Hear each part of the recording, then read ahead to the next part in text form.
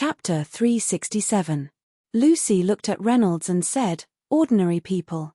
Then why do you have Athena's supreme token? Don't tell me that Athena is your friend." Reynolds smiled bitterly and asked, "Then, how can I make you believe me?" Lucy looked at Reynolds, suddenly smiled and said, "You awakened a purification skill, not bad. Unfortunately, it's not a rare healing skill. If there was a healing skill, the combat power of the entire army would be improved." Reynolds listened to her quietly, not knowing what she was going to do with him. "Are you interested in working for my Great Wall Guards? Of course, there's no need to fight. You can follow General Su Lai. By the way, you should be literate, right?" Reynolds was taken aback, nodded and said, "I am literate. However, thanks for General Mulan's praise, I just want to go to Chang'an Academy to study. I'm too weak now, I want to become stronger. I hope General Mulan can understand." Lucy nodded and waved to Reynolds. "Come here. You should know some poetry and rhymes, right?" Reynolds hesitated for a moment and nodded. He walked to Lucy's side and saw a piece of paper placed there. There were many poems on it. "The green hills are faint, the water is far away, autumn is near, the grass is not withered.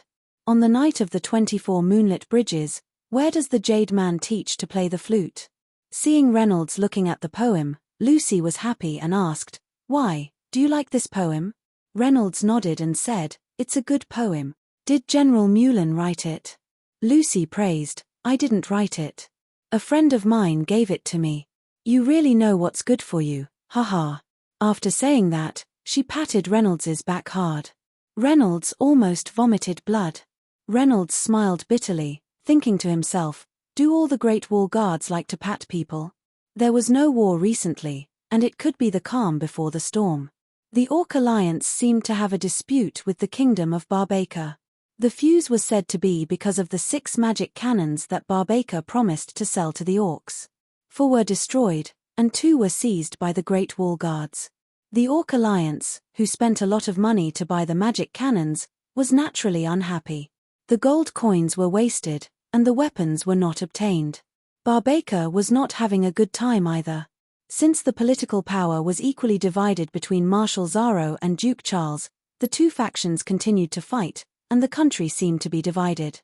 "Leah, Linger, let me tell you, I've been pestered by Lucy recently.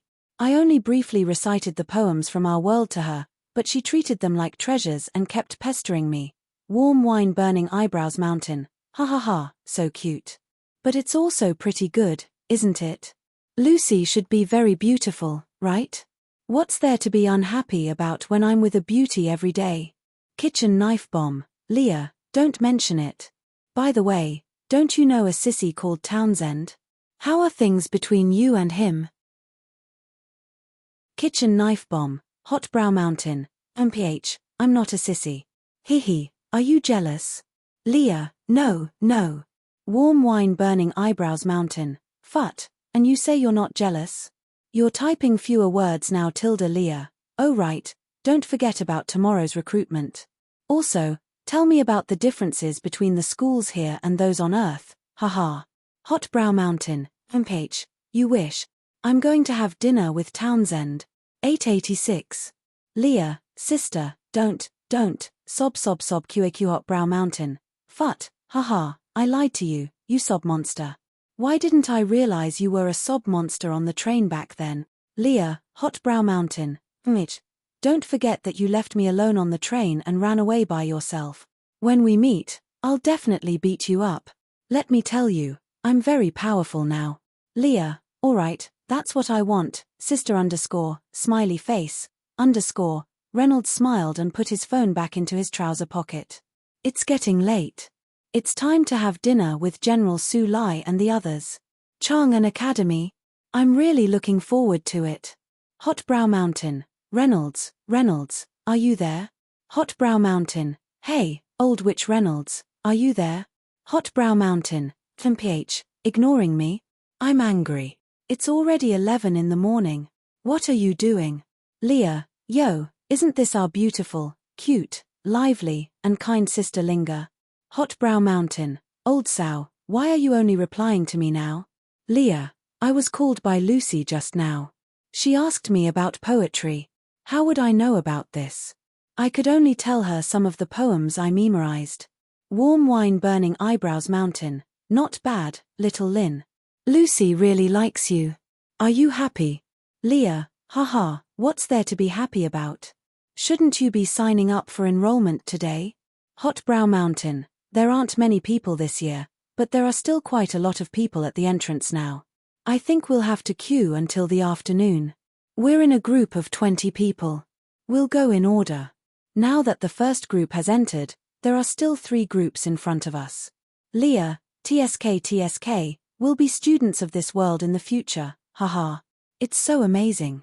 Hot brow mountain. Leah, right, what's your awakened talent skill? Hot brow mountain. Devour. Leah, what? Devour. Hot brow mountain. What's wrong? Many people don't know what this skill does. Even Sister Chan doesn't know. Leah, I probably know. Hot brow mountain. Huh? How do you know? Tell me quickly. Leah, it's hard to say on WeChat. I had a fortuitous encounter a while ago. I'll show it to you personally when we get to Chang'an Academy. Hot brow mountain. Ha ha ha, fortuitous encounter? Do you think you're the male lead on the internet? Leah, haha, maybe it's true. I'm the male lead, and you're my female lead. Smiley face, hot brow mountain. I'm not going to talk to you anymore. I'm going to the academy to watch the show. Hot brow mountain. Be good. Wait for the good news from me. Then you'll be my junior, and I'll be your senior. HMPH smiley face, Leah, ha ha ha, okay, sister Linger. Bye bye smiley face, Erin put her phone in her clothes and smiled. This Reynolds still thinks of me as the female lead. He's so cute. Miss Erin, why are you smiling so happily? Townsend walked over to Erin with 2 glasses of bustling in his hands. Erin was in a particularly good mood today. She smiled at Townsend for the first time. Hee, nothing. I'm just a little excited. Townsend was mesmerized by Erin's smile. He said shyly, as long as you're happy, Miss Erin. Your smile is as bright as the sun in the sky. Erin took the bustling from Townsend and said, you're in the second group, right? It should be your turn soon. Chapter 368. Townsend nodded as he looked at the students gathered in groups of 3 to 5. There was a wide range of age groups. Some were in their teens, some were in their late teens, some were in their late teens like Irene, some were in their 30s, and some were elderly. It seemed that life in the school must be very interesting. It's strange. The first group has been in for so long. Why hasn't anyone asked us to go in? Erin also felt strange. The first group went in at 8 o'clock in the morning. It had been 6 hours, but no one asked the second group to go in. A fat middle-aged man came up to him and said, "Hey, the academy has been getting weirder and weirder these few years. The enrollment policy seems to have changed." Townsend asked curiously, "What's the change?" The fatty said with a face full of familiarity, "Well, we'll know when we get in. I'm Rabin." "What's your name, little brother?" "Townsend." "Haha, brother Townsend, you've awakened your talent skill at such a young age. You really make me feel ashamed." Townsend waved his hand and said, "You're flattering me. We're all students of Chang'an Academy. Let's work hard together." While they were chatting, someone next to them began to tease, "Viper Rabin, you're cheating the freshman again. I say, little brother, you have to be careful. This Laban brother is someone who kills people like scything flax." A simple and honest smile appeared on Rabin's face as he said, "Don't spread false rumors." Erin looked at these people coldly and winked at Townsend, "Let's go." The entrance gate of the school finally opened. What's going on? Why did it only open now? What are you all doing? To the shock of the freshmen waiting outside, the gate opened and 19 freshmen came out. Every one of them was dejected and even showed despair on their faces. They didn't pay attention to the freshmen who had been waiting outside for a long time. Some called the Earth Dragon carriage and left the place, while others walked slowly and left. At this time, a man with a fierce face came out of the gate and shouted, The principal is very disappointed. Only one freshman in the first group is selected. The rest of the freshmen don't need to be divided into groups. Come in. As soon as these words were spoken, everyone was shocked. It was different from the previous policy. There was still a need for selection. Erin smiled. It's getting more and more interesting. There were 200 freshmen left. They all followed the fierce-looking man through the door. The door slammed shut. Inside the academy, the decorations immediately became luxurious. Gold carvings, crystal floors, and crystal fountains could be seen everywhere. There were also roads inlaid with countless egg-sized gems. Although everyone had questions, the person leading the way clearly had no intention of answering them. Townsend whispered to Irene, "Do you think they'll give us a test or something?" Erin shook her head. "I don't know, but it's interesting." She looked at the freshmen around her and realized that they had all come in groups. There were males, females, and even couples. She seemed to have thought of something and frowned. However, she still threw this thought out of her mind. A moment later, everyone arrived at a huge open space. It looked very spacious. At this moment, the person who led the way revealed a strange smile. He looked at the 200 new students as if he was looking at 200 livestock. "Now, let's begin your first test." Everyone quieted down and looked at the ferocious-looking man in front of them. He said word by word, "Fight with those around you. The winner stays and the loser leaves." Boom. The 200 freshmen were all shocked. Renault's daily pleasure, other than discussing poetry with Lucy, was watching the heroes in the training camp instructing the soldiers. Just like that, the days passed one after another. The Orc Alliance seemed to have fallen out with the Kingdom of Barbaca. Both sides chose to fight their own battles and stopped cooperating. This made Lucy very happy. In this way, the Great Wall Guards would have an easier time. They wouldn't have to deal with two countries. Now that Jess, the commander-in-chief of the Kingdom of Scott, had been assassinated, the 7th princess was furious. She turned her army around and began to attack the Orc Alliance. "Just let them fight each other.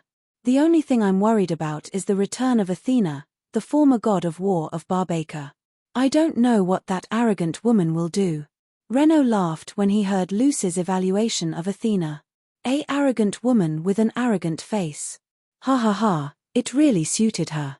Lucy saw Renault laugh and seemed to think of something. She said, "Renault, I say, you're that bitch Athena's friend. You should be her only friend, right? What happened between the two of you?" Renault hesitated and asked, "What happened?" Lucy hit Renault impatiently and said, "Just bed. A woman like Athena can't have friends. You two are definitely more than friends." Renault almost spat out blood. Lucy was indeed a heroine. She was so bold and unrestrained. They had slept on the same bed, but that was all. Renault didn't dare to do other things. Seeing Renault not speaking, Lucy showed a smirk and asked maliciously, "I say, haven't you been moved by her? Many princes and even kings have gone to the Kingdom of Barbaca to propose marriage." Renault shook his head and said, "It's nothing. I'm just an ordinary person. It was by chance that I became friends with her. I just saved her life. As for having sex with her, forget it. I still want to live a few more years." This was also a reason Renault made up. He said that Athena was seriously injured on the day of her patricide and happened to meet Renault, so Renault saved her. Lucy was quite convinced by this reason. Speaking of this, Lucy's face showed a rare trace of admiration. "To be honest, I admire that woman. She's ruthless enough. She's quite similar to the current Tang Dynasty Empress, Wu Zetian." Renault was silent. It was the right time to keep silent. "By the way, my Great Wall Guard army has a guest today." Lucy got up and walked out of the tent. She said, "Come with me. I heard it's a little beauty. Luna." Renault looked at the beautiful girl in front of him. Her silver hair was combed into a ponytail, and she was dressed in blue. She was holding a crescent sword in her hand.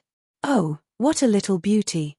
Lucy reached out her hand and pinched Luna's cheek. Bailey Schwanzer next to them covered his eyes.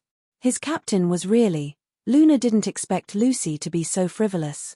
She pushed Lucy's hand away and frowned unhappily. Please don't touch me. My brother is here, right? When will he come to see me? Chapter 369. Lucy was silent for a moment before she said, Your brother just finished his shift last night. He's sleeping now. Luna raised an eyebrow and said, Take me to him. Everyone left. Su Lai looked at Luna's back with surprise. He said to Reynolds, You were right. That guy Kai really has a sister. Opening the tent where Kai was staying, Kai was sleeping. His snores were deafening. Seeing this, Luna's eyes flashed with a complicated emotion. She rushed forward and slapped Kai, who was still asleep. Someone attacked me. The slap instantly woke Kai from his stupor.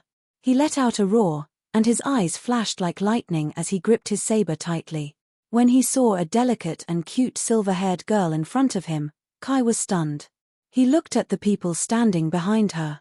Lucy, Su Lai, Bailey Schwanzer, and Reynolds. What's going on? Reynolds understood the situation. He pushed Lucy, Su Lai, and Bailey Schwanzer away and said, Okay, let's go. They've just reunited with their sister. We don't want anyone else around. Kai wanted to stop them, but he was deeply attracted by the girl in front of him. Who is she? Why does my head hurt? Leah, Miss Linger Leah. Is Miss Linger here? Smiley face. Leah. I miss you, Linger. Erin. What are you doing? Kitchen knife. Bomb. Warm wine burning eyebrows mountain. Reynolds. Good dove. Sister just passed the test. Interesting. Ha ha ha. Reynolds. You can't imagine what I went through. Leah. Test. Didn't you enter the school directly? Warm wine burning eyebrows mountain. I thought so too. After that, the first test was for us to fight against each other. Those who won would stay, and those who lost would leave. Leah. Linger, how are you? Did you win? Who did you fight? Warm wine burning eyebrows mountain. Of course I won. Chang'an Academy, training ground. Blood was still dripping from Erin's left claw. She looked around and found that there were only a few dozen people left standing. The original 200 people were suddenly reduced to a few dozen. The cruelty was unimaginable. Irene started typing again. Warm wine burning eyebrows mountain. After passing the first test, there are only 100 people left. After that, he would let these 100 people kill each other. Hehe, how interesting. Whoosh. Erin dodged a sneak attack and swung her left hand, chopping off the man's arm. You want to sneak attack me while I'm typing? Irene wanted to move around, but found that her leg was injured. Leah, Linger, are you alright? Are you hurt? Hello. Erin looked at Reynolds' message and then at Townsend, and she couldn't help but smile. I really misjudged you. Townsend's handsome face was covered in blood. He smiled and said, I'm the one who made a mistake. I didn't expect Miss Erin to be so powerful. Erin sighed. Only 30 left. Townsend also took a look and said, These should be the candidates. Erin smiled. Who knows? After saying that, his body moved. The claws in its hand flashed towards Townsend like a flash of light. Townsend looked at Irene with panic and despair on his face. Ah! A blood-curdling scream came from behind Townsend. Townsend turned around and saw the sneak attacker who had appeared out of nowhere. He was still in a state of shock. He looked at Erin and saw that she was looking at him with a playful expression. Naive child. Erin said softly. Reynolds looked at Erin as if he had never been so determined before. General, please let me go to Chang'an today. Erin looked at Reynolds. Unexpectedly, she was not joking. She asked with a serious face, Are you serious? Reynolds nodded firmly. He had lost contact with Linling 2 days ago. No matter how he pestered her, looked for her, and forced her to come out, she did not reply. Did something happen? Did she encounter danger? Reynolds' head was about to explode. Linling was his only family in this world. They had promised to find a way to return to Earth together. If something happened to her, what would he do? Erin said, This is the border of the Great Wall, the western part of the Donner Plain. It's more than 70,000 miles away from the Tang dynasty. If you go there on foot, it will take you a year. If you go by horse, you will have to travel for several months. Moreover, the journey is full of danger. You can't guarantee your own survival. Reynolds' expression was still determined. How could he not know? However, he would not be at ease if he stayed here any longer. If you have Babika's rare beast, the unicorn, it can speed up several times. You can reach there in about 10 days. Didn't you say Athena is your friend? Why didn't she come to help you? Reynolds lowered his head and said, General Mullen, please don't tease me. I have a friend in the Chang'an Academy. I lost contact with her. I am very worried about her. Erin touched her hair and said, Actually, with your status, you are not even qualified to talk to me these days. You have to be locked in a cage every day. Reynolds was silent. He just looked at Erin with determination. Erin smiled and got up. She walked out of the tent and said, Follow me. Reynolds was overjoyed and hurried to follow her. I think I'm under the same spell as Athena. I actually want to be friends with you. Erin and Reynolds stood on a mountain pass, a fast horse behind them. Erin looked at Reynolds. This boy was younger than her, but he was so knowledgeable. Poetry, military tactics, and even the endless starry sky could be described by Reynolds clearly and logically. The universe. It was a word Reynolds had taught her. It was a word so vast that it seemed to include the world, the stars, and even the sun. In other words, as long as it was a word, no matter what kind of word it was included in the universe. Erin had been obsessed these days. She kept pestering Reynolds about what was in the sky and what kind of world it was. Reynolds was an earthling, but his knowledge was limited. However, this did not stop Erin from chatting with Reynolds every day. Maybe Athena was attracted to your talent. You don't seem to be from this world. Did you come from the sky? Reynolds saw Erin looking at him and couldn't help but touch his cheek. He said awkwardly, General Mullen, I'm just an ordinary person. If you are an ordinary person, then everyone in this world is a fool. Erin smiled and pinched Reynolds' cheek. She looked at the bracelet on his wrist and said, Be careful. I've returned everything you have. See if you are missing anything. Chapter 370. At this time, a loud voice came from afar, Brother Reynolds, we'll meet again, ha ha ha. Reynolds looked back and saw that it was Su Lai leading the soldiers to the battlefield. Okay, this horse has been blessed with swift wind by our magician. It can last for about a week. Ride it and try to hurry. Erin touched the horse and said, Try your best to live. I look forward to meeting you again in the future. Reynolds nodded and got on the horse. Have a safe journey. Erin waved at Reynolds, who was in the distance. Reynolds waved back, and a trace of sadness appeared in his heart. No matter where he lived, he was reluctant to part with it. Whether it was the train when he first came to the king's realm, the Kalor tribe later, or the adventure with Athena later. It was unforgettable. His new journey had to continue. Reynolds silently recalled everything and couldn't help but shout, F***CK. The king's realm, Earth, and even this vast universe, he would definitely find out everything. Then, he would bring Linling back to Earth. Eiffel, Ling, what's the situation on your side? I'm very worried about you. Are you okay? Eiffel, I miss you so much. I want to see you so much. I regret leaving on my own that time and leaving you with Jiao Chan. I miss you so much. Eiffel, what's wrong with you? Is your phone destroyed? Or did something happen? 3 days later, Reynolds was resting in the wilderness. Looking at the map, Reynolds roughly calculated that he was already very far from the Donna Plains. He was already 1/10 of the way to the Tang dynasty. However, Reynolds looked at the horse sleeping beside him and smiled bitterly. This swift wind was really deadly. Looking at the little battery left on his phone, Reynolds couldn't understand how he could still have battery and not be cut off. Could it be that this world and Earth had some kind of connection? Mysterious electromagnetic waves. Electromagnetic waves.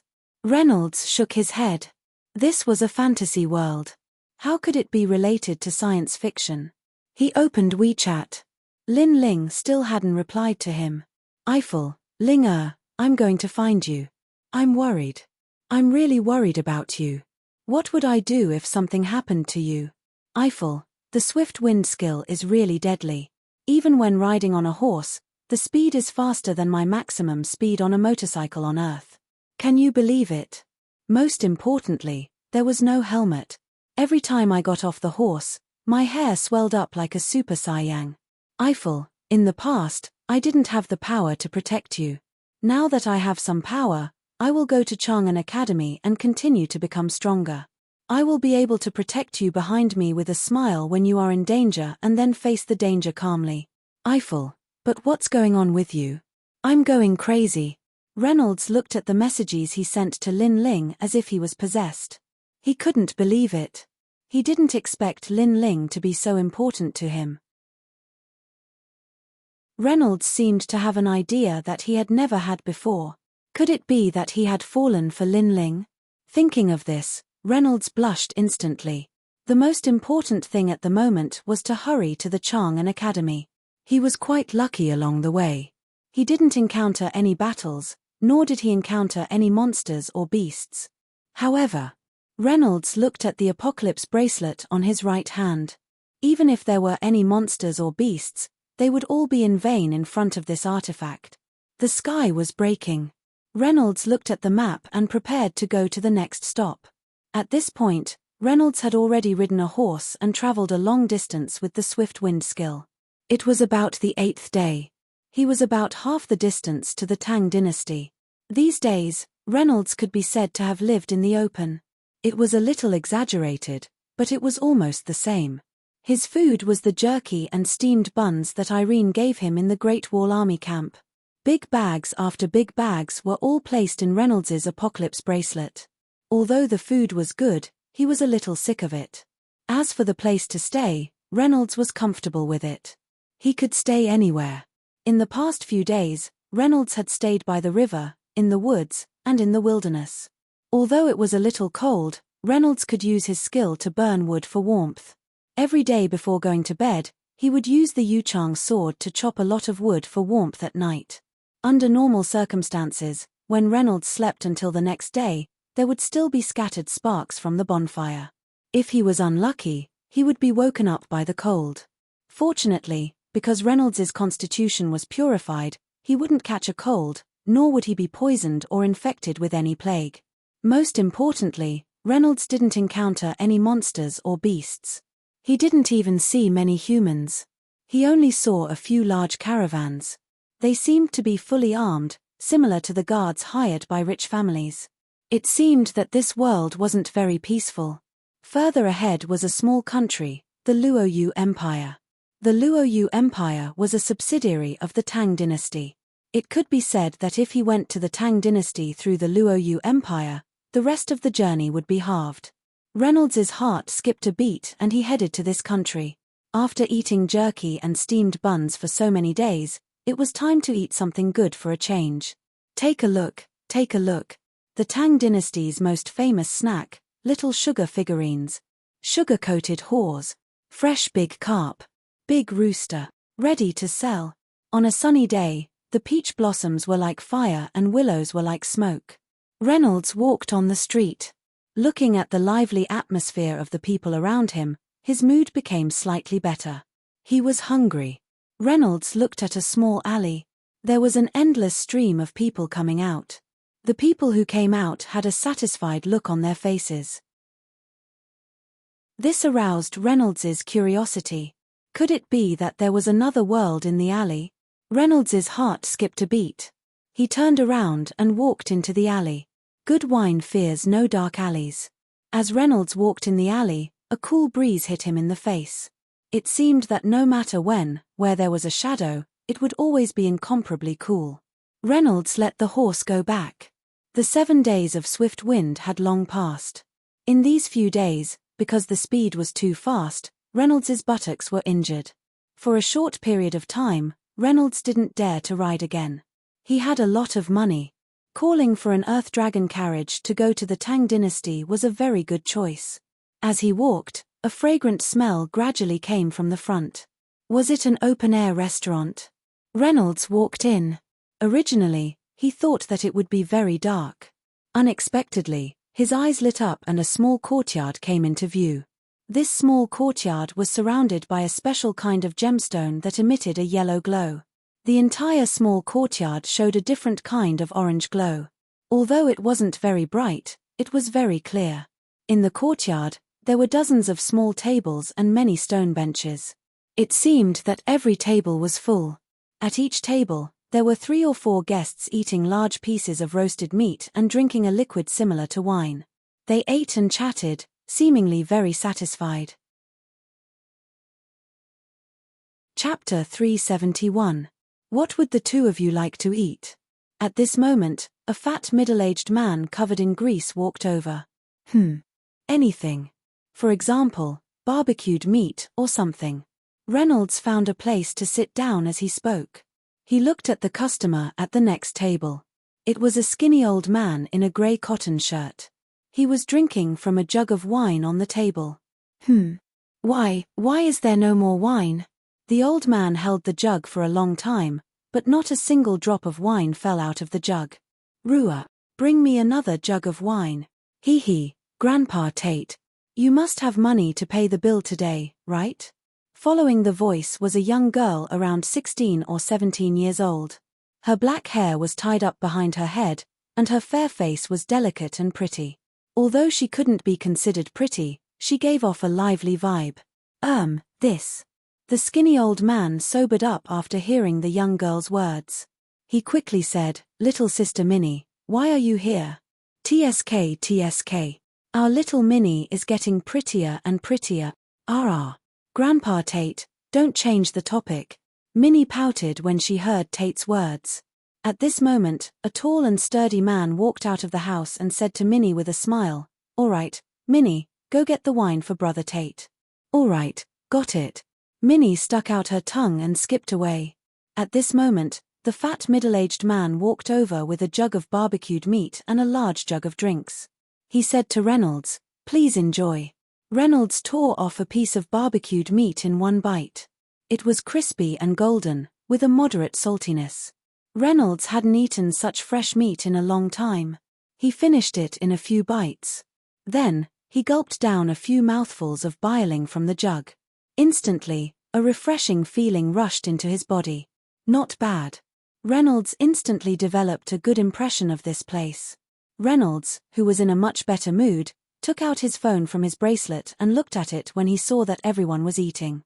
Reynolds helplessly realized that checking his phone every day to see if Lin Ling replied to him had become a daily routine. Had he really fallen in love with Lin Ling? A sense of longing and anxiety that he had never felt before welled up in Reynolds's heart. Reynolds felt that he liked this mood. Just as Reynolds continued to gorge himself on the food, a bustling sound suddenly came from outside the door. It seemed chaotic and very unfriendly. Suddenly, many people appeared at the door. They were all equipped with weapons and armor. They came with ill intentions. Good people don't come. Reynolds inexplicably felt that those people seemed to have a murderous aura. When he took a closer look, he found that their people had already surrounded the small courtyard from inside out. Reynolds instantly entered a state of alert, looking at this sudden change in surprise. Such a group of people clearly did not come with good intentions. They rushed into the courtyard and immediately blocked the direction of the courtyard door. The diners in the courtyard were stunned. Everyone put down the food in their hands and stood up one after another. What was going on? Reynolds was prepared for the worst. He hoped that the people in front of him were not soldiers from Babika's side. It seemed that they were well equipped, which was very different from Babika's.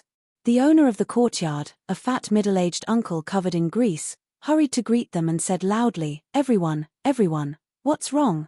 What's wrong? Excuse me, are you the boss here?" The man with a two-handed sword on his back asked in a cold tone. Warrior, I'm the owner here. May I ask you, sorry to disturb you. We're here just to find one person. With that, the man raised his hand and took out the long-handled sword on his back. He held it with both hands and then slammed it heavily on the ground. With a clang, The tip of the sword suddenly smashed a hole in the stone slab on the ground. The man's eyes were like lightning. He glanced around the courtyard, from the guests to the shop owners in the surrounding houses. Then he said coldly, "Sorry to disturb you. We don't want to cause more trouble. We won't disturb anyone who has nothing to do with tonight's matter. If you're willing to cooperate, stand aside. When it's over, you can leave after showing your identity." This small country affiliated to the Tang dynasty had never experienced such a thing. Hearing his words, there was a commotion. The middle-aged man's face changed at this time. He said in a deep voice, "Do you know where this place is?" This capital was established as a vassal state by the Tang dynasty, the most powerful dynasty on the continent, a long time ago. "Who are you? Are you from the royal family of some country? They don't have the qualifications to investigate this place, do they?" The middle-aged man heard this and smiled proudly. He took out a token and said, "The Bounty Hunter Association's special badge is here. It's endorsed by the association. If you don't want to cause trouble, please don't poke your nose into other people's business." With that, the man's eyes were like an eagle's. He glanced over and his tone was very fierce. He said word by word, "Sir, you've been living in seclusion here for so many years. Don't you know that there's no such thing as an impenetrable wall in this world? We've been entrusted by the Bounty Hunter Association to come here on behalf of the owner to find you. You won't be able to escape from the grudge of the past. Since you're a famous person, don't hide anymore. Just come out directly." After he finished speaking, he let out a sinister laugh and stomped his foot heavily. With a bang, a ball of silver light flashed from his body. The thick stone slab on the ground was smashed into pieces by his foot. The man shouted loudly. Many diners in the courtyard changed their expressions. Looking at the crushed stone slab under his foot, many people's eyes were filled with awe. The dozen or so armored warriors that had rushed into the courtyard also lit up their weapons one after another. So many murderous gazes roamed around the courtyard. Although these people didn't really use force, they didn't hide the threat on their faces. "Mr." A polite voice sounded. Reynolds turned his head and saw that it was one of the two guests who were originally sitting in the courtyard and eating porridge. These two guests were about 40 years old. They looked neat and clean. When they spoke, they smiled. At first glance, they looked like standard businessmen. The one who spoke was a slightly fatter one. He walked a few steps forward with a smile and said politely to the man, "Sir, what you do here has nothing to do with us diners. If there's nothing else, we'll leave now. It'll be convenient for you. What do you think?" The businessman had a smile on his face. The man glanced at him and his expression didn't change. He said lightly, "I'm sorry. Please don't be impatient. Wait here for a while. As long as no one interferes, we won't disturb others. You can't leave now." Chapter 372. The merchant's face turned somewhat ugly, and the other diners could not help but clamor. The man sneered and shouted, "Brothers, let these guests have a good rest." More than a dozen fully armed warriors immediately surrounded them. With swords and sabers, they drove the guests in the courtyard to a corner. Lin Tian hid in the crowd and quietly stood with everyone in the corner. The man strode to the center of the courtyard and sneered, "What's wrong? Are you still not willing to stand out? You can be considered a famous person.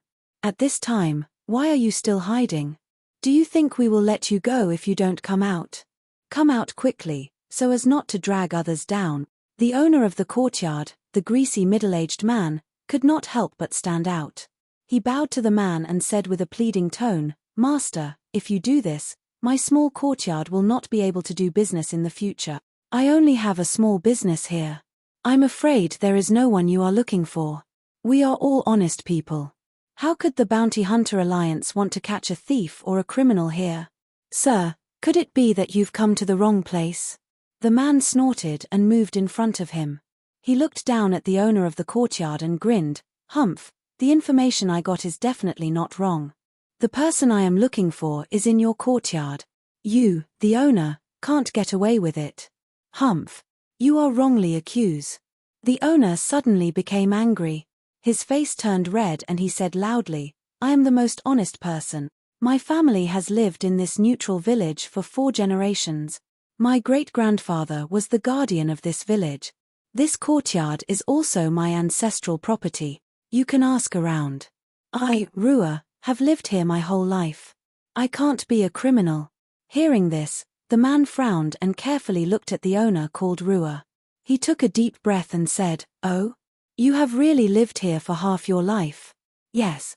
Rua straightened his neck. "The professional association has my ancestral property deed.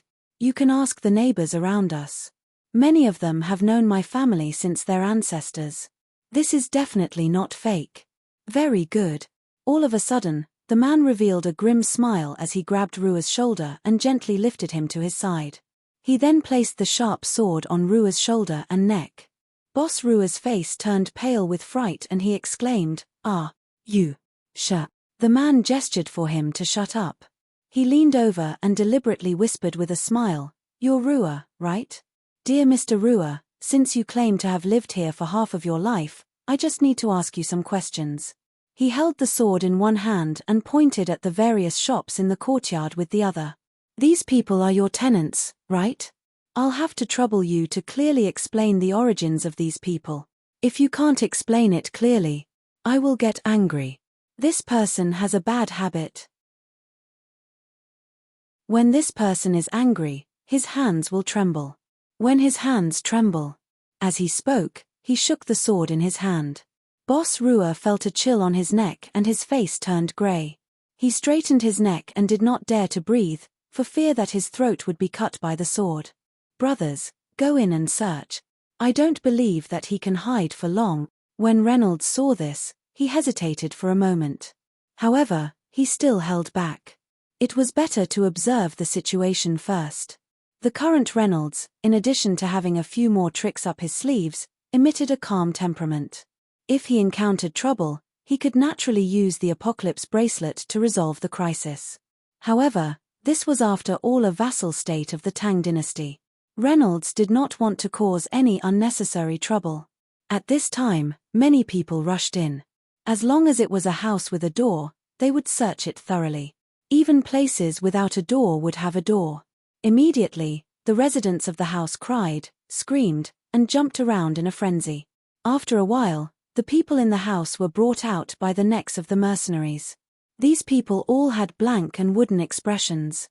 They were frightened and worried. They looked very ordinary, just like ordinary civilians.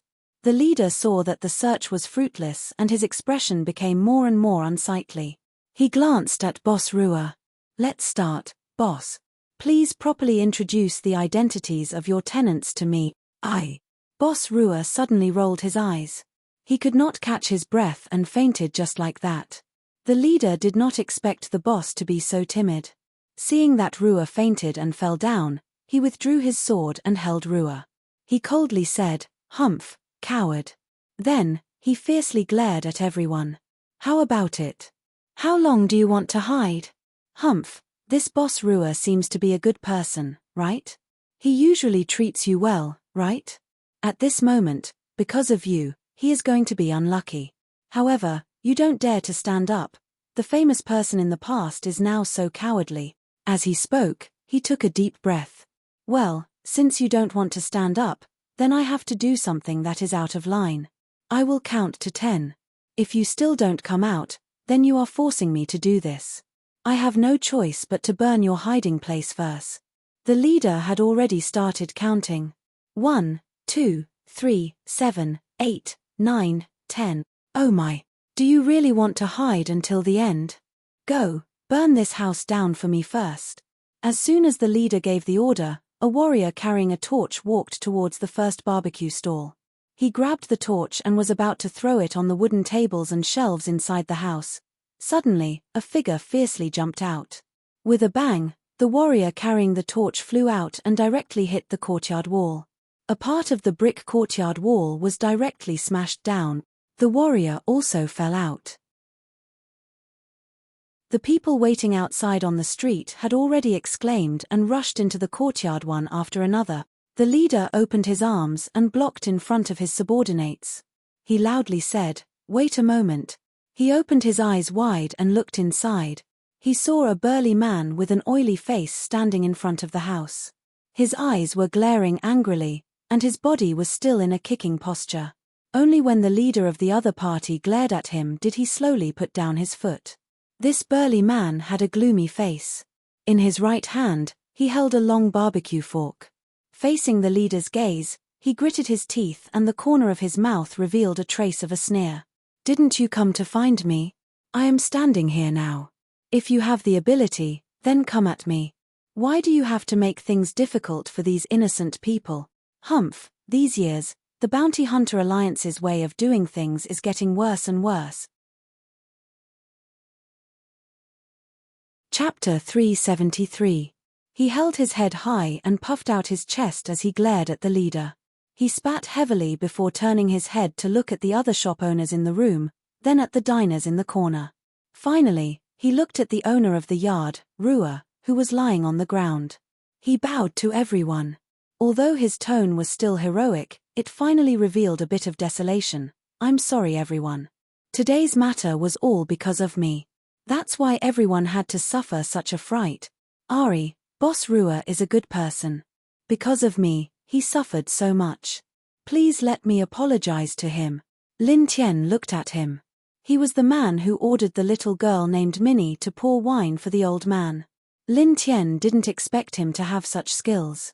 There were indeed crouching tigers and hidden dragons.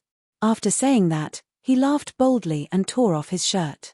With a rip, his shirt was torn into two, immediately revealing the majestic muscles of his upper body. A fierce lion head was tattooed on his chest muscles, which were the size of a calf. In the barbecue shop, a woman jumped to his side. This woman's face was gloomy. She raised her head and looked at the man beside her.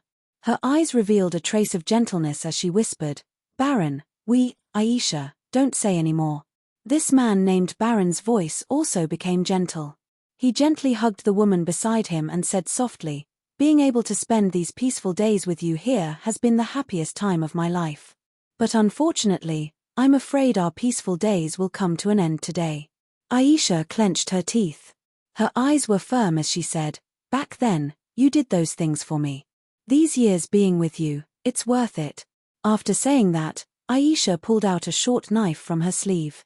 She leaned against Baron and glared at the leader of the bounty hunters. She held the short knife in her hand horizontally. The blade flashed with a cold light. The woman stared at the leader of the warriors and said fiercely, Aren't you here for Baron? Then come at me. If you want to catch him, you'll have to ask the permission of the knives in our hands. Baron also laughed wildly. He raised his fire fork and strode towards the leader of the warriors. You. The leader of the warriors had a strange expression on his face. Seeing Baron walk in front of him, he seemed to want to say something, but Baron had already chopped down with his flaming fork. Although it was only a flaming trident, the momentum of this vertical slash was very shocking. A flaming red light burst out from the flaming trident. Of course, there were people in the crowd who knew what was good for them. Someone couldn't help but exclaim, It's the power of the devil path. The warrior leader's face was gloomy. At this moment, he also took a deep breath. The sword in his hand made a horizontal blocking posture, and in an instant, a silver light burst out from his body. Bang! The collision between the chopping sword and the flaming fork immediately produced a dazzling spark. Their bodies swayed, and Baron repeatedly shouted, again. Before he could finish his sentence, he had already hacked a few more times in quick succession. The warrior leader's body glowed with a bright light of fighting energy, and the sword in his hand blocked all of the attacks, but he managed to block all of them. Both of them were very powerful. Their bodies shook violently as they clashed head-on a few times. Finally, Baron's weapon suffered a bit of a loss. The flaming fork was not as heavy as the chopping sword. After a few more head-on clashes, he had no choice but to retreat a few steps. He quickly caught his breath, growled, and was about to charge again. Wait. The two looked at each other, and their faces were full of confusion. With a sullen face, they retreated at the same time. Baron put away his flaming fork and pulled his wife away. Sorry for the impoliteness. Your Excellency, Today's matter really has nothing to do with you. As long as you don't meddle in other people's business, our alliance never disturbs others. The warrior leader helplessly said a few words. Damn it, why didn't you say so earlier? Baron was flustered and exasperated, and he cursed loudly. This kind of thing was really infuriating. Because of a small mistake, he exposed his identity that he had hidden for many years. Since you're not looking for me, then who are you looking for? Damn it, you call this not disturbing others? After Baron cursed loudly, a faint voice came from the corner of the courtyard. Little brother, I'm sorry. I've implicated you. Reynolds looked and found that it was the old man who was drinking earlier. The old man's expression was somewhat melancholy. He looked at Baron and said, "We've spent a lot of time together, but we didn't know that you were the Silver Lion from the army. I'm sorry, but actually, these people are looking for me." After saying that, he shook off his sleeves and took off his jacket, revealing a tight-fitting black shirt. There were still 2 metal rods hanging from his waist. After he connected them together, they turned into a short rod. With a spear in hand, this person's aura was completely different. His originally thin and weak body was as straight as a javelin, and an incomparably sharp aura was emitted from his body. This kind of aura was definitely something that only a person who had struggled through countless life and death situations could possess. Bounty Hunter Alliance. Don't implicate other innocent people. This person's eyes were like lightning, and his body was filled with arrogance. He shouted loudly, "I am Heaven's Inquisition. The one who was nicknamed Lone Wolf in the past was me. I've been living in seclusion here for many years, and I've long expected this day to come. Since you're here, it must be because of the case from the past. I'm not afraid to tell you. Since I dared to do that back then, I've never regretted it. But if you want to catch me, I'm afraid you'll have to pay a price." These few words were spoken resolutely and decisively, each word powerful and resonating. The expression of the leader of the warriors became extremely unsightly. His gaze was fixed on the short spear in Heaven's Inquisition's hand. Then, he slowly placed his sword in front of him, and swallowed hard. Heaven's Inquisition. You're Heaven's Inquisition? That's right, I am. The warrior leader took a deep breath and said, "Barbaker Godly Spear. You were once the #1 Godly Spear General of the Barbaker Kingdom. You once served the military and went deep into the Beastmen Alliance to investigate military matters. In the past, you also made a great contribution by burning the Beastmen Alliance's granary. But later on, you were hired by the royal family to escort a caravan of goods into the Beastmen's territory for trade. In the end, it was revealed that you killed the people in the caravan, took the goods, and disappeared. The Kingdom of Barbaker put you on the wanted list for many years, but you never showed up. Am I right?" "That's right. That's what I did." Heaven's Inquisition held his head high and shouted loudly, "But that so-called killing each other is bullshit. I, Heaven's Inquisition, have always done things with a clear conscience."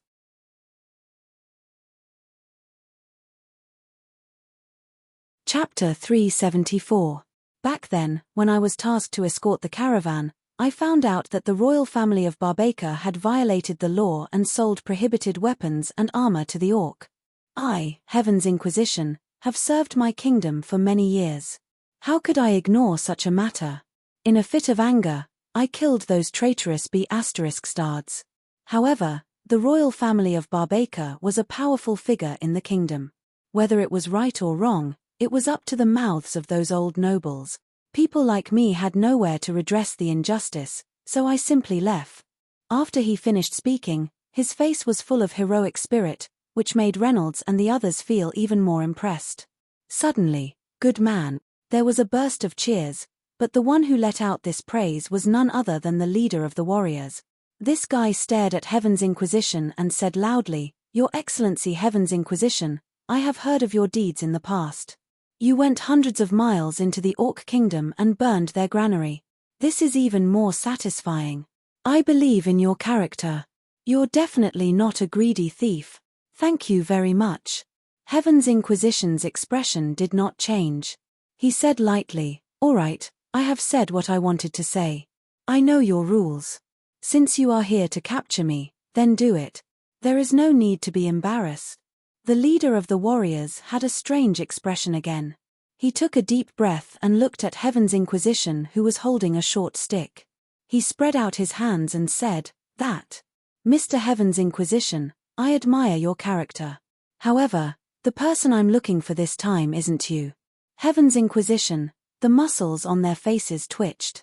No one knew what they were thinking at this moment.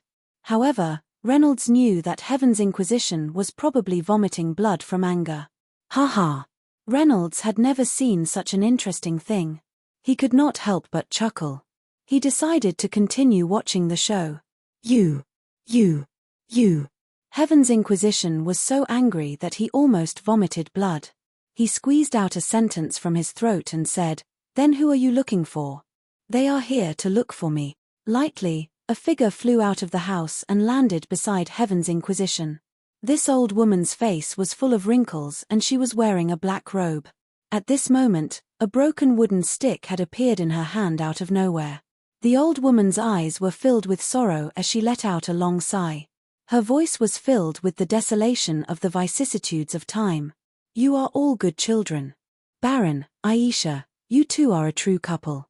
Heaven's Inquisition, you're also a righteous fellow. It's a pity that I've implicated everyone. I'm the one who caused your identities to be exposed." As the old woman spoke, she flicked her wrist gently. The wooden stick in his hand suddenly had a layer of fine wood shavings falling down. In the blink of an eye, she peeled off a layer of wood shavings. How was the stick in her hand still a wooden stick? Clearly, it was a magic wand. At this moment, everyone present, including Baron, Baby Ka, Inquisitive Heaven, and the leader of the warriors, had a huge change in expression. Wand. This old woman was actually a Devil Dao master. You are. The woman named Baron, Isha, looked at the old woman with a shocked expression. She couldn't help but tremble as she said, "You, good child." The old woman smiled gently. There was a trace of benevolence in her smile. "I'm very sorry. I've hidden it from you all for so many years. Actually, I've never told you my real name because it's a bit unpleasant to hear. It's called Madam Black Scorpion." Black Scorpion. Madam. Isha's expression changed dramatically. She looked at the old woman with a trace of fear. Even Baron couldn't help but open his mouth wide. Inquisitive Heaven, the baby Ka, had a shocked expression. He subconsciously took a few steps to the side and quietly put some distance between himself and this Madam Black Scorpion. Sigh. Madam Black Scorpion sighed softly. "I've scared you all. I've never dared to tell you my name because I was afraid of such a reaction. Actually, I'm still that granny who barbecued meat for everyone." Reynolds had a curious expression on his face. Now, he no longer treated this as a joke.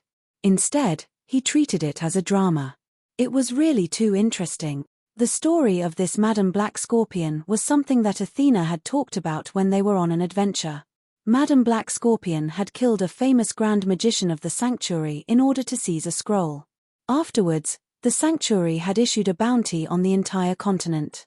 For so many years, no one had been able to find her. Unexpectedly, she was hiding here. Black Scorpion, Madam Black Scorpion. The corner of the eyes of the leader of the warriors twitched violently. He subconsciously took a step back and stared at the old woman in front of him as if he was facing a great enemy. He fiercely clenched his teeth. "Come. Since you want to capture this old woman, you have to show some real ability. How many people have you prepared outside?" How many magicians did the Bounty Hunter Alliance send this time? Madam Black Scorpion narrowed her eyes and said unhurriedly. "That." The leader of the warriors looked as if he was about to cry. Then, he said something that made this Madam Black Scorpion completely dumbfounded. I. The one we're looking for is not you." At this moment, the leader of the Bounty Hunter Alliance looked as if he wanted to cry but had no tears. Although he was still holding his sword tightly in his hand, looking at the 3 big fish that had jumped out of the courtyard one after another. "My God, I've been a bounty hunter for half my life, but I've never encountered a situation like today. Surprise. Shock. Terror." At this moment, The most difficult thing for the leader of the Bounty Hunter Alliance was that after today's disturbance, these big fish had been accidentally forced out. This was equivalent to ruining their hidden identities. Whether it was Silver Lion, Heaven's Inquisition, or this Madam Black Scorpion, they were all well-known figures. Any one of them had a large bounty hanging above their heads. They had at least a dozen bounties on their heads. They had hidden their identities and lived here in seclusion for so long. In the end, they had been brought here to cause a ruckus.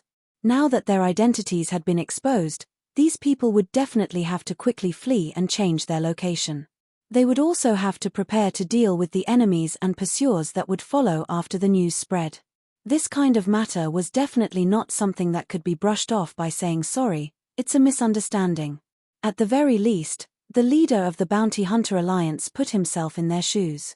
If he was in their shoes and his identity was exposed by a group of unrelated people, he would definitely not be able to take this lying down.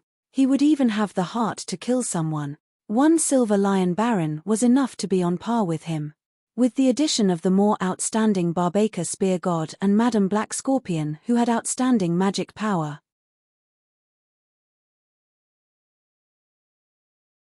Chapter 375. The bounty hunter leader and his warriors couldn't help but break out in cold sweat. Young man. The one who spoke was the oldest, Madam Black Scorpion. The wrinkles on this old woman's face were trembling. Her eyes were like a nighthawk as she stared at the bounty hunter leader. Tonight, you came to our courtyard and did such a big thing. We all jumped out and reported our names, but we still don't know your name. The bounty hunter leader really didn't want to report his name. Could it be that he wanted to seek revenge in the future?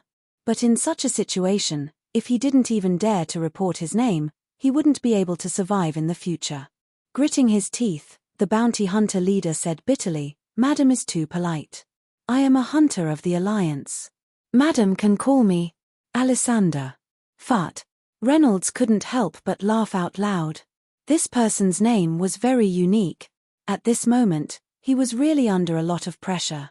Alessander only glared at Reynolds, but didn't have the heart to say anything else. Madam Black Scorpion's smile became more and more cheerful. But at the same time, her eyes seemed to become more and more profound.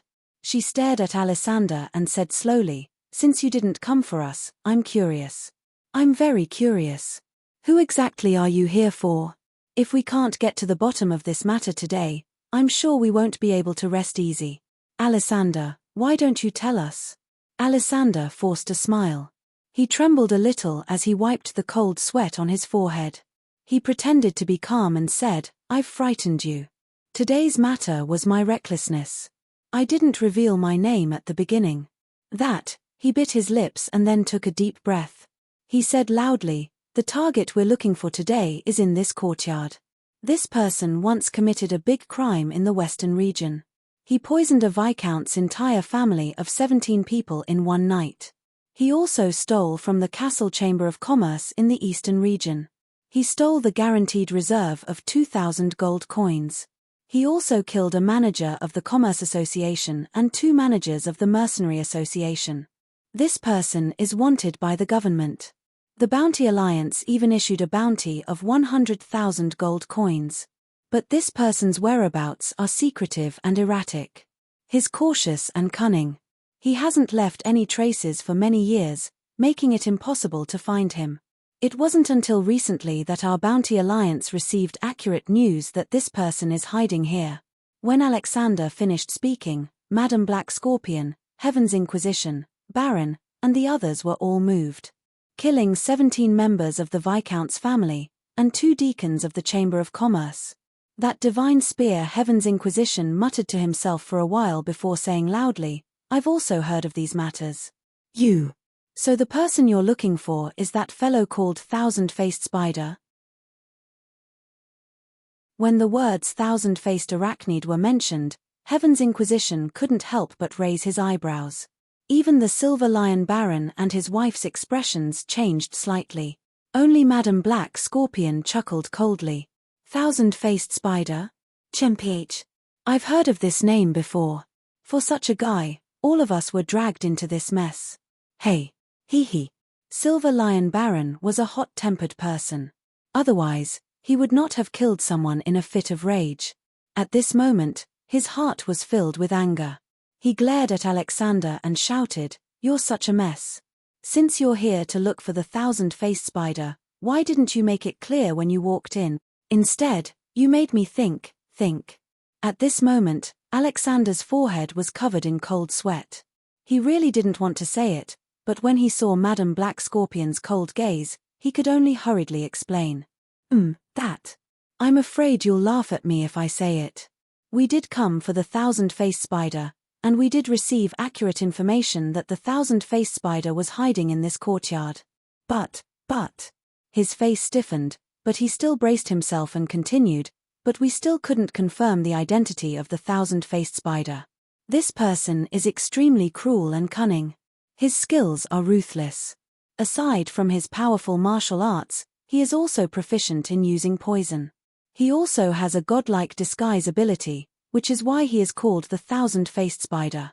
Over the years, he has used different identities to complete his cases, and he never leaves anyone alive. Therefore, we don't know what this thousand-faced spider looks like. We can't even confirm whether this person is male or female, old or young. The only clue is that every time this person finishes a case, he will leave behind a unique spider mark. The rest is Mother****. The irascible Baron couldn't help but spit out. Madame Black Scorpion sneered and spoke slowly, "Thousand-faced arachnid. I don't care about its identity. It's just that because of this little thing, you've lured us out. No matter what, we can't just let this matter go like this. You said that this little spider is in this courtyard. Since none of us are, then. Could it be her?" Everyone looked at the little girl called Minnie. Surrounded by everyone's gazes, Minnie was like a withered leaf on a tree in the wind. She couldn't even stand steadily. Could she be the thousand-faced spider? Her originally delicate and pretty face was now incomparably pale. Her eyes were filled with tears as she looked at everything in horror, as if she could cry at any time. At this moment, Minnie seemed to have understood something. She hurriedly waved her hands and said, "No, it's not me. It's not me." Looking at everyone's doubtful gazes, she was on the verge of crying. At this moment, she was extremely frightened. "Don't look at me like that. I'm just a wine cellar." Minnie trembled with fear as she walked to Madame Black Scorpion's side. She cried, "Granny, I'm really not the thousand-faced spider. Good child, I believe you." Madame Black Scorpion had a kind smile on her face. She used her hand to touch Minnie's little face and turned to Alexander. "I've already tested her just now. This child's body doesn't have the slightest bit of magic fluctuation. I can conclude that she's not a magician." Madame Black Scorpion then said to Baron and Heaven's Inquisition, "I'll be the judge of magic, but I'm not good at martial arts. You two are the experts, so take a look yourselves." Saying this, Madame Black Scorpion stretched out her hand and opened Minnie's palm. Heaven's Inquisition and Baron's expressions were calm. They walked over, one on the left and one on the right, sandwiching Minnie in the middle. They carefully examined Minnie's palm, then looked at each other and shook their heads at the same time. "It's not her." The one who spoke was Divine Spear Inquisition. He slowly said, "This child's palm doesn't look like it's trained in martial arts."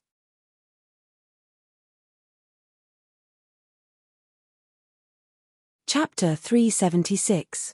Anyone who practices martial arts, no matter if it's martial arts or any kind of weapon, no matter how well they take care of it, the joints of their palms and fingers are definitely different from ordinary people. In my eyes, even the slightest difference can't escape my eyes.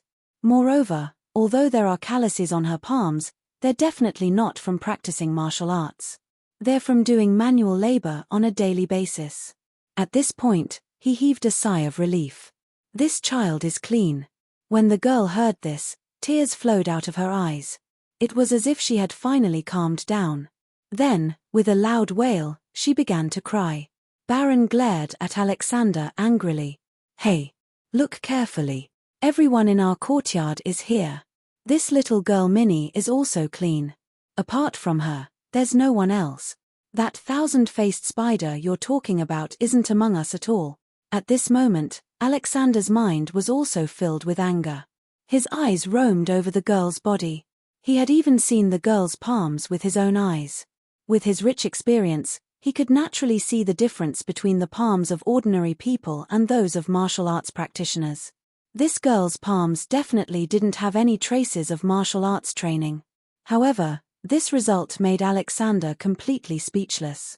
The information he had received clearly stated that the thousand-faced spider was in this courtyard, but now everyone here had already searched. There's another one on the ground. No one knew who reminded Alexandra. Alexander looked at Rua, who was lying on the ground. Alexander didn't have time to care about who said this. He jumped over and picked up the courtyard owner, Rua, who was lying on the ground. Rua had just fainted from fright. Now that Alexander picked him up and shook him hard, he immediately woke up. Alexander grabbed him as if he had found a treasure. He carefully looked him up and down, and even looked at his palms again and again. "Hey, brother, you. Rua pulled a long face. "Why are you grabbing me? I'm an honest and dutiful person." Humph. Alexander didn't say anything. He just narrowed his eyes and stared at Rua, one hand tightly gripping the hilt of his sword. Boss, Suddenly, the woman named Isha, who had been hiding beside Hawk, couldn't help but say, "Boss, he's a good person. I don't think he's a thousand-faced spider." Baron was startled by Isha's sudden words. He glanced at his woman, but Minnie had a strange and stubborn look on her face. She said in a low voice, "Baron, if it wasn't for the fact that the boss was kind enough to give us a place to stay when we first came to this small city, we wouldn't have been able to live such a peaceful life. You and I both know that the boss is an honest and good person. What thousand-faced spider? It can't be him." Baron took a deep look at his wife, then nodded solemnly and said loudly, "That's right. You can doubt others, but you can't doubt the boss. Boss Rua is an old man who has lived in the neutral village for generations. His identity is clear, and the surrounding neighbors have known his family for generations. This is impossible to fake." Heaven's Inquisition also nodded and said in a low voice, "Alexander, please let go of Boss Rua. He's just an ordinary person." "I can testify to that." Madam Black Scorpion was also startled. She looked at Baron and the others with a strange expression and sighed, "I can also guarantee that Boss Rua is not a thousand-faced spider." Alexander let go of his right hand, and Boss Rua immediately sat on the ground. He was in so much pain that he took a deep breath. He opened his mouth and wanted to curse, but when he saw the shining sword in his opponent's hand, he quickly shrank his neck and rolled to the side. Could it be that the information we received was false? Someone dared to make fun of our Bounty Alliance. Alexander was so angry that the muscles at the corners of his eyes twitched. "Noisy." Madam Black Scorpion sneered, "Alexander, you don't have to be so pretentious. Just tell me, how should we settle today's matter?" Her eyes seemed to have hooks as she stared at Alexander. "Although we've lived under the same roof for many years, we've always hidden ourselves well. We don't know each other's details. But because of you, we've become a laughingstock. Tell me, shouldn't you give us an explanation for this matter?" Alexander forcefully suppressed the anger in his heart. He looked at Madam Black Scorpion and took a deep breath. Then, he abruptly took 2 steps forward and bowed deeply towards Madam Black Scorpion and the other few people. His sudden bow surprised Madam Black Scorpion and the others. They didn't expect this person to be so straightforward. He didn't even hesitate when admitting defeat. "No matter what, I, Alexander, was the one who led my men in today's matter. I am also the one who broke the rules by disturbing your seclusion," Alexander slowly said. "I would like to express my deepest apologies." Speaking up to here, he suddenly changed the topic and quickly said, "Of course, everyone here is a clear-minded person. I'm afraid that today's matter will bring a lot of trouble to everyone. My simple apology is really not worth much, and it really can't make up for anything. So, in addition to my personal apologies, I, as the Deacon of the Bounty Alliance, would like to give you a guarantee. With my reputation as a guarantee, I will ask the Alliance to pass a resolution after I return. Within a year, the Bounty Alliance will refuse any commissions that target you. My Bounty Alliance will refuse to accept any commissions that target you. The time limit is 1 year. I think this can be considered as a show of sincerity on behalf of the Bounty Alliance for the trouble we have caused you. We will not accept any commissions within a year. This proposal made them quite satisfied, especially Baron and Heaven's Inquisition. Their eyes lit up at the same time. The Bounty Hunter Alliance was the largest tracking organization in the King's realm. They specialized in capturing all kinds of fugitives. It was even more of a headache than the government's pursuit. If the Bounty Hunter Alliance could guarantee that they would not accept any commissions to pursue him within a year, it would undoubtedly reduce a lot of pressure on him, especially now that his identity had been exposed. The next period of time would be the most important period for him to escape. If the number one tracking organization, the Bounty Alliance, was willing to stay out of this matter, it would undoubtedly be extremely beneficial to him. The two men looked at each other and nodded slightly. Then, the two men looked at Madame Black Scorpion again. The old woman's expression was indifferent, as if there was no trace of joy. She shook her head and said, "This old woman doesn't care about these things. The Bounty Hunter Alliance has never looked for me. It was the Magicians Guild that looked for me. I don't care whether you come or not, but, since you are willing to say and do this, it is a good thing for me, a barbecue and wine cellar." Then, today's matter.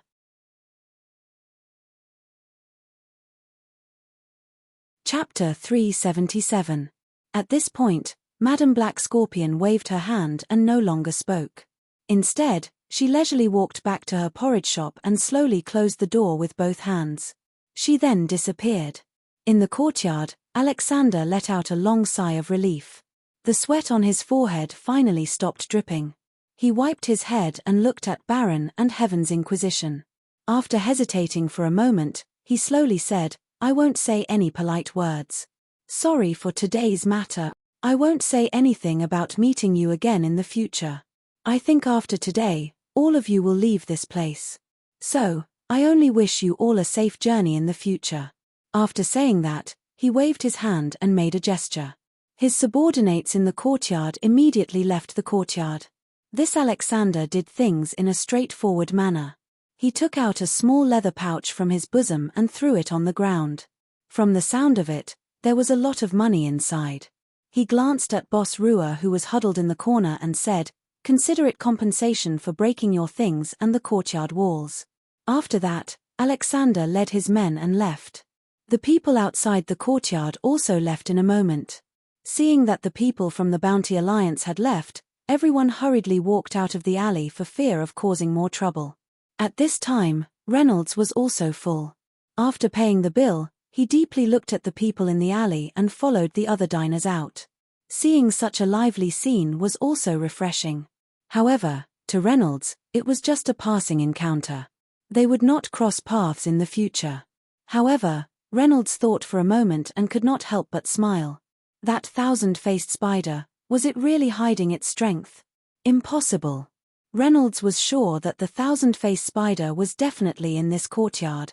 However, at that time, even if Alexander was given the courage, he would not dare to make a move to capture him. After all, today's misunderstanding was too big. He definitely did not expect to meet three great gods in this small town. One was Silver Lion, one was Heaven's Inquisition, and one was Madame Black Scorpion. Moreover, if they really fought, Alexander would at most be able to fight to a draw with Silver Lion.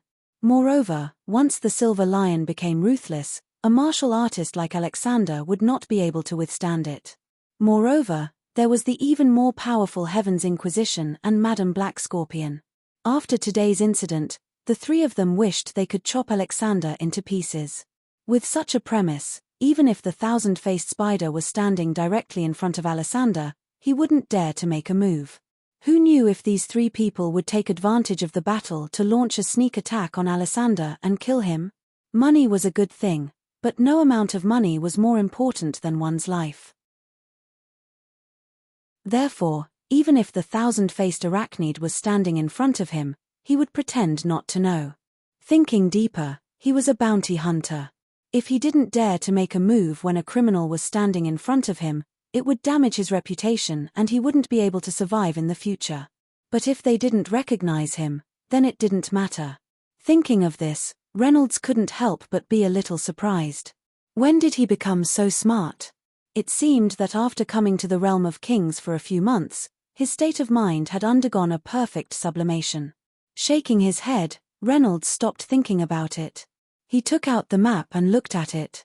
There was a pier at the border of the Moonfall Empire, and it was the only route from the Moonfall Empire to the Great Tang Dynasty.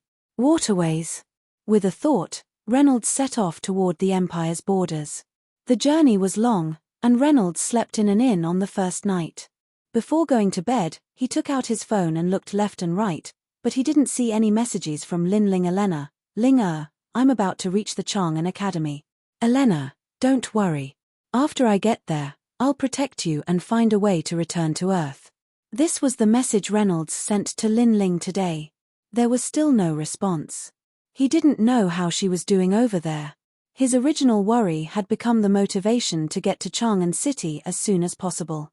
I hope she's okay. Lin Ling Reynolds muttered to himself. The night was silent. The next day, Reynolds set off toward the border of the small city. When he got there, the person in charge of the Earth Dragon carriage said, "You're in luck. There are 2 Earth Dragon carriages going to the port of the Moonfall Empire. There's a family in the carriages, and they're very kind. If you don't mind, you can share the carriage with them." The manager smiled and said, "But the toll to the port of the Moonfall Empire's border is not cheap." Reynolds was not short of money, so he immediately took out a gold coin and threw it to him. The manager didn't say anything else and led Reynolds to a corner of the square. Here, an Earth Dragon carriage was parked. This carriage indeed looked like it was used for long-distance travel. It was a 6-wheeled carriage that was much longer than ordinary carriages. The manager called the coachman, who led Reynolds into the carriage and said, "Guest, please come in. If there's nothing else, we can set off now. If we go fast, we can reach the port of the Empire tonight. Don't worry, I've been running this route for a long time. I'm very familiar with it, and I guarantee that you'll have a comfortable journey." Reynolds nodded and stepped into the carriage. The coachman behind him quickly closed the door. Chen Daolin saw several people in the carriage with the light from the window. There were boyfriends and girlfriends, old and young. He habitually nodded to these people. When he was about to close his eyes to rest, he suddenly opened his eyes quickly and stared at these people blankly. There were 6 guests in the carriage. A tall and sturdy man with his shirt open revealed a lion head tattoo on his chest. Beside him was a beautiful woman in her 30s. A skinny man with a sad face was sitting in the corner. His clothes were dirty. Beside him was a middle-aged man with a head as messy as a chicken's nest. On the seat closest to Reynolds, there were 2 women, one old and one young. One of them was a young girl with a round face and freckles on her cheeks. The other was an old woman with a face full of wrinkles. The old woman was even holding a paper bag of boiled beans in her hands. She was slowly throwing the beans into her mouth, chewing and tasting them carefully. Her turbid eyes were squinting as she quietly sized up Reynolds. Reynolds broke out in a cold sweat. In this small carriage, the so-called family was the Silver Lion couple, the Divine Spear Barbie, Asking Heaven, the yard owner, Rua, the waitress, Minnie, and Madam Black Scorpion. If Reynolds had to use words to describe his current mood, it would be he wanted to curse out loud. Son of a bitch. Reynolds's mind was in a bit of a daze and he forced out a few dry laughs. His first reaction was to turn around and run out of the door. However, the carriage's wheels were slowly rolling.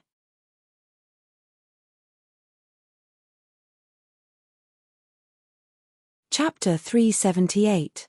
Reynolds's smile became more and more unsightly. Then, he could only sigh. On the other hand, Madam Black Scorpion had already bent over and gently extended her skinny hand covered with age spots. The old woman's eyes looked at Reynolds's body and said with a smile, "You look very familiar." "That. I don't look familiar, I don't look familiar." Reynolds rubbed his forehead uncomfortably. "I've never seen you all before, and I definitely don't know you. How could that be?" Madam Black Scorpion's smiling appearance was very benevolent. I remember that you bought a large piece of roasted meat from our courtyard last night. Reynolds sighed and pulled the corners of his mouth, but he couldn't say a word. Little guy, you don't look right. Madam Black Scorpion sighed softly. Don't tell me you don't feel well somewhere. Alas, you youngsters should take good care of your bodies. Don't be like this old woman. You only know how to handle things at this age. Reynolds couldn't even smile. Since you're here, sit down. The one who spoke was the courtyard owner, Rua, with his messy hair. This guy's smiling appearance made him look like an amiable businessman. But at this moment, his eyes flashed with a kind of light that made Reynolds feel indescribably cold. I also remember you. You were one of the guests in my courtyard last night, Rua said indifferently. Reno smiled bitterly and said, everyone. Can I let what happened just now never happen? Can I pretend that I didn't meet you and that you didn't see me? I'll get off now and we'll pretend that we didn't meet, okay? The fellows looked at one another, and at last sighed at the same time. Rua glanced at Reynolds with pity in his eyes and asked, what do you think? Madam Black Scorpion laughed mischievously. Her other hand touched Reynolds's forehead between his eyebrows at lightning speed. Before Reynolds could react, he suddenly felt his whole body stiffen and fell down with a plop. Reynolds turned pale with fright. He had miscalculated. If he had known earlier, he would have used the Apocalypse bracelet to escape. Now that he was being held hostage by them, he didn't know what would happen. Rua looked at Reno and grinned. His eyes emitted a strange light, which made Reno feel scared. Reynolds lay there. He didn't know what spell Madam Black Scorpion had cast on him, but his body was so stiff that he didn't feel anything. He only looked at the people in the carriage, and his heart grew more and more anxious. Boss Rua, is he really a thousand-faced spider? But what was the background of that girl who was selling soy sauce? This group of people, encountering this group of people was truly unlucky. Just as Reynolds's spiritual consciousness was trying to activate the Apocalypse bracelet, Spirit Spear Townsend spoke up. He said coldly, Rua, you'd better put away your disgusting thoughts. I hate your taste the most. Don't make everyone unhappy. As he spoke, he turned his head and stared at Rua with eyes as sharp as a knife. His originally sad face was fixed on Rua. His taste. The corner of Reynolds's mouth twitched. Could it be that this Rua was also a... It turned out that the boss of this courtyard had quietly moved a little closer to Reynolds. His eyes were darting up and down, and his eyebrows were furtive. One of his hands, in particular, had almost touched Reynolds's calf. Reynolds resisted the urge to vomit and looked at Rua. Hearing this, Rua embarrassedly withdrew his hand and snorted, Mr. Townsend, why do you? I just can't stand it, Townsend said indifferently. I think Mr. Barron should also have the same idea as me. As expected, there was a trace of anger between Barron's eyebrows. In the past, he had killed someone because his wife had almost been forced. Although the delicate and pretty youngster in front of him was a man, Barron still subconsciously resisted this kind of thing. Seeing that Townsend and Barron were both dissatisfied, Rua spread his hands and said, forget it. He returned to his seat. Madam Black Scorpion said indifferently, Mr. Rua, we've known each other for many years. Since we're on the road together, it's best to avoid causing trouble. After a pause, she said with a smile, I think this young man is quite pleasing to the eye. I'll plead on his behalf. Boss Rua, can you let him go? She spoke with a smile, but Boss Rua's face was full of cold sweat.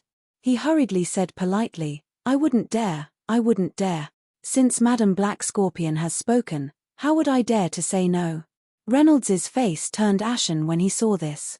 However, he couldn't move his body and couldn't even speak.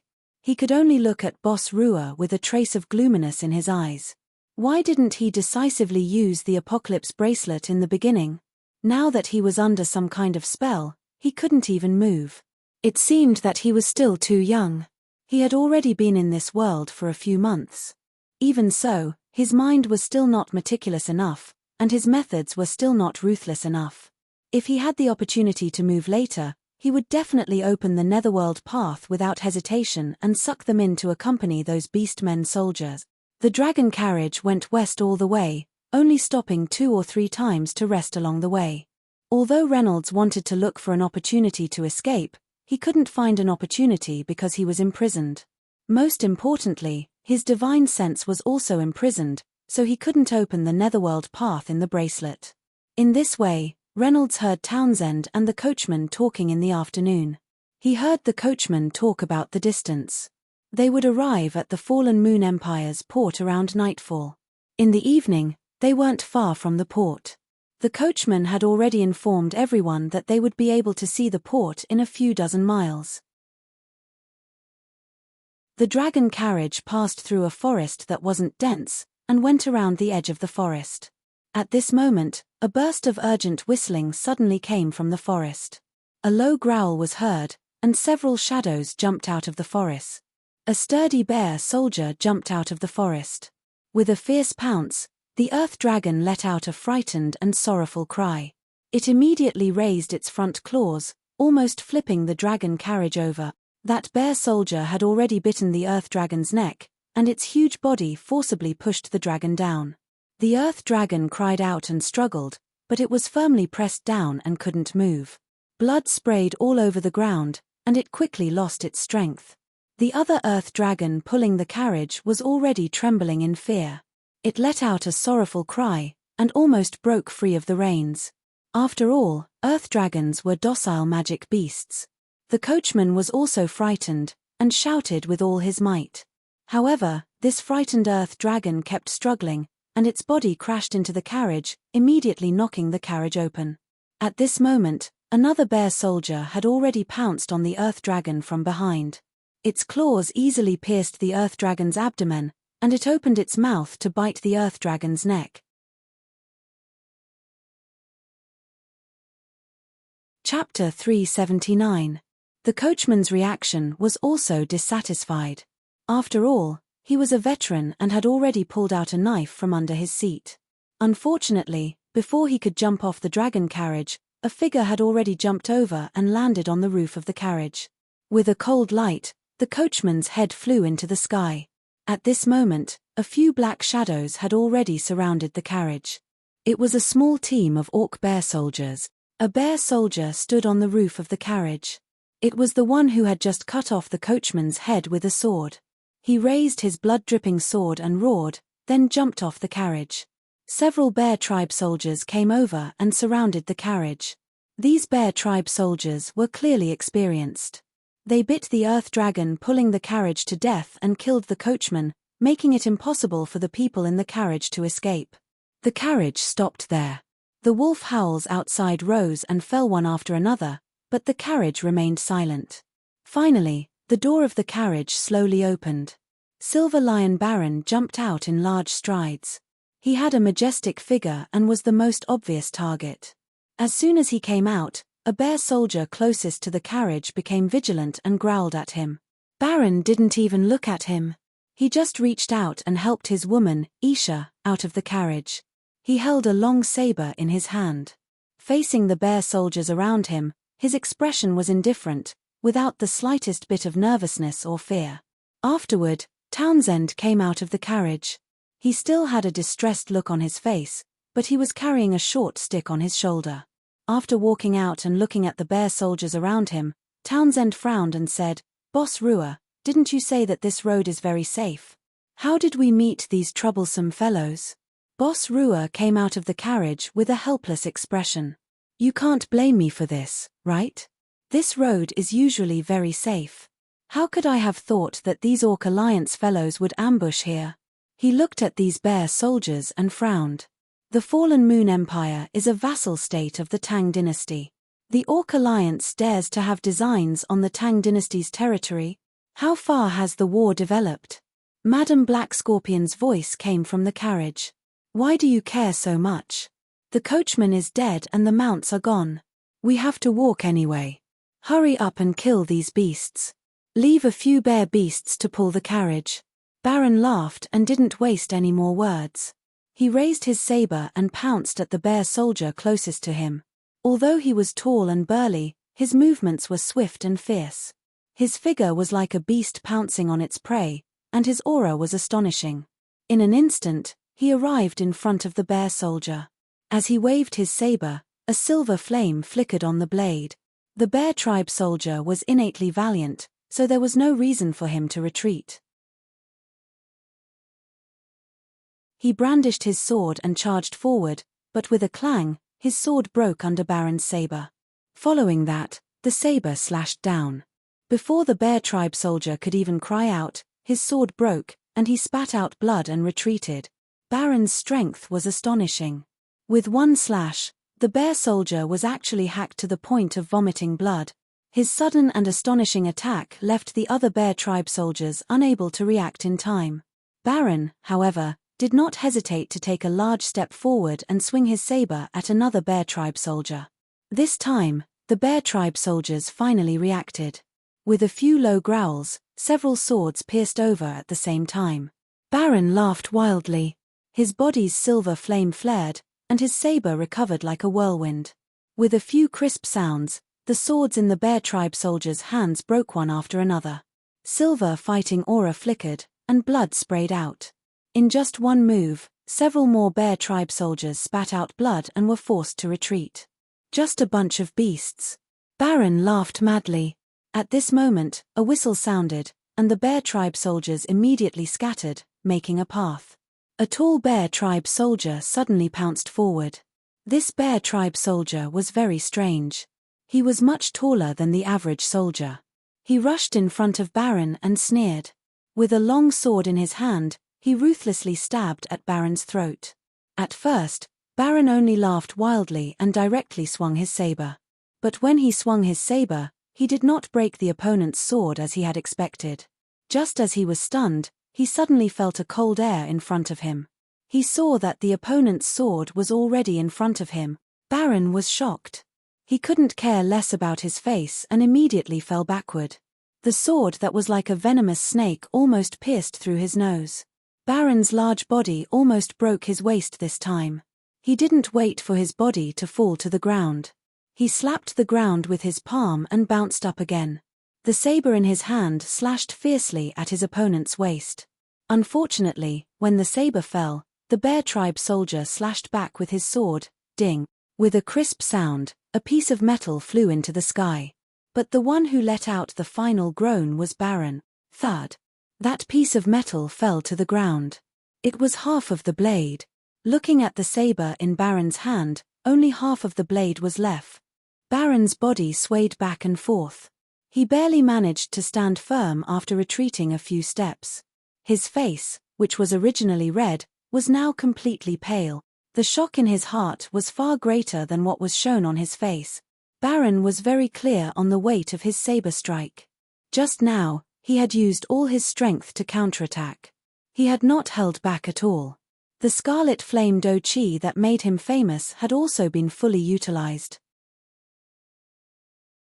In addition, when comparing the weapons of both sides, the opponent only had a sword in his hand while he had a heavy saber in his hand. Clearly, he had taken advantage of the situation. However, the opponent had only raised his saber lightly. When their weapons collided, Baron felt as though an electric current had passed through his arm. The force of the collision caused him to almost lose his grip on the saber hilt. Then, he clearly felt the opponent's strength, which contained a kind of tyrannical and ferocious vibration. This strength instantly broke through his own strength and destroyed his body. Although Baron had done his best to resist, the saber in his hand was still broken. Although he had only taken a few steps back, he had actually clenched his teeth tightly. He did not dare to open his mouth and say a single word. This was because he was very clear that if he dared to open his mouth, he would immediately spit out blood. Reynolds was somewhat anxious when he heard the sounds of fighting. He had tried for a long time, but was still unable to break through the shackles and use his divine sense. After struggling for a long time, Reynolds's mental strength was depleted and he felt somewhat dizzy. In addition, Madam Black Scorpion and the Source Girl, Minnie, were beside him. For a moment, Reynolds had no choice but to give up. Minnie seemed to have noticed Reynolds's abnormality. She stretched out a small, ice-cold hand and covered Reynolds's mouth.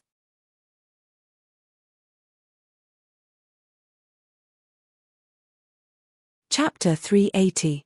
With his mouth covered by the girl's hand, Reynolds suddenly felt that he couldn't exert any strength in his body. The girl even raised her finger to make a gesture. This girl who sold soy sauce last night acted delicate and innocent in the courtyard, with an ordinary and timid appearance. But now, with his mouth gently covered by her hand, a strange smile appeared on that chubby and ordinary face full of freckles. Especially when he was stared at by this gaze, Reynolds felt a chill run down his back, as if a poisonous snake had slid into his clothes. Sure enough, in this world, don't trust anyone. You just have to remember that no one is a good person. All right. Madam Black Scorpion glanced at the freckled girl. Don't scare the child. Saying this, she waved her arm, and her sleeve waved in front of Reynolds. He immediately smelled a strange sweet fragrance, and then his vision turned black, and he lost consciousness. Outside the carriage, Isha had already run over, supported Baron, and forcefully pulled back the injured silver lion. This bear soldier is not simple. Looking at his attire, he seems to be a high-level orc of the Orc Alliance. Boss Rua looked vigilant, and closely fought side by side with Townsend. It must be known that Baron's strength was not weak. In the past, the fierce General Silver Lion in the army had also gained his reputation by killing with real swords and spears on the battlefield. But he actually suffered a big loss in the hands of this werewolf warrior. Townsend estimated in his heart that with his martial skills, he was superior to Baron by a few levels. But if he wanted to injure Baron so easily in one move, he was afraid that he couldn't do it. Divine Spear Townsend took a deep breath, and slowly took down the short stick on his shoulder. He glanced at Rua. I'll deal with this bear leader. You go look at Baron. I think something is wrong with him. Saying this, Townsend slowly walked forward a few steps, and used his body to block the bear leader. The bear leader stood proudly, and suddenly raised a fist to make a gesture. Soon, the other bear soldiers who were eager to fight immediately quieted down. Where did you come from, bandits? Townsend took a deep breath, and clenched the short stick. The Orc Alliance actually dares to attack the carriages of the Luoyu Empire. Could it be, human? You don't have to say such boring things to me. The bear chief sneered. We are just passing bandits. Even if it is the Lionheart King's decree, it is not our business. Townsend's face was gloomy. He knew that he was in trouble. This kind of wild bandit group that was not under the control of the Orc Alliance was the most troublesome. However, what he didn't know was how these orcs managed to get into a small but powerful country like the Luoyu Empire. However, in the past, this area was already an important military area. It was very close to the fallen Moonport, and the Border Guard Cavalry Patrol had already covered this area. Therefore, even if the bandits among the orcs were to commit crimes, they would not dare to approach this area. Who would have thought that there was actually such an audacious bear tribe bandit group? However, even if you're not part of the Orc Alliance's army, you'll still be dead even if you escape after attacking the Moonfall Empire's carriage. Townsend snorted, and deliberately said loudly, when the time comes, as long as the Empire's official world arrest warrant comes, even your Orc Alliance's army will help to hunt you down and annihilate you. Townsend was indeed a veteran who had been on the battlefield for many years. He had rich experience. His words were meant to disturb the morale of these bear tribe bandits. However, he miscalculated. Ha ha, ridiculous human. The bear chief's eyes were somewhat playful. Do you humans like to do such boring things and say such boring things? Since we're here to kill you, we're not afraid of being hunted down. Instead of thinking of such little tricks to try to escape, why don't you use your true strength and fight me to your heart's content? The bear chief raised his wrist and pointed his sword at Townsend. If you can kill me, my men will naturally leave. If you lose, you'll be killed by me. It's such a simple truth, but you humans just don't understand it. You always like to do some boring things that you think are smart. If you think too much, how much of a warrior's heart will be left? Townsend couldn't help but be startled by his words. You're saying so much because you're afraid and guilty. You're worried that you're not my opponent, so you're trying to use these little tricks to disturb my morale. The bear chief continued to use sharp words to stimulate Townsend's mind. You're already afraid before the battle. It seems that an opponent like you has limited abilities. Ha ha ha. Townsend's body shook. What shook him was. He had to admit that the bear chief's words directly hit his heart. Indeed, if he had the confidence to defeat his opponent, why would he try to say those words just now? He said those words because he was subconsciously shocked by the strength displayed by his opponent. Before the battle even started, he already felt that he was no match for him. But what made Townsend even more uneasy was that he suddenly realized something. He had lived in seclusion for many years. Even if he didn't neglect his martial arts, he didn't let it go. But after living in seclusion for so many years, hiding in a small courtyard, hiding his identity and selling food every day, could Townsend still be considered the godly spear of the past? Over the years, his pride and arrogance had been quietly worn away. If it was him in the past, even if he encountered a strong enemy, even if the situation was bad, he would still have the courage to fight to the death. There would be no other distracting thoughts.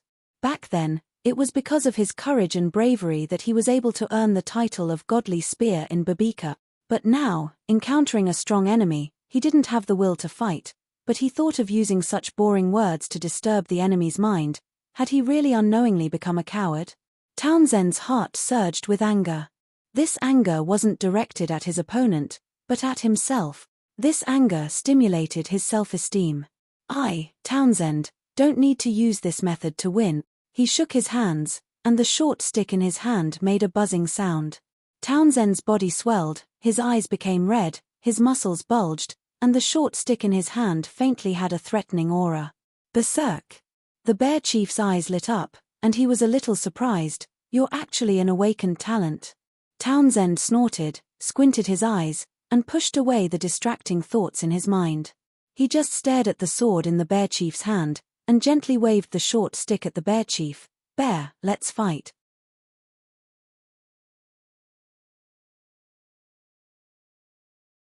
Chapter 381.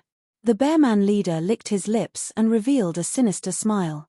Townsend took a deep breath and rushed towards the werbear leader with large stride. Facing the incoming stick, the Bearman suddenly took 2 steps back. The short stick was already in front of the Bearman leader. Although the Bearman leader quickly retreated, the tip of the stick was already less than a foot away from his chest. Townsend's momentum was like a rainbow. His berserk aura had already spread to the short stick, and the short stick in his hand was like a torch. The Bearman leader took 2 steps back and finally waved the sword in his hand. The Bearman suddenly let out a long roar, and the roar soared into the sky. He was still retreating, but the sword in his hand fell down. A faint aura appeared around him, and the tip of the sword seemed to turn into a blur in an instant. Asterisk dong dong dong dong dong ding ding ding ding ding ding. Asterisk a series of dense raindrops could be heard. The tip of the sword in the Bearman leader's hand had already turned into a blur, and in an instant, it had chopped down countless times on the tip of Townsend's stick. Finally, the last sword strike landed, and Townsend's short stick was finally knocked away. The Bearman leader dodged to the side and raised his long sword, but with a fierce posture, he viciously stabbed towards Townsend's ribs. At this moment, Townsend's short stick missed, and the Bearman leader was already close to him. This sword was both ruthless and fast. Townsend's pupils suddenly contracted.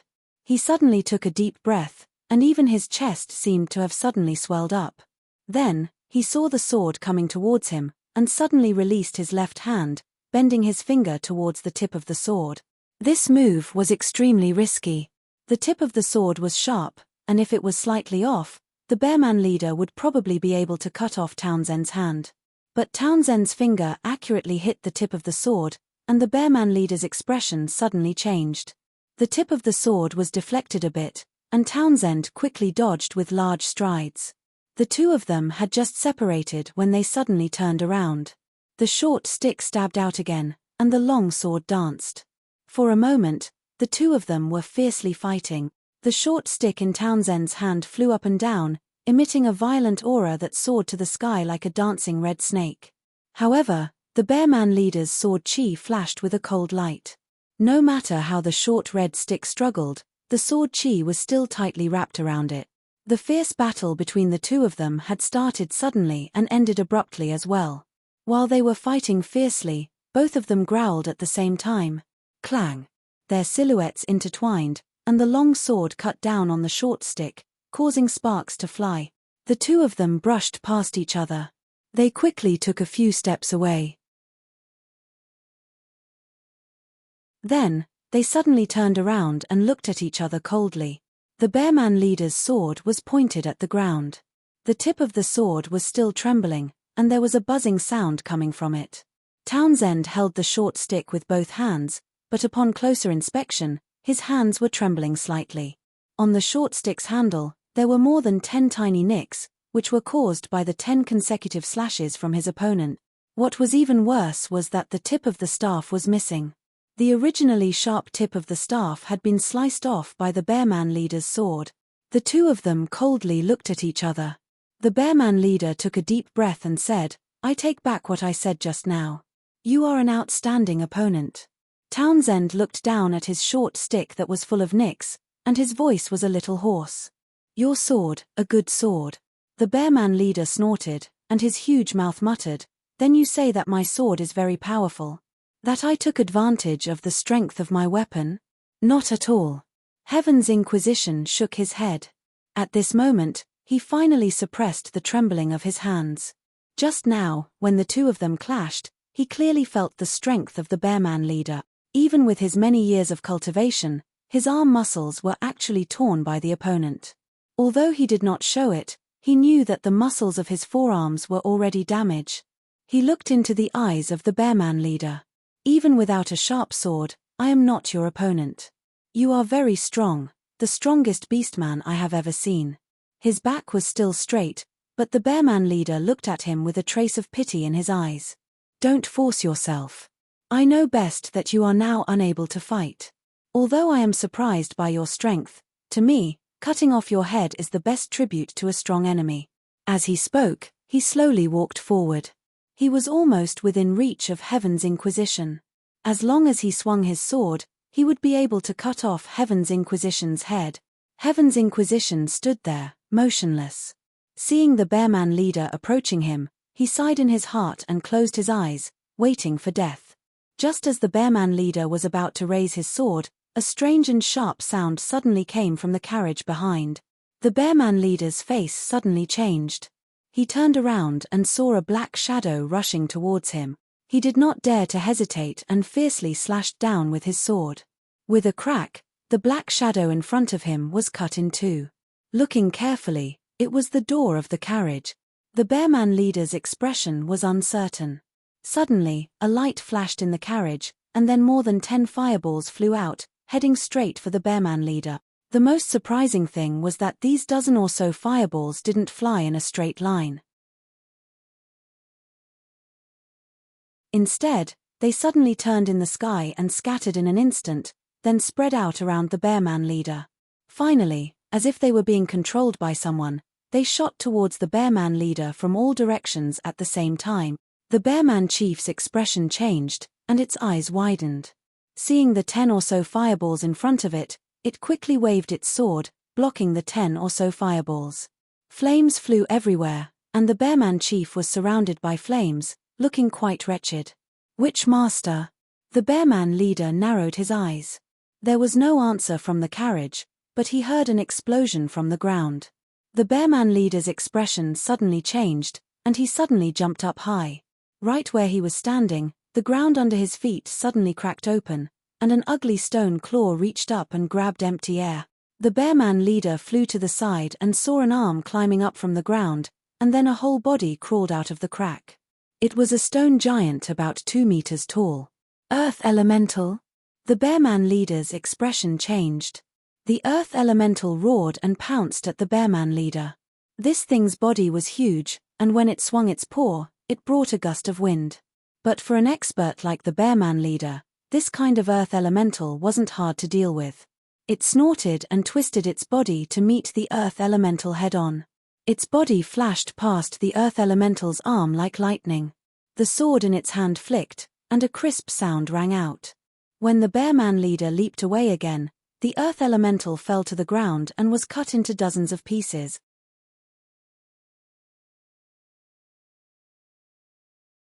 Chapter 382.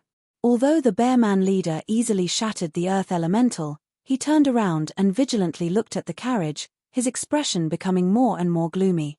He narrowed his eyes and suddenly walked to the side of a bear tribe soldier.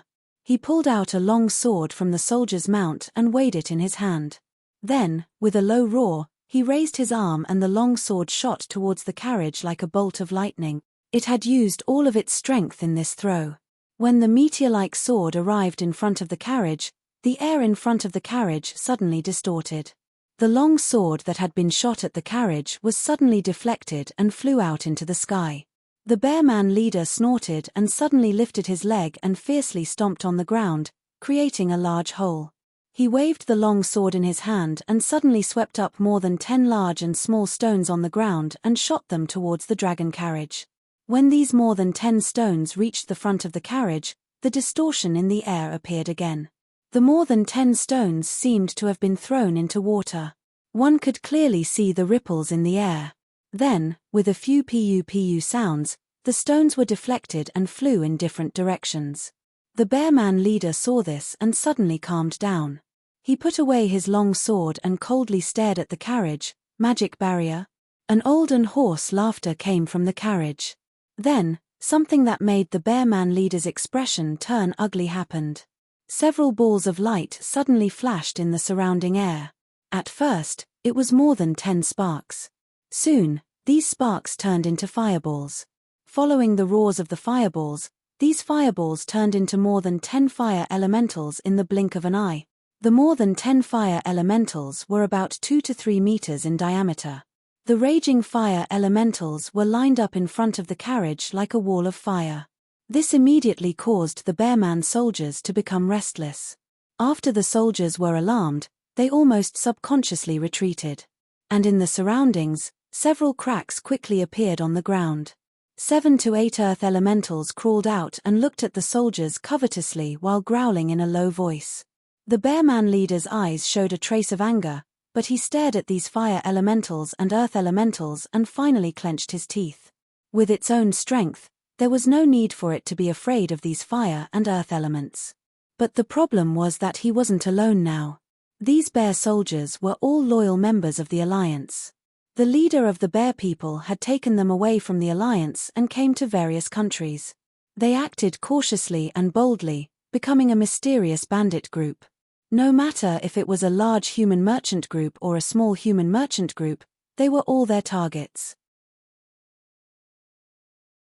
Moreover, the leader of the bear people was very bold and dared to take risks. He had purposely chosen this place that was close to the Empire's port to make his move, but he had taken advantage of this loophole, allowing him to reap a great harvest these days. However, today, he had kicked an iron plate. Just now, the strength of the two warriors was already very good. Although the bear-man chief had won, it wasn't as easy as it looked, especially when dealing with Heaven's Inquisition. In fact, in terms of strength, the bear-man chief was only slightly stronger than Heaven's Inquisition. After defeating Heaven's Inquisition, he discovered that there was a witch in the carriage. More importantly, from the strength displayed by this witch, the bear-man chief judged that the other party was likely a high-level witch. He was very clear that in a duel, if there was a certain distance between the two sides, a warrior of the same strength would often not be a match for a witch. This was because a witch could mobilize strength that far exceeded their own. The only weakness of a witch was that they weren't good at close combat, but this witch had a high-level magic barrier. Hiding in the carriage and using the magic barrier to protect himself, he was in an invincible position. These fire elementals and earth elementals. Although he wasn't afraid of them, his soldiers didn't have the strength to do so. If they really fought with their lives on the line, his last loyal subordinates would suffer losses. These were the seeds he had placed his hopes on. The bear-man chief wasn't willing to let them waste their lives on something as boring as fighting a witch. Thinking of this, he made a prompt decision. He immediately whistled and quickly retreated. Since there is a witch here, let's take a step back for today's matter. The bear-man chief turned around and jumped onto his mount. His subordinates slowly retreated. Waiting until his subordinates had retreated far away, the bear-man chief looked at these magic lifeforms in front of him and sneered, "Which, if there is an opportunity in the future, I will have a taste of your skill." After saying this, He let out a long whistle and turned around to rush back.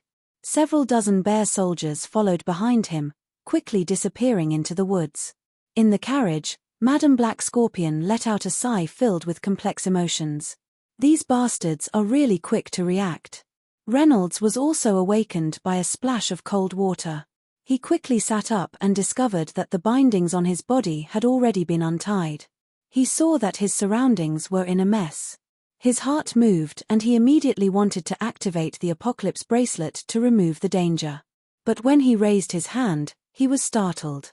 The bracelet had already disappeared at some unknown time. Reynolds secretly complained. He could only look around to see what they were preparing to do. The Earth Dragon's corpse and the coachman's corpse were not far away. The carriage had already tilted to the ground and one of its wheels had fallen off. Silver Lion Baron and Heaven's Inquisition were lying on the side of the carriage, leaning against it. There was blood at the corner of Baron's mouth. The clothes on his chest were also stained with blood. Heaven's Inquisition's forearms were badly mutilated. The round-faced freckled waitress, Minnie, was carefully wrapping his wounds with bandages.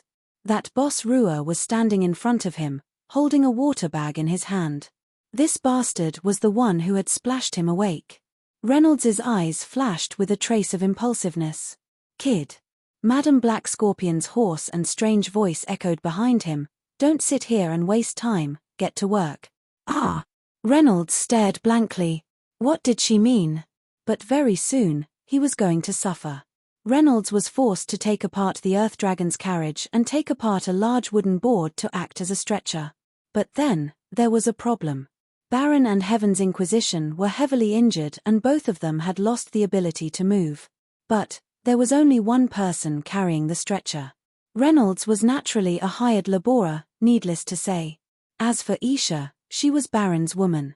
Naturally, she was only willing to carry her own man. But Boss Rua and that freckled girl, sorry, I refuse. Boss Rua's expression was very calm.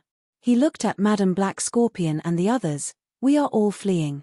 I don't think I have the obligation to sacrifice my own strength to carry others. You can say that I am selfish, but we don't have any real relationship. We are just pretending to be a family for a fake name.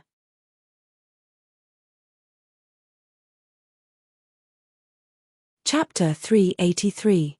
I won't sacrifice my strength to carry others. I'd rather leave by myself. The round-faced girl with freckles pretended to be delicate and said with a smile, I'm a girl. I don't have much strength. If you want me to carry someone, I won't have the strength to walk more than a few steps. As she said this, she stood side by side with Boss Rua, facing Madam Black Scorpion. It seemed that after Baron and Tianwen were injured, their attitude towards Madam Black Scorpion had changed slightly. They were no longer as submissive and fearful as before. At this moment, they stood side by side and looked at Madam Black Scorpion with eyes that were still evasive and fearful, but faintly, there seemed to be a slight provocation. The old woman quietly looked at the two people's faces, then she smiled softly. Young people nowadays, the speed at which they change their faces is really fast. She curled her lips and suddenly felt around in her bosom. She took out a small crystal ball. The crystal ball was dazzling black and emitted a faint black luster. Do you know what this is? Madam Black Scorpion sneered. Looking at the slightly changed expressions of Rua and the round-faced girl with freckles, the old woman said indifferently, This is a treasure that will make you beg for death. Since you've torn away the hypocrisy, I'll tell you the truth. Madam Black Scorpion narrowed her eyes and pointed at Oyu Yangying, Aisha and Minnie will carry Baron. Boss Rua, you will carry Tianwen. Then she pointed at Boss Rua and the round-faced girl with freckles. Minnie, you can refuse. If you refuse, I'll kill you both. Then I'll extract Rua's soul and make it into an ice crystal. I'll make your skeleton into an undead skeleton warrior. As for you, little girl, I will peel off your skin completely and make it into a human skin drum. Her aged voice had a hint of evil in it. My skin peeling skills are very exquisite. It will be the easiest for me to peel off such a young girl's skin. I guarantee that it will be perfect without a single blemish. The freckled girl and Boss Rua both shuddered at the same time. Boss Rua's reaction was very straightforward. He immediately laughed dryly and said loudly, "I understand. You want to carry the stretcher, right? I will definitely take good care of Brother Tianwen." The freckled girl, however, squeezed out an ingratiating smile. Moving closer to Madame Black Scorpion, she said flatteringly, "Mother-in-law, why are you so angry? If you ask me to do something, how can I not do it?" Madame Black Scorpion glanced at the little girl indifferently. "Since you're willing to do it, why aren't you going? What are you doing here?" As she spoke, she raised her hand and gently stroked the back of the girl's neck with her finger. She whispered, "Such delicate skin." The round-faced freckled girl shrank her neck and ran away as fast as she could, not daring to say another word. Baron and Heaven's Inquisition were quickly carried onto stretchers. Reynolds was still standing in the same place. He didn't know what he was thinking. "Old. What about me?" Madame Black Scorpion shot him a glance and snorted, snappily saying, "Stupid brat, of course you're here to help this old lady. This old lady's teeth are about to fall out. I can't even walk steadily. Don't tell me I don't need someone to help me." Reynolds's complexion changed. This old lady had already walked to his side. She lifted her arm and put it on his arm without any trace of politeness, leaning half of her body weight on Reynolds's body. Reynolds grimaced. Don't look at how thin this old lady was. Her weight wasn't light at all. Reynolds was about to leave when he suddenly discovered that his apocalypse bracelet was in Madame Black Scorpion's bosom. Madame Black Scorpion sneered and muttered, "Youngsters nowadays really don't know how to respect the old and love the young. What are you still standing there for? Let's go." Just like that, this group of people resumed their journey. Although they didn't have a carriage to ride, there were still 2 stretchers carrying the injured. Fortunately, everyone's strength wasn't bad. Therefore, the group's walking speed wasn't slow. Speaking of which, there weren't any stretchers.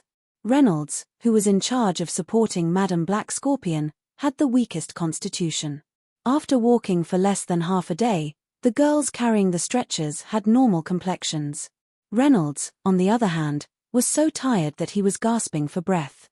What made Reynolds somewhat puzzled was that the longer they walked, the heavier the weight of Madame Black Scorpion, who was beside him, seemed to be increasing.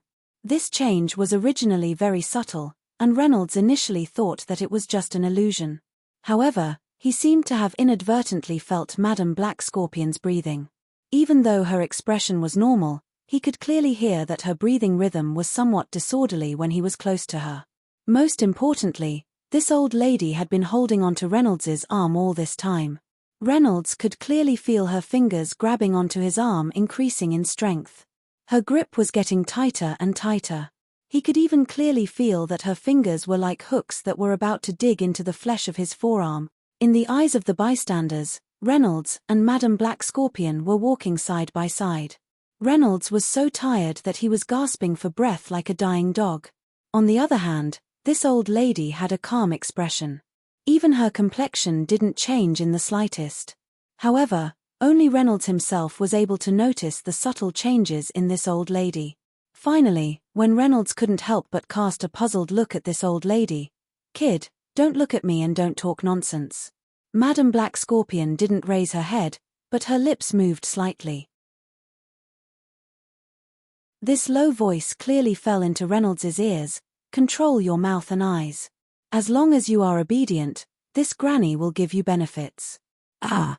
Reynolds was startled and said in a low voice, "You, quiet." Madame Black Scorpion's expression didn't change, but a soft voice fell into Reynolds's ears, "You stupid kid, can't you see? This old lady can be considered to have a bit of kindness. However, that boss Rua and those 2 aren't good people.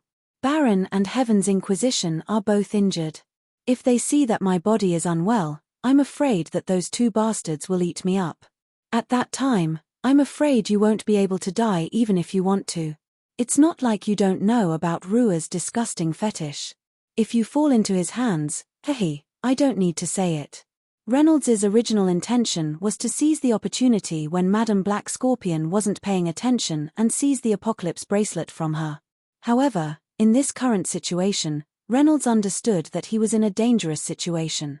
He had to take one step at a time. Reynolds's expression changed slightly. Madam Black Scorpion's voice continued, "Don't be nervous, kid. Don't look around. As long as those two fellows don't get suspicious, this old lady can still suppress them. Therefore, it's best if you act a bit more natural. That's right, retract your thieving gaze and don't show a surprised expression."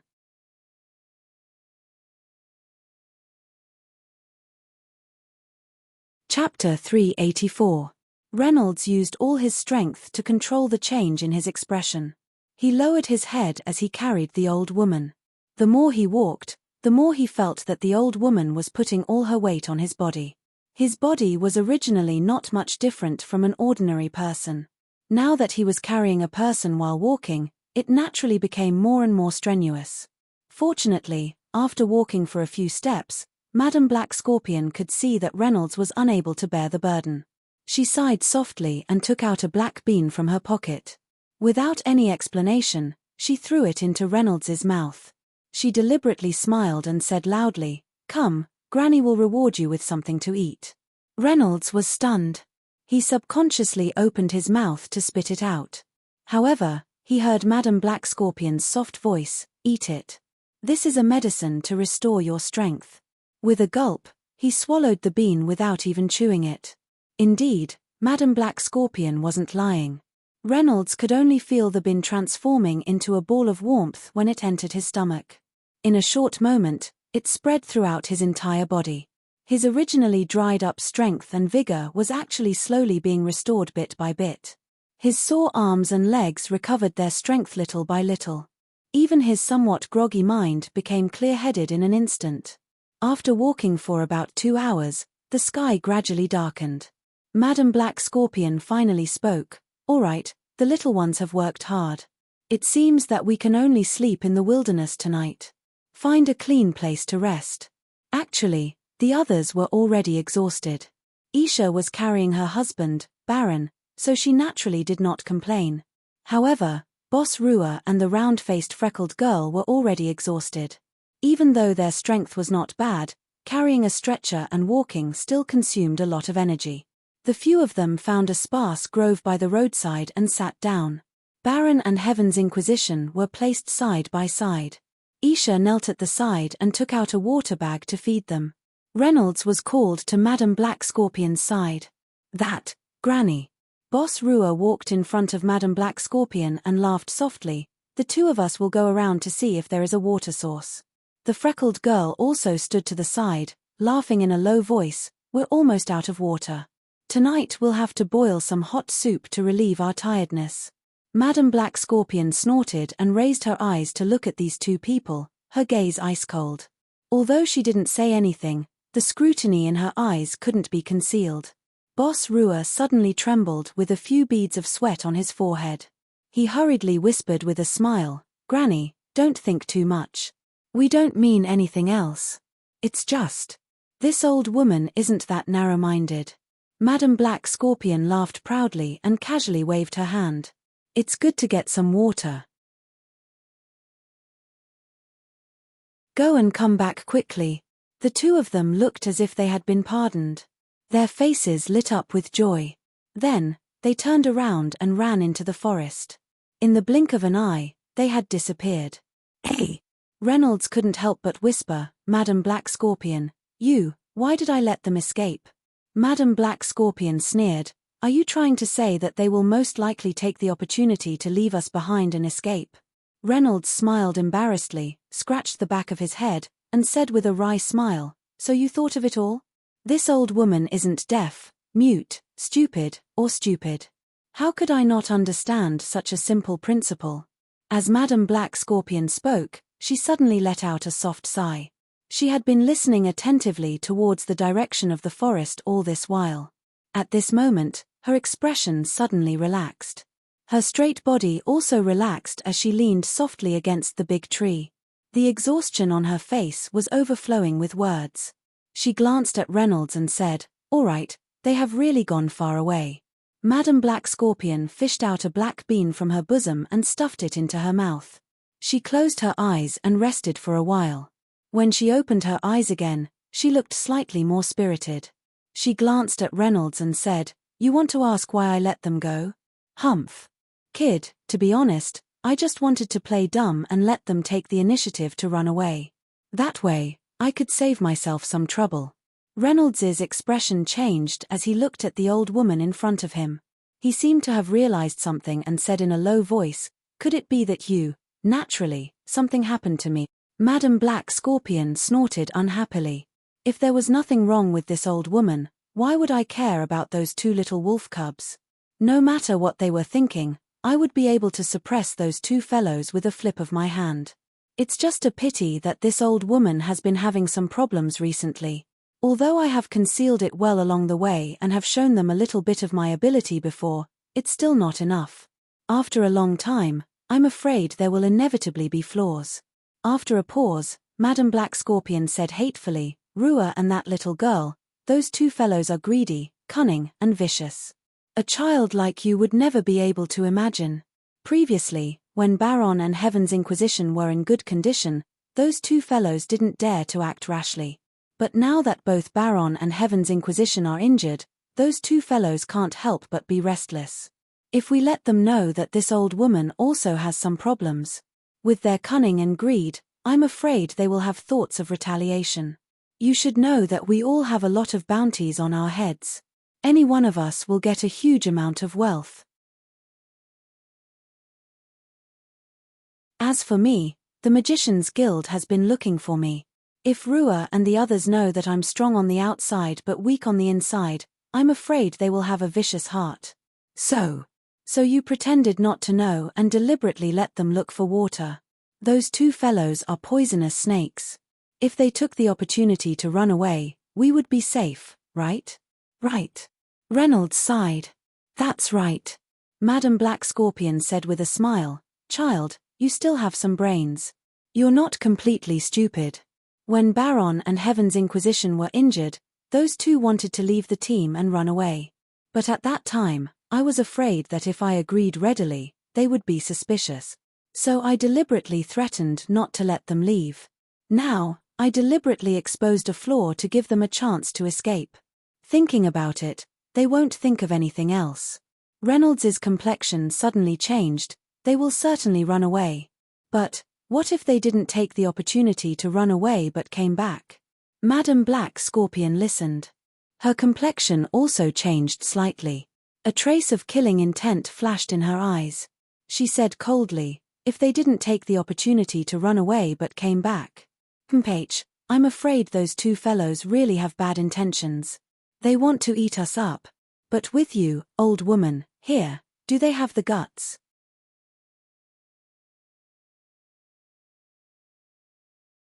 Chapter 385.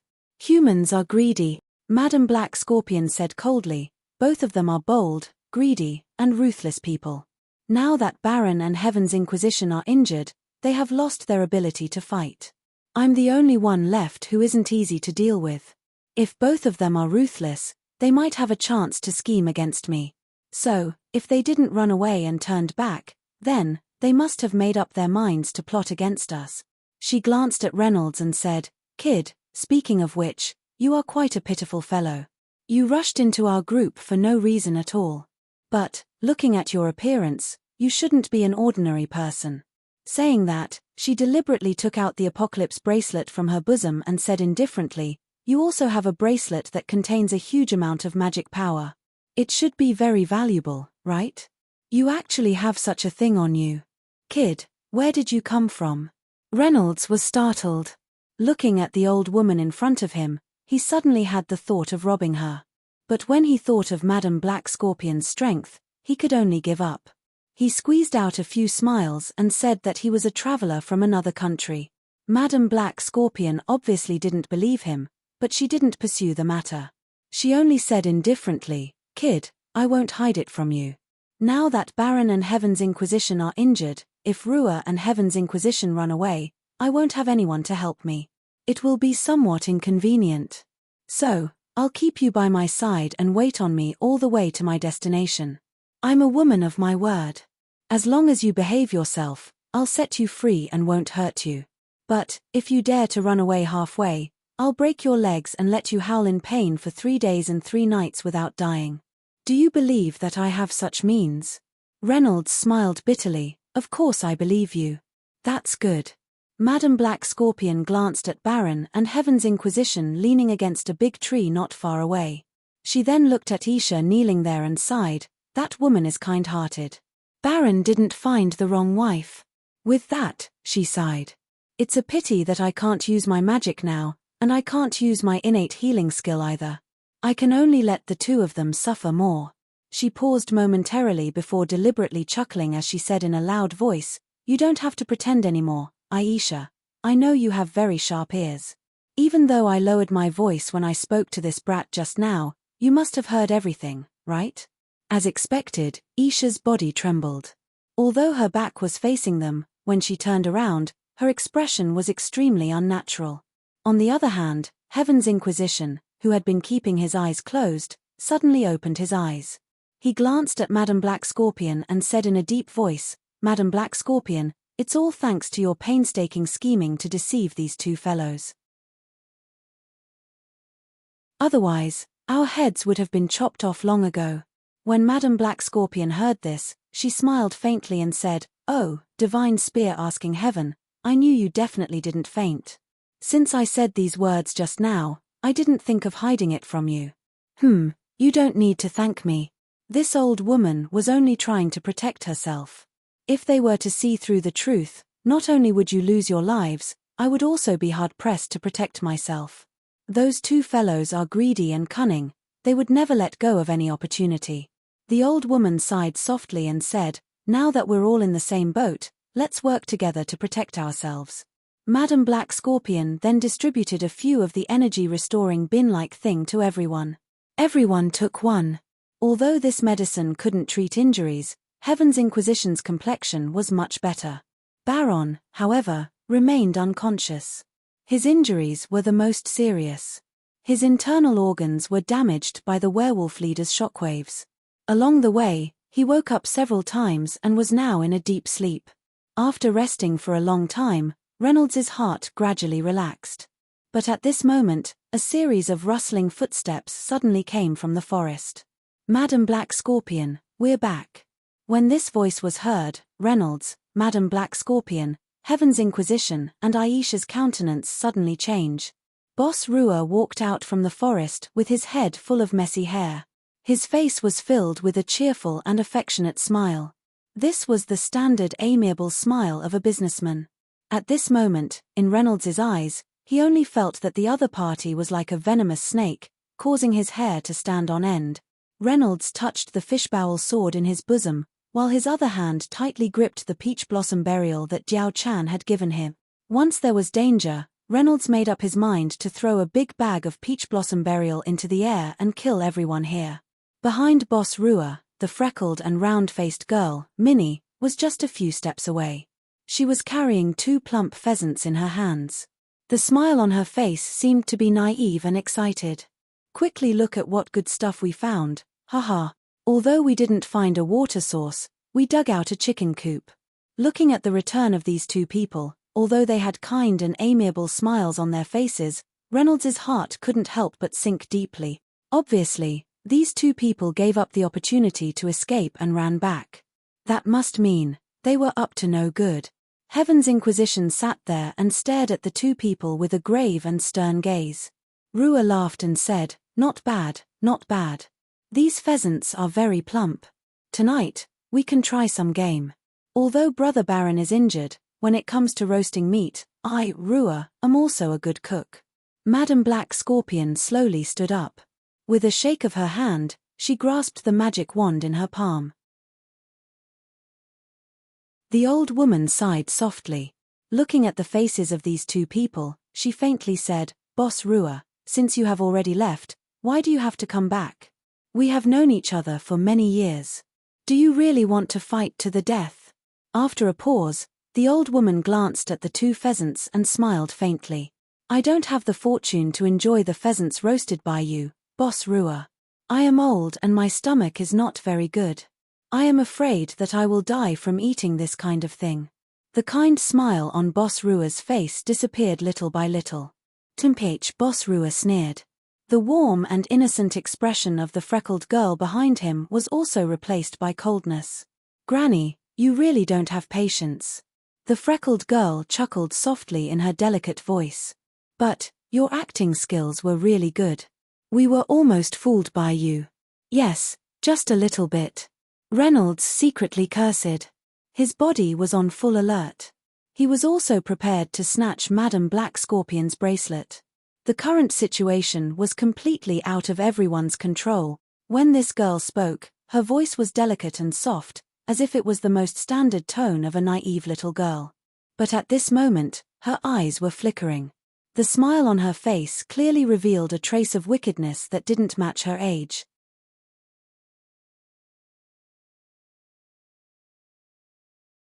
Chapter 386. This kind of strong contrast made Reynolds's blood run cold as he listened to her voice. The smile on Boss Rua's face faded bit by bit. He stared at Madame Black Scorpion standing in front of him and suddenly sighed softly. Madame Black Scorpion, we have known each other for many years and relied on each other for survival in that small courtyard. If it wasn't for the fact that I had no other choice, I really didn't want to make things difficult for you today. Madame Black Scorpion said indifferently, you don't have to say such things. Boss Rua, since you've come back, you must have made up your mind. I'm sorry. Boss Rua shrugged his shoulders. I've been struggling in my heart for a long time. You almost really deceived us. But it's a pity that you were still a bit too impatient. Oh. Madame Black Scorpion's eyes flickered. Yes, ma'am. The girl took 2 steps forward. She and Boss Rua stood on both sides of Madame Black Scorpion, sandwiching her from a distance. The girl carefully moved her feet, but her face still had that kind of sweet smile.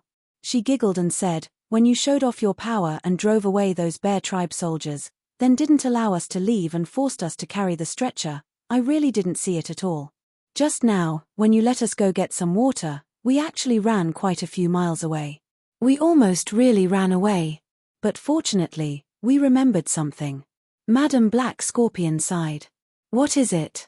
Your temperament, ma'am. The girl still had that kind of sweet smile on her face.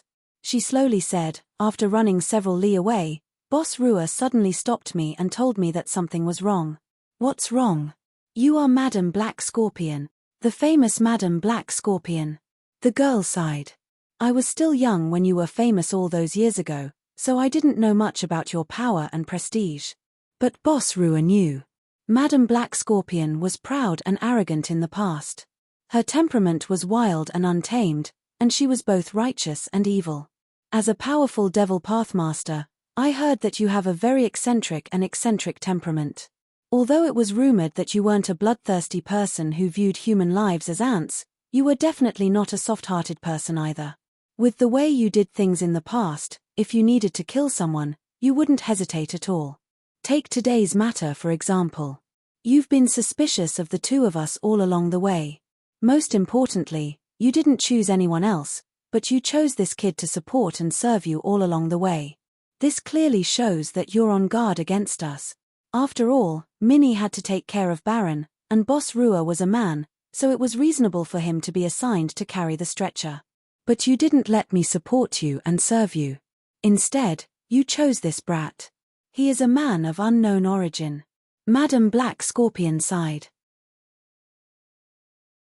So, when we were running away just now, I thought to myself, since Madame Black Scorpion was already suspicious and hostile towards us, why would she so casually reveal an opening and let us escape? The girl said faintly, according to your strength and style of doing things, since you're already hostile to us, the most reasonable thing to do would be to directly cripple the 2 of us. After all, we're on the run now. If you let us go, we might reveal your whereabouts and attract your enemies. But not only did you not make a move against us, you even revealed such a big opening. So, Boss Rua continued, so, after giving it some thought, we guessed a possibility. It's not that you're soft-hearted and didn't make a move against us, but that you're simply incapable of doing so due to some unspeakable difficulties, right? Madame Black Scorpion. Madame Black Scorpion looked at the 2 of them calmly and said softly, just this little bit of suspicion actually made the 2 of you decide to run back and become my enemy. Don't tell me you're not afraid of guessing wrong and coming back is the same as bringing about your own destruction. Of course we're afraid. Boss Rua laughed out loud. Then he looked at Madam Black Scorpion with a serious expression and a very sincere tone, but there's nothing we can do about it. The two of us are too greedy. Hehe, that's right, we're greedy. The girl said slowly, we're just too greedy. Even though we don't dare to confirm whether our guess is right or not. But as soon as we think of this possibility, that your famous Madam Black Scorpion's strength might have weakened to the point that even we can't deal with you, we can no longer suppress that tempting thought in our hearts. Granny, others may not have heard of it, but we happen to know a piece of news. In the past, you were wanted by the King's realm and listed as the #1 public enemy of the Sanctuary Guild.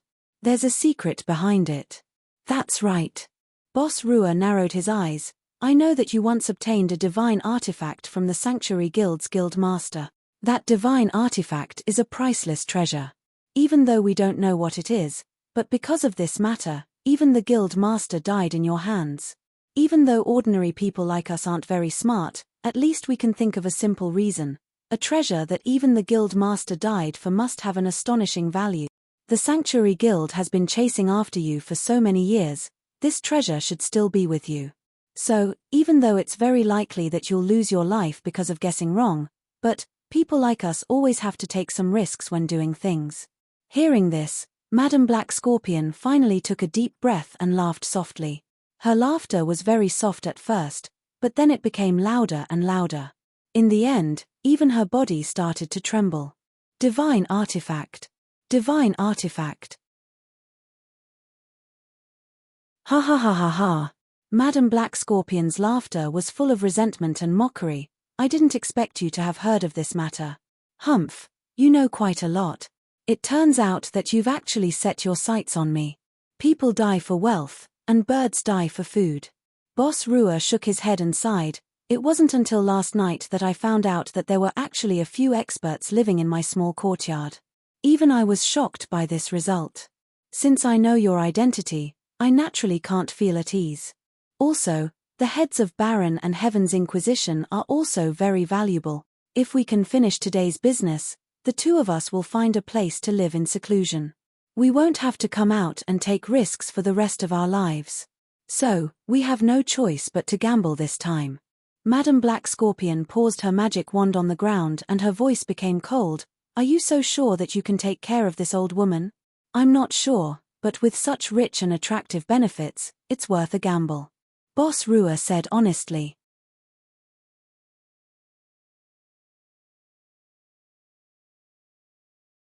Chapter 387.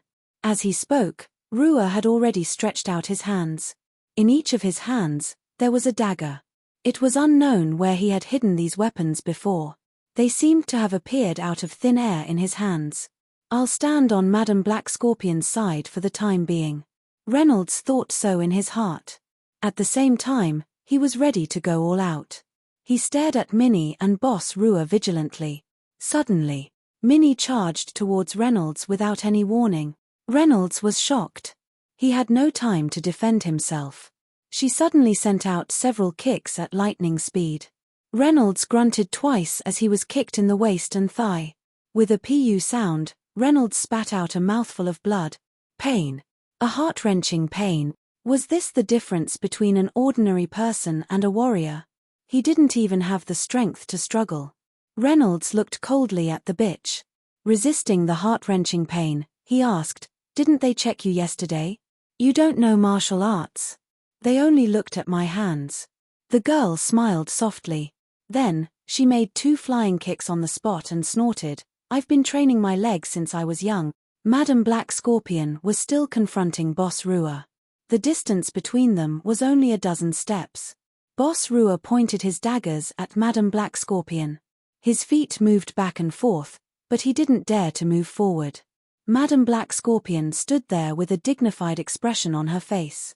She held her wand and looked at Boss Rua. She didn't even look at Lin Tian. She just whispered, "Your patience is good. It can't be bad. Because I'm very afraid of death."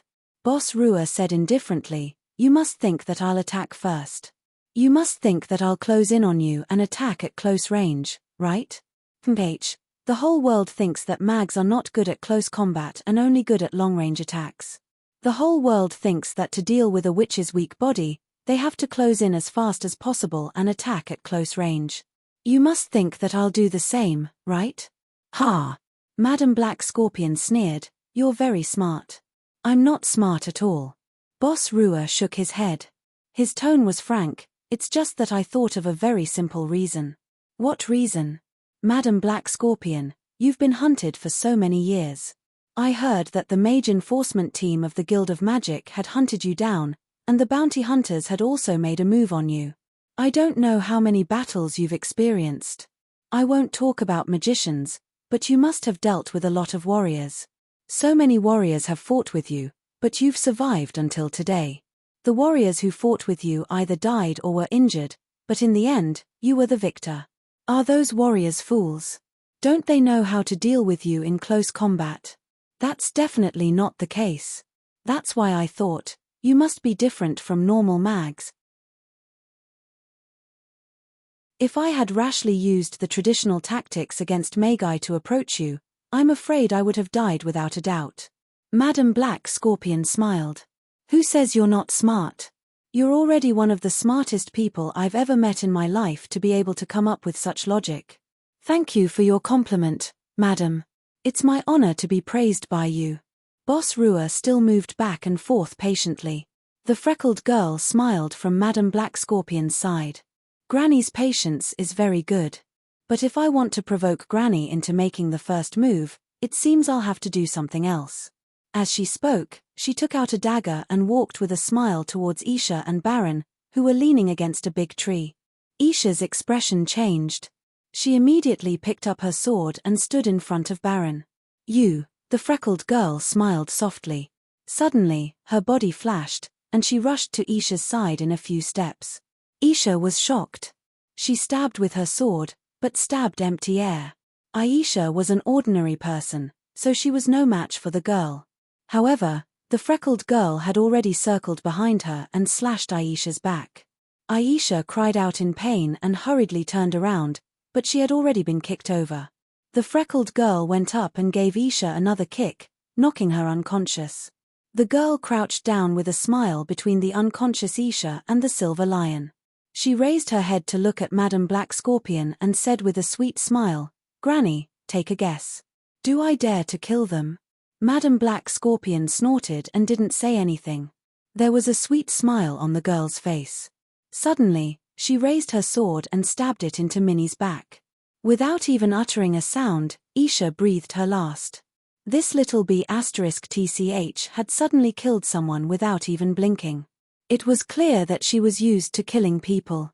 After killing Isha, she pulled out her sword and slashed at Baron's neck without hesitation. "Stop it." A loud shout rang out and Heaven's Inquisition, who was lying beside them, rushed forward with a face filled with rage. The freckled girl appeared prepared. Seeing Heaven's Inquisition rushing over, she jumped several meters back and said with a smile, "Mr. Heaven's Inquisition, both your hands are crippled.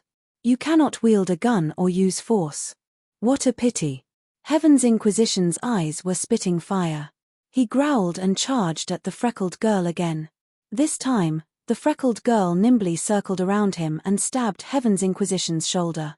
Blood splashed out and Heaven's Inquisition roared out. He spread open his arms and hugged the freckled girl. Seeing the crazed look in Heaven's Inquisition's eyes, the freckled girl felt a chill in her heart. She could not help but quickly retreat a few steps. Heaven's Inquisition failed to catch her. Due to his heavy injuries, he fell to the ground. The freckled girl was furious. "Mr. Heaven's Inquisition, are you in such a hurry to die?" She stepped forward and kicked Heaven's Inquisition's waist, sending this Barbacre spear god flying. When he fell to the ground, blood sprayed out from his mouth. The freckled girl's face was gloomy. "You want to stop me from killing this silver lion? I will let you watch him die." After saying that, she squatted behind Baron and grabbed his hair with one hand. Raising his head, she slashed Baron's neck with the short sword in her hand. Blood sprayed out. Poor thing, this famous silver lion had his head cut off while he was unconscious. The freckled girl stood up with the head in her hand. Blood sprayed onto her clothes, but her face was filled with killing intent. She smiled and said, "Aya, look. This lion and his woman are dead. His head is worth 100,000 gold coins." Heaven's Inquisition's eyes were about to spit fire. He gritted his teeth and said in a hoarse voice, "Louise, you vicious bitch. You have been in the courtyard for so many years. This couple has always been good to you. 3 years ago, when your brother died, they even helped to pay for his burial." Ridiculous. The freckled girl sighed softly. She looked into Heaven's Inquisition's eyes and said with disdain.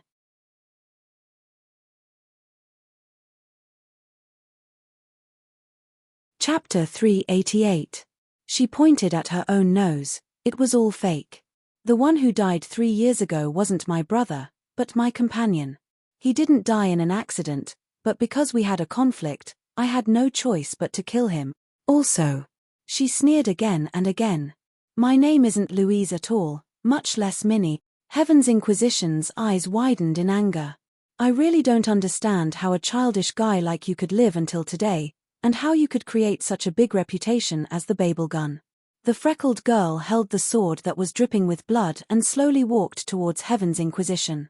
Her face once again showed that creepy sweet smile. She smiled softly. "Uncle Heaven's Inquisition, you've always been good to me. Today, I'll have to ask you to do me a favor and give me your head. It's worth 100,000 gold coins."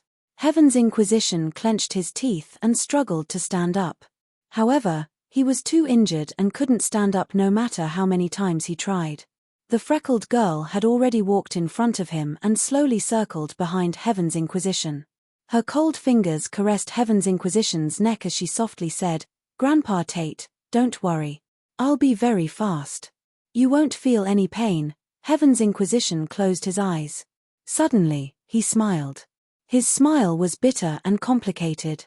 The short sword that was originally raised slowly fell down. The girl sighed. "Fine, let's just say that I'm curious.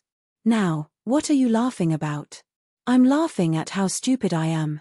Heaven's Inquisition shook his head and sighed. "I've been thinking, between you and Rua, who is the thousand-faced spider?" I suddenly understood. "You are all thousand-faced spiders. The thousand-faced spider is not a single person, but a group of you, right?" The freckled girl laughed. "I thought you already knew. Madam Black Scorpion probably already guessed it last night. You only figured it out now?" "Yes, I'm really stupid." Heaven's Inquisition's expression was cold, "but I'm very curious about one thing. Between you and Rua, who will survive in the end?" "What?" The girl's expression finally changed. "Since you are all thousand-faced spiders, then after you kill us, take my head and exchange it for a bounty. That will be enough for you to live in seclusion. However, would the two of you be willing to share such a large sum of benefits with each other? Moreover, it would be best if everyone who knew about the secret of the thousand-faced arachnid died. That would be the safest." "Humph. I don't believe that Rua will spare your life after all of us are dead. Or, will you kill him?" "Unfortunately, I won't be able to see that scene." The girl finally showed anger and shouted, "You're about to die, and you still want to sow discord." She furiously thrusts out her sword and stabs it into Heaven's Inquisition's neck, directly piercing through it. Heaven's Inquisition spat out a mouthful of blood. His throat gurgled as he finally closed his eyes unwillingly. Heaven's Inquisition, who was famous in the early years of the Barbika Kingdom, was killed on the spot. Reynolds was furious as he watched from the side. He clenched Peach Blossom Burial tightly and looked at Madam Black Scorpion, hoping that she could do something effective. This was because his own method was full of uncertainty. There was only one packet of Peach Blossom Burial poison, and he couldn't guarantee success. The next moment, Reynolds felt that Madam Black Scorpion, who was sitting beside him, directly threw the wand in her hand to the ground. Madam Black Scorpion's expression was indifferent. Her aged body seemed to be exhausted. Watching Baron, Heaven's Inquisition, and the others being killed one by one, her eyes finally showed helplessness. "Forget it, you win." After throwing the wand, Madam Black Scorpion slowly sat down. "This old woman actually has no strength to fight. Now that things have come to this, I admit defeat. Rua was a little surprised. He was ready to fight to the death, but now this magician suddenly threw away the wand. He was bewildered for a moment. He just stared at Madam Black Scorpion, as if he didn't know whether he should go forward or not. What's wrong? You don't dare to? Little bastard. Madam Black Scorpion sneered. She shook her head and slowly said, if it weren't for the recurrence of my hidden illness, I wouldn't have allowed people like you to be so presumptuous. I didn't expect to fall in your hands. This is fate. Boss Rua bit his lips and carefully took 2 steps forward. He first kicked the wand on the ground away, then stared at Madam Black Scorpion. You really admit defeat? It's a pity that my last bit of magic was used to deal with those bear bandits. Madam Black Scorpion let out a long sigh. Since I'm going to die here, why make a dying struggle? I've seen everything in my life. Even if I die here, I won't feel wronged. You. Boss Rua frowned and said, where's your defensive magic boundary? What a joke. That boundary is just a scroll. I used it to block that bear rider today. Madam Black Scorpion looked at Rua with a sneer on her face. You're really a cowardly rat. I've already given up, but you don't even have the guts to come forward. It's a pity that I fell in the hands of trash like you. Little bastard, ha ha ha. Rua didn't get angry when he heard Madam Black Scorpion curse him like this. He just narrowed his eyes and slowly took 2 steps forward until he was in front of Madam Black Scorpion. A hint of ruthlessness flashed through his face. He suddenly raised his hands and stabbed Madam Black Scorpion's shoulders with both hands. Madam Black Scorpion groaned in pain. Her shoulders were pierced. She raised her head and stared fiercely at Rua. Instead, she laughed and scolded, ha ha.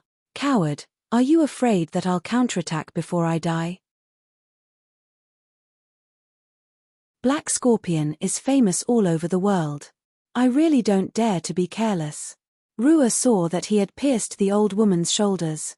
He knew that these 2 stabs had completely crippled the old woman's shoulders. She couldn't move her arms, so her threat was greatly reduced. At this moment, he felt a bit relieved. The freckled girl had already picked up Madam Black Scorpion's wand. She held it in her hand and looked at it. She couldn't help but laugh. Good stuff. This wand should be made of walnut wood. It's inlaid with top-quality crystal stones. Hey! This pattern seems to be drawn with mithril. After looking at it for a while, the freckled girl's expression changed greatly. She couldn't help but exclaim, good stuff. It's really worthy of being used by Madam Black Scorpion.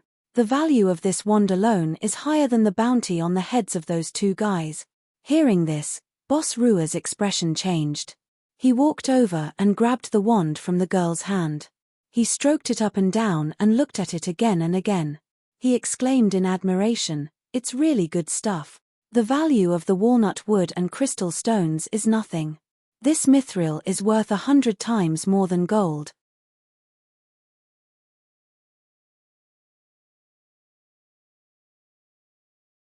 Chapter 389. I heard that this old woman killed the previous president of the Sanctuary Guild. Could it be that she snatched this magic wand from the hands of the former president? Seeing Rua take away the magic wand, a strange look flashed through the girl's eyes. She then turned her head and walked to the front of Madam Black Scorpion. Looking at the old woman whose shoulders were full of blood, the girl pulled the corners of her mouth and softly said with a smile, Granny, you are a world-famous magician. I heard that magicians are the richest. You must have a lot of good things on you. Since it has come to this, just take them out, so that we don't do anything disrespectful to you. Hey, little girl, do you want to empty this old woman's fortune? Madam Black Scorpion faintly smiled. You are a sensible person. Those things can't be taken underground. The girl stared into Madam Black Scorpion's eyes and softly said with a smile, You are not an ordinary magician. You must have a lot of good things. For an expert like you, who even managed to kill the guild master of the sanctuary, I'm sure you wouldn't have something as shabby as a magic wand. Rua's eyes lit up and whispered, That's right. I heard that she killed the president and got a secret treasure. That thing must be found. Madam Black Scorpion's eyes dimmed after hearing that. She seemed to have recalled something from the past. She glanced at Rua and then at the girl and suddenly said faintly, "You all said that I killed the president of the Sanctuary Guild. Hehe, but that big secret treasure is not in my hands. Hehe, you little guys, rumors and slanders really spread fast. Who would know the truth?" After a pause, Madam Black Scorpion sighed and said, "I don't even know what that big secret treasure looks like." Ridiculous. Rua looked at the magic wand in his hand and frowned. "We also know this. Although this has become an unsolved case, the Sanctuary Guild has always been tight-lipped about this matter. Humph, but we don't believe it. You killed the president with your own hands. How can you not know where that secret treasure is? Madam Black Scorpion, since it has come to this, you don't have to deceive us anymore. Tell us the truth. I promise that as long as you tell us honestly, I will give you a quick death. How about it?" Hee. Madam Black Scorpion sighed softly. "You're really naive. I used to travel all over the king's realm. I'm afraid that you little bastards are still in the womb of some unlucky woman who gave birth to you. How ironic. After all, there should be all kinds of people, and all kinds of people should exist. However, bold, shameless, and vicious little bastards like you have really opened my eyes to something new. Ha ha ha ha ha. Oh." When Rua heard this, he did not show any anger on his face. He only narrowed his eyes. The freckled girl not far away also laughed softly. "Granny, are you trying to provoke us?" "Don't worry, we won't do anything before we see the treasure." "But..." The freckled girl's expression changed. She looked at Reynolds and said gloomily, "The man beside you is going to suffer." After saying that, he rushed towards Reynolds. Reynolds was on high alert and had long been prepared. When he saw the girl rushing over, he instantly placed the Yuchang sword in front of him and swung it forward. Bang! The girl was taken aback. Although she kicked the Yuchang sword aside, she was surprised to find that the sharp blade hidden in the bottom of her shoe was cut into two pieces like cutting paper. If she had not been merciful, her entire foot would have been cut in half. The girl glanced at Reynolds and did not pay attention to him. Instead, she walked to the side and picked up the dagger that she had kicked away. The carvings were fine and the green edge of the dagger concealed a murderous intent.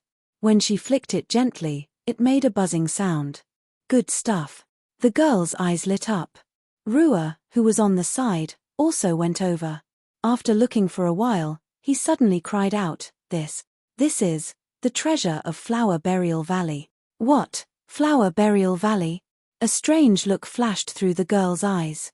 She glanced at Rua and instantly withdrew her gaze. In the end, Rua was an experienced and knowledgeable person. At this time, he took the dagger and gently stroked it. He said, "It is said that the former Valley Master of Flower Burial Valley went to the Forbidden Ice Zone to find the tyrant Azure Dragon. He obtained its sharpest fangs to refine it. But, who is this kid? What does he have to do with the Valley Master of Flower Burial Valley?" Reynolds grinned and said with a smile, "Valley Master, I am her savior." Rua frowned and thought that he was just joking. At this time, he said, "This kid must have other things on him." Reynolds nodded and praised, "Good, I will show you one by one. The map of the king's realm, the secret medicine of the royal family of Barbaca, and the crystal coins." Reynolds sighed and said, "Originally, there was also a pack of deadly poison, peach blossom burial." "Peach blossom burial? What's that?" the freckled girl asked, but she saw Rua's face suddenly change. The freckled girl also suddenly thought of something. The two of them looked at each other. You realized it." Reynolds smiled. This time, he stood up and smiled from the bottom of his heart. He said, "Since Boss Rua knows about the fish intestine sword of Flower Burial Valley, how can you not know about the famous peach blossom burial?" Rua's forehead was covered with cold sweat. He looked down and saw that his hands had been smashed into pieces without him noticing. The skin of his palms seemed to have been melted by some kind of power, leaving only the white bones behind. The freckled girl next to him was even more unbearable. She had already screamed. Her hands were only left with the white bones, and the rotting flesh had spread to her forearms. This young girl's arms were only left with the white bones below her forearms. It looked extremely terrifying. "You Rua trembled. The fish intestine sword had already been thrown to the ground. However, his body swayed and he knelt on the ground. He only felt that all the strength in his body had dissipated. He couldn't breathe. A strong numbness swept over his whole body, and the feeling in his body was quickly disappearing. The freckled girl had already fallen to the ground. She raised her arms high and screamed again and again. Her body was trembling and twitching, but she couldn't move at all. Reynolds's face was livid. There was a trace of viciousness in his eyes. He looked at Rua and said in a deep voice, "You must be very regretful now. You shouldn't have touched my fish intestine sword, right?" Rua opened his mouth but couldn't say a word. "In fact, what I told you is true. I am indeed the savior of the Valley Master of Flower Burial Valley. Ha ha ha, you can laugh in the underworld." Reynolds sighed. "It's really funny. Two ruthless and meticulous guys. If you didn't touch my fish intestine sword, then you would have won today's matter. Unfortunately, you are too greedy."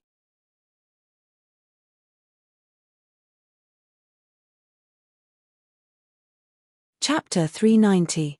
Tom's body twitched like a dead fish and finally stopped moving. However, his eyes protruded out as he glared fiercely at Reynolds. Although the freckled girl couldn't speak, she stared at Reynolds with her eyes wide open. Her eyes revealed viciousness, fear, and finally, a strong pleading. Unfortunately, she couldn't speak and could only look at Madam Black Scorpion with tears flowing out of her eyes. "Don't look at me like that. Even if I'm willing to give you a way out, it's useless. I don't have any antidote for this poison. Rest in peace, little sister." Reynolds calmly looked at the girl's eyes. The freckled girl struggled to look at Madam Black Scorpion. Madam Black Scorpion's face was cold as she said softly, "I've seen many people in my life, but I've never seen such a heartless little girl like you. You're really annoying me, little guy. Therefore, I'm very happy to see you die before I die." After saying that, Madam Black Scorpion slowly moved closer and whispered into the girl's ear with a smile, "Little slut, remember this.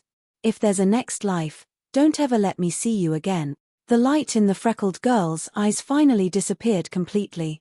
After saying so much, Madam Black Scorpion's breath also weakened. She took a few breaths and then let out a long sigh. Turning her head, the old woman's eyes calmly looked at Reynolds, who had been watching from the side all along. "I really didn't expect that before I die, the last person to accompany me would be such an interesting little guy like you." Madam Black Scorpion took a deep breath and looked at Reynolds. She frowned and said, "Interesting little guy. Why are you still in a daze? Can't you see that I'm about to die?"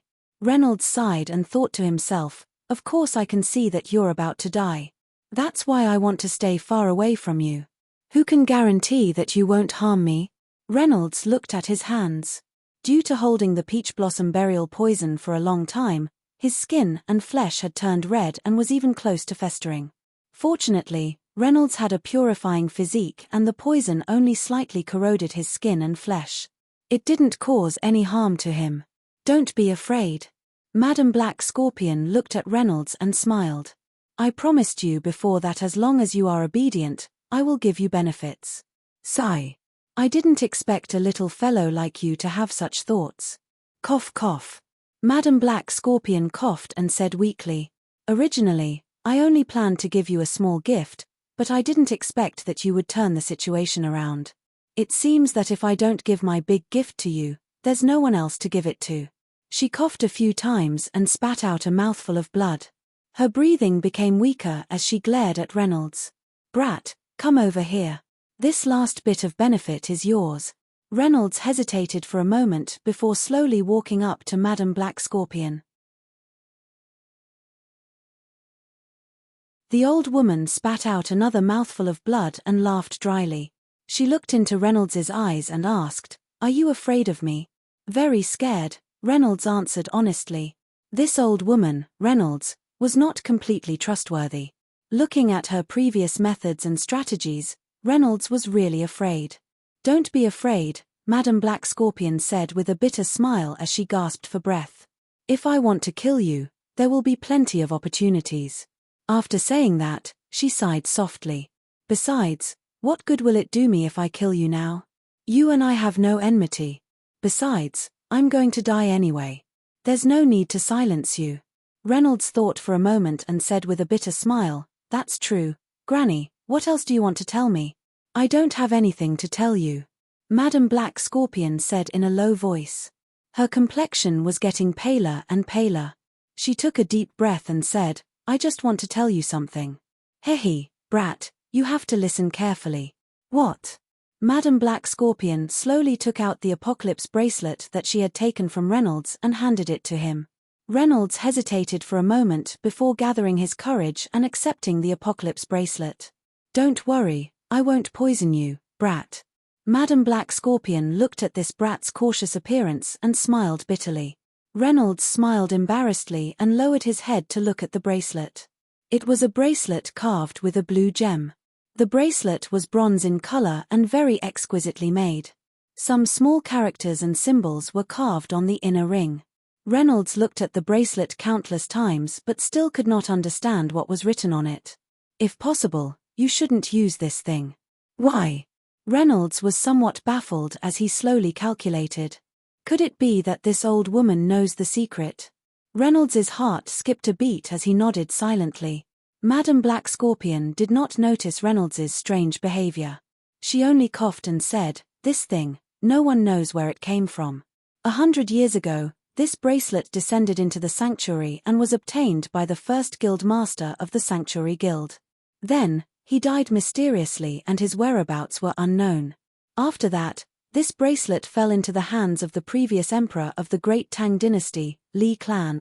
After that, it also mysteriously disappeared. The throne was seized by the current emperor, Wu Mingkong. Then, he fell into the hands of a third person. Cough, cough. Madam Black Scorpion coughed again and said, The third person was the guild master of the Sanctuary Guild who was rumored to be killed by me. Reynolds stared blankly and asked, Could it be, you didn't kill him, but he also disappeared? Madam Black Scorpion closed her eyes and weakly shook her head. She fished out something from her bosom. Kid, take it. This is the grass of immortality. Grass of immortality? Reynolds was shocked.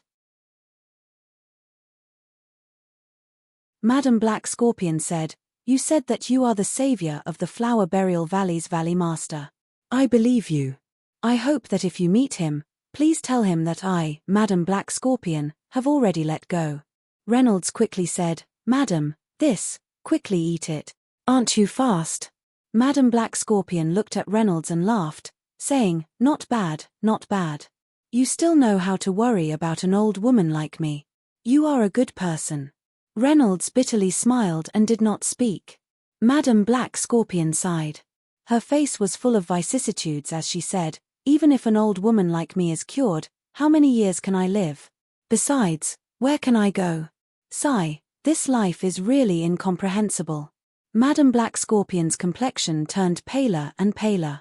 Her voice became softer and softer as she spoke. Granny, Granny. Reynolds quickly went forward to support Madam Black Scorpion, only to discover that she was no longer breathing.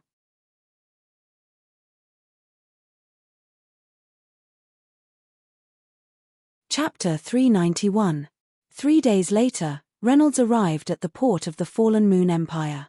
After asking the relevant personnel about the specific route and date, Reynolds decided to set out to sea today. The passenger ship that set out at 9 in the morning at the Empire's port was the first ship of the day, the Clark. He didn't bring any luggage because he didn't need to. Reynolds boarded the huge ship, the Clark. Following the long cry of the deep-sea giant whale that pulled the ship, the Clark officially set out on its journey.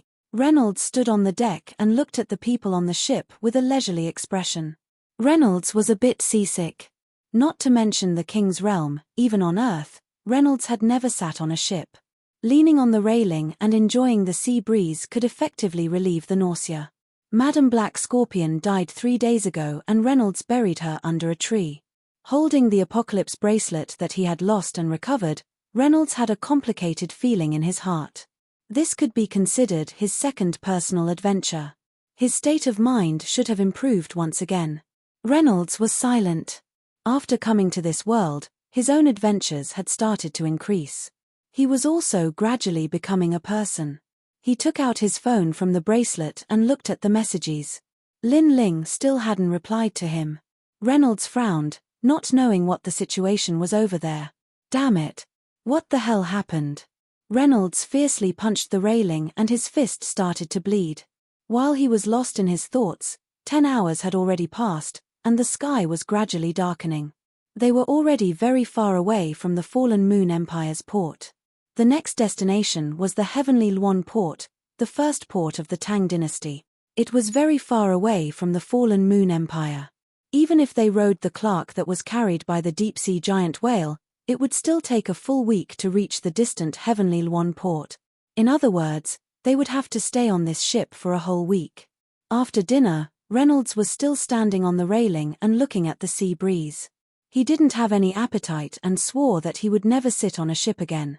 At this time, Reynolds's expression suddenly changed and he looked gloomily into the distance. In the blink of an eye, a few faint shadows suddenly appeared in the dense fog in the distance. Because the entire ship was in fact a living creature, there was no need to worry about the submerged reef.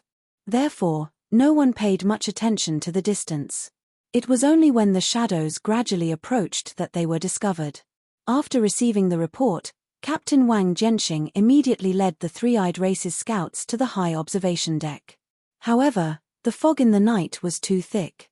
Even with the Three-Eyed Race's eyesight, they could not see the flag on the mast. They could only helplessly say, "I'm sorry, Captain Wang Jianxing."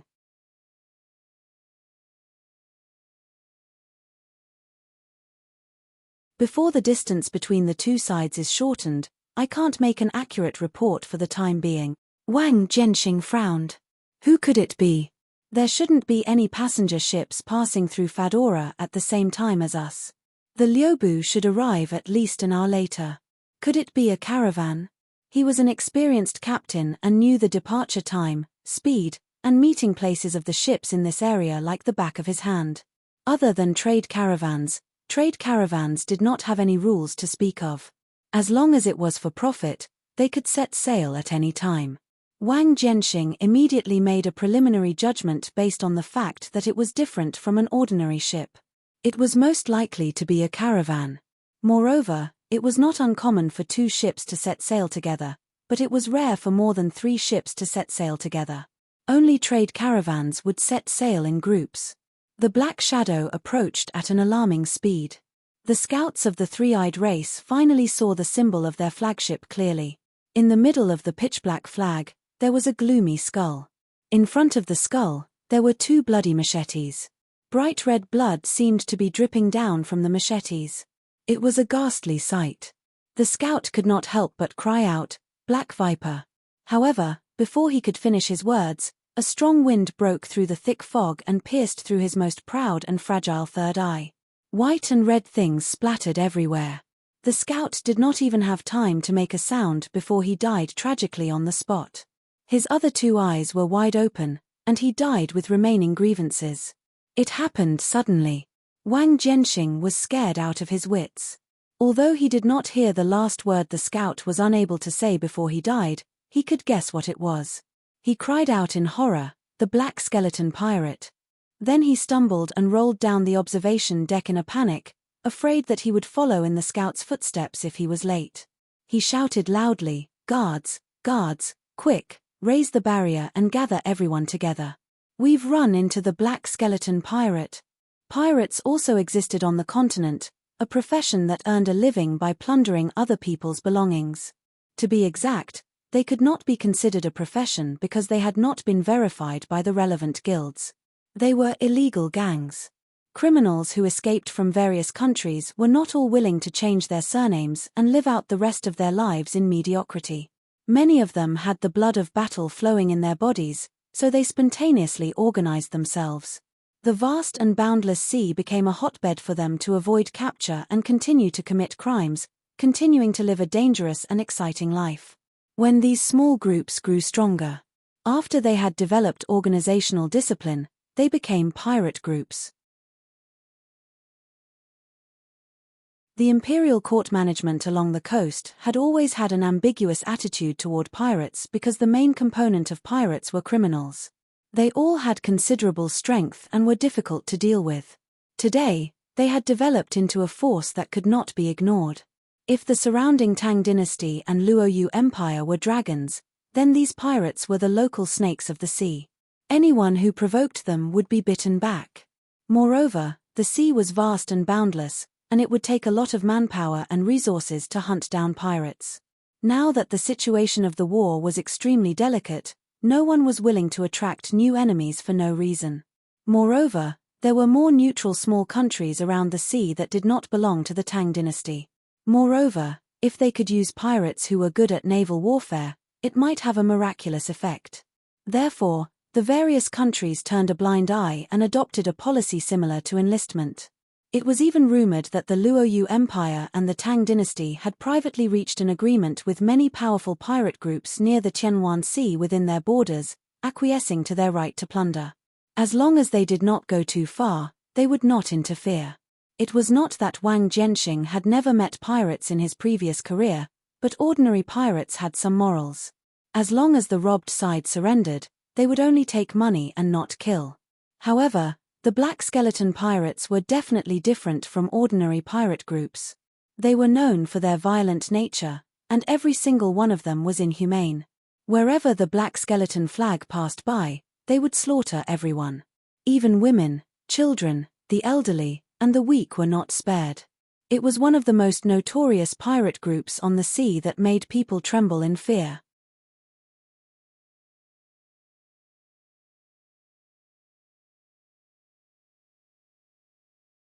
Chapter 392. This group of pirates who had committed heinous crimes and innumerable crimes finally aroused public anger. Several countries jointly sent out troops to set up a trap to encircle and annihilate them, but in the end, their main forces still managed to escape. However, they never appeared on this sea again. Some said that they had died in the stomach of a super-powerful sea monster, while others said that they had found a mysterious island far away from the human world and created their own country. However, there were many different opinions, and they were all just guesses. No one could have imagined that they would be able to see that terrifying skull flag again. As soon as they shouted, the entire ship was immediately thrown into chaos. The alarm sounded loudly, mixed with panicked shouts, hurried footsteps, the cries of children, and the whines of pets. It was a complete mess. Some people who had just received the news ran out of their rooms while putting on their clothes. They were in an extremely sorry state. Although the Black Skeleton pirates had disappeared for several years, their prestige still lingered. An oval barrier flashing with golden light appeared and quickly covered the entire Tongyu. The guards on the ship heard the news and rushed over from all directions. After the initial panic, Wang Jianxing calmed down when he saw the helpless passengers. As the captain, he bore the responsibility of escorting this group of people to their destination safely. His responsibility gave him both pressure and motivation. Wang Jianxing began to organize his forces in an orderly manner, planning to fight to the death. Gentlemen who can fight, please gather together immediately. I think everyone is very clear about what the Black Skeleton pirates mean. This is a moment of life and death. We need help and work together to get through this crisis. Also, the old, the weak, women, and children, retreat to a safe place at the back of the ship. Reynolds hesitated for a moment. Why was he so unlucky? He wanted to retreat to the back of the ship with the ordinary people, but after thinking about it, he could only sigh and join the battle. Although he was prepared to encounter danger on the journey, he did not expect the first crisis to come so quickly. Wang Jianxing said in a clear voice, "Very good, brave warriors. On behalf of all the crew and passengers, I thank you for your help. Tanks and warriors, please come to the front. Our enchantment won't last long, so we need your strong defense. Magicians, archers, and other long-range jobs, please stay at the back of the team. Assassins and other high-agility jobs, please lie in ambush at the two sides of the ship. If the enchantment is broken and you have to fight in close combat, you can catch the first batch of pirates off guard. Auxiliary jobs or people with healing skills, please give aid to the wounded at any time. In addition, if there are any special jobs, please report to me directly." In terms of the hierarchy of professions, Wang Jianxing still had no right to give orders to fighters, but this was a moment of life and death. He, who had the most experience at sea, had become a convincing leader. Most of the people on the ship were merchants, and some of them were also fighters, but most of them were civilians with no combat ability. Including the guards, only about 300 out of 1,000 people could fight. The strongest among them was a powerful magician, whose level was even higher than the guard leader. However, compared to the ferocious black skeleton pirates, this bit of strength was like a drop in the bucket. Wang Jianxing knew this very well. He could only pray to God that the black skeleton pirates were not the main force. Then, perhaps they could still fight to the death. The distance between the two sides was getting closer and closer. The black shadow revealed its true appearance. Several monsters that looked like octopuses, but were at least 100 times bigger than an octopus. They stretched out their disgusting tentacles and quickly paddled through the water, baring their fangs and brandishing their claws as they floated towards the Caragal. Chimera magic octopus. Wang Jianxing could not help but suck in a breath of cold air. He recognized this kind of monster. It was a powerful sea demon, far stronger than ordinary monsters. As a means of transportation on the sea, it was also an extremely powerful magical beast. To be able to subdue so many chimera magic octopuses, it was not as simple as a means of transportation. The enemy must have powerful beast tamers in their camp. They were of the same origin as beast tamers, but were of a higher level in combat. As soon as he finished speaking, the two wings of Yu suddenly made a splashing sound. Following that, more than 10 python-like sea demons broke out of the water. They had no eyes, noses, ears, or other organs, and only had large mouths that looked like suction cups. The barrier rippled slightly under their suction cups and was penetrated. Shrill screams rang out. Some of the thieves and assassins hiding in the dark were forcefully sucked into their mouths. Following that, the sea demons sank into the water and disappeared.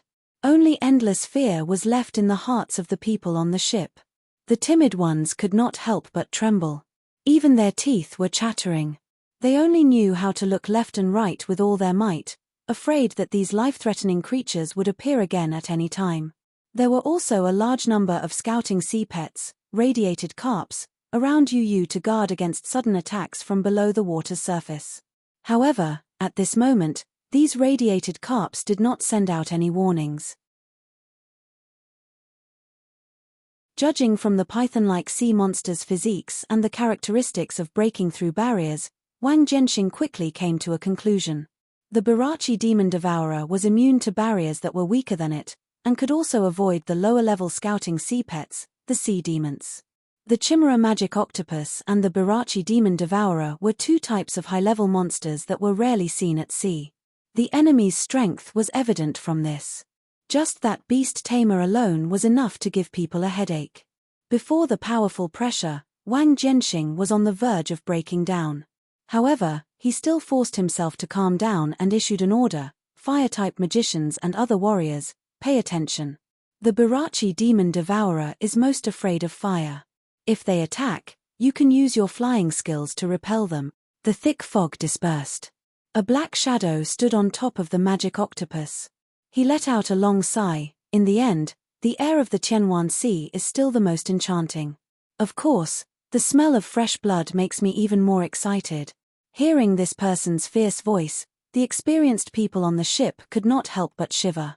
They recalled a special guy among the black skeleton pirates. What was special about him was not that he was more benevolent than the other pirates. Instead, he was more cruel. It was said that he was a bloodthirsty madman through and through. He liked to research all kinds of unimaginable ways to kill people. Furthermore, he viewed it as an art. For example, one of his specialties was to use his secret skill Bloodstorm to cause the victim's body to circulate at high speed. Furthermore, he would forcefully gather the blood in the area between the brain and the lower abdomen, causing the blood pressure to rise greatly. Afterwards, he would very kindly give the victim relief by using the 1,000-maggot drill to open up countless small wounds on the victim's body. Although these small wounds were densely packed, they were very small. The blood was unable to completely flow out in a short period of time. Under the strong pressure, the blood would spurt out, forming streaks of bright red blood arrows. It was even shamelessly named Bloody Rose. At this time, The victim was completely unable to move. They couldn't even commit suicide. They could only watch as fresh blood continuously spurted out from their body in a ghastly sight. Only after almost all of it had been sucked out would they painfully die. There was also the human devourer bug that was used on the continent to deal with rapists. It was similar to the torture of death by 1,000 cuts. It could only be raised by the government. It was only one of the toys under his hands.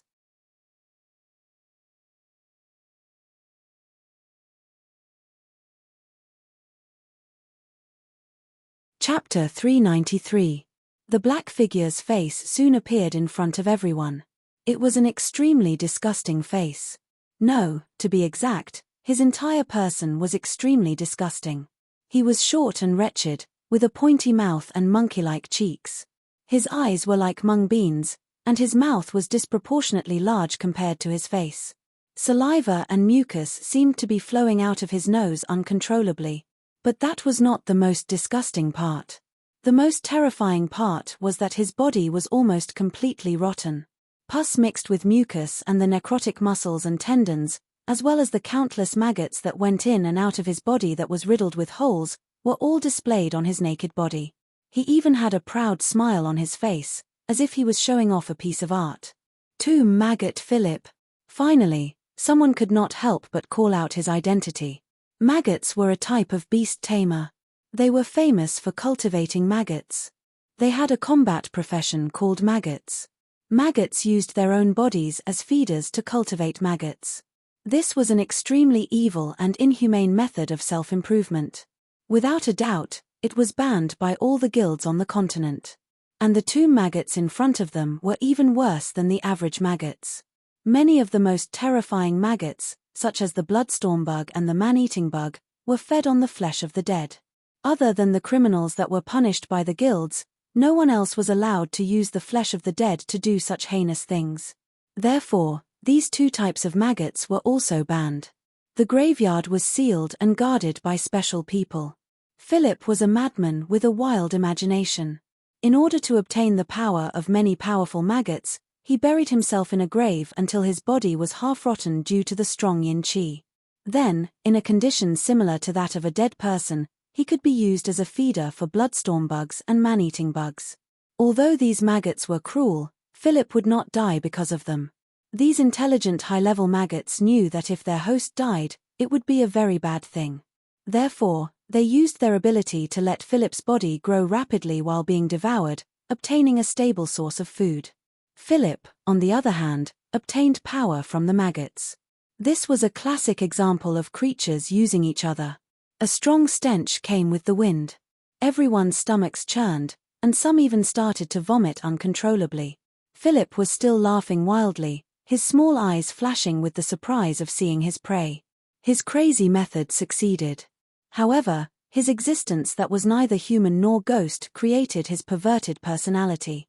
His unreasonable and irritable behavior might just be a cover for his inner inferiority complex. Next to Philip was a shooter. Pointed ears were actually the symbol of the elves. Compared to the hell maggot, who was one of the ugliest people in the world, he was so handsome. The contours of his face were so artistic that it made people jealous. His expression was unusually cold as he stood quietly beside Philip. It was also the smelliest spot, as if he didn't smell anything at all. The bow in the elf's hand was very special. It was not an exaggeration to say that it was the longest bow in the world. Its length was at least 3 times that of an ordinary bow, and it had 3 shining bowstrings that were half red and half blue. Those who knew their stuff would recognize that the bowstrings were made of the crystal core silk produced by the ice body-splitting spider, a creature from absolute zero in the frozen zone. It was one of the toughest rope-like objects in the world. It took a lot of strength to draw this big bow, but the gentle elf could do it. If there was no accident, the person who had just shot the scout at a super long distance must be him. The elf was not as arrogant as Philip, but the crew members who knew him knew that he was no less terrible than the hell maggot. Soulless ghost underworld Luo.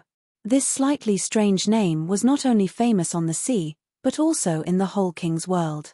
Originally from the perpetual night forest, He was recognized as a genius in his youth.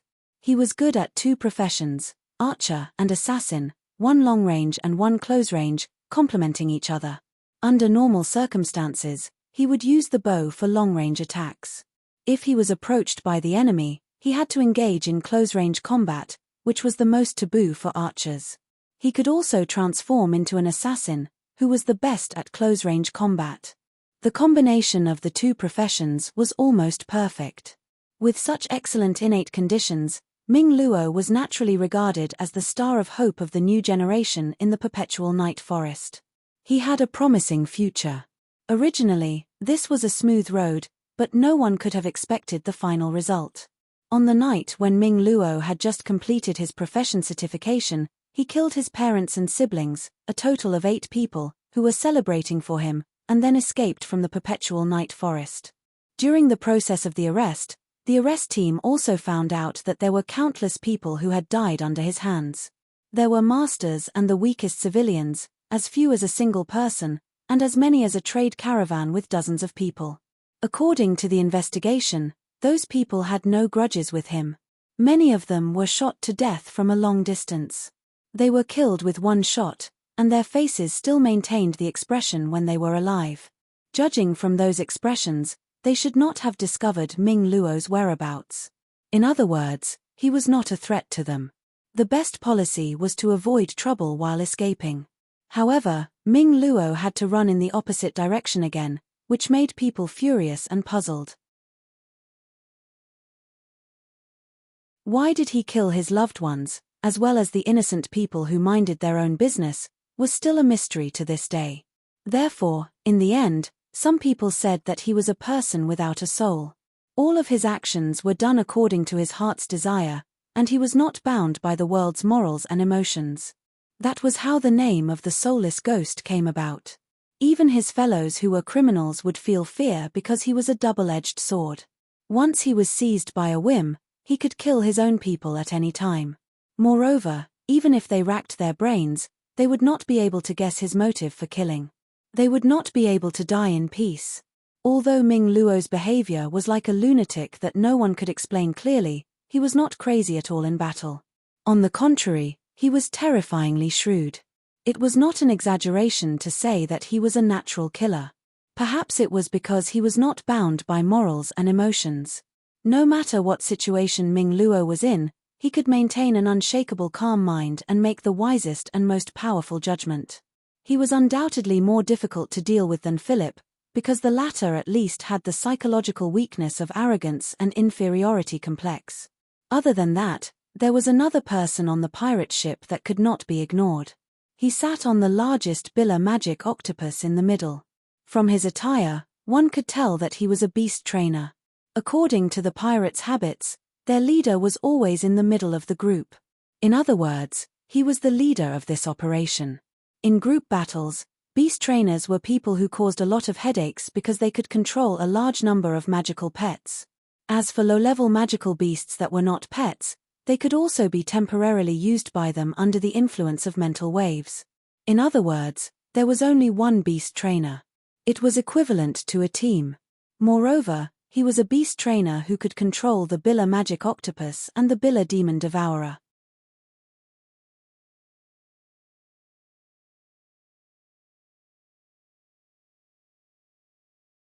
Chapter 394. Naturally, such a person would not be unknown. Beast trainer Davindoka. There were no other rumors about him other than that he was very, very powerful. This was probably the worst news that his enemies would want to hear. It was said that the Black Skeleton pirates had 3 messengers and 8 ghost generals. Each of them could hold their own. Usually, when they went out to plunder, they only needed one of them to lead the team. This time, there were 3 of them. Davindoka was one of the 3 messengers. Philip and Minute Luo were part of the 8 ghost generals. They had 500 to 600 people under them. The number of combatants was about the same. However, how could ordinary combatants be compared to the battle-hardened pirates made up of criminals from various countries? Townsend had been the captain for decades. Naturally, he knew the identities of the 3. He only felt waves of powerlessness and almost lost the will to resist. For such a medium-sized passenger ship, what was so valuable that they needed to mobilize so many people? Or was it just a coincidence? If it was the latter, then they were really unlucky to the extreme. Also, he really couldn't understand why the black skeleton pirates, who had disappeared for a long time, would appear again on the Egat Sea. Could it be that they wanted to use the chaos caused by the war to stir up trouble again? In any case, one thing was for sure. The people who passed through this sea area were going to be unlucky again. Worm! Worm! The two magicians at the back of the team suddenly shouted. However, they soon stopped talking. Their faces were flushed red. It wasn't because of nervousness or excitement. That kind of red was too strange. Following that, other strange phenomena appeared.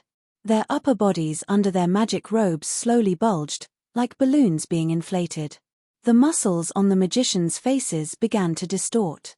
They looked exceptionally ferocious. Then, their skin cracked. Small streaks of blood seeped out and flowed down their faces. They looked like the scariest evil spirits in horror movies. Their eyes also protruded high under the super high pressure. Almost all of them were exposed.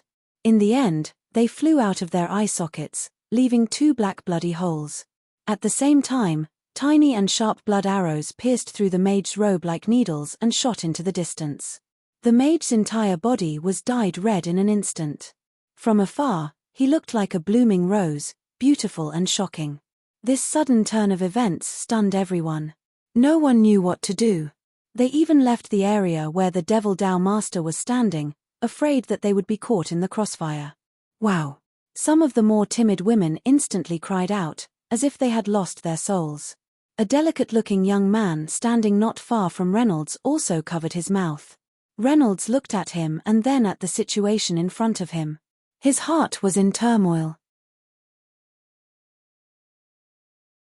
Bloodstorm bug. Finally, someone cried out.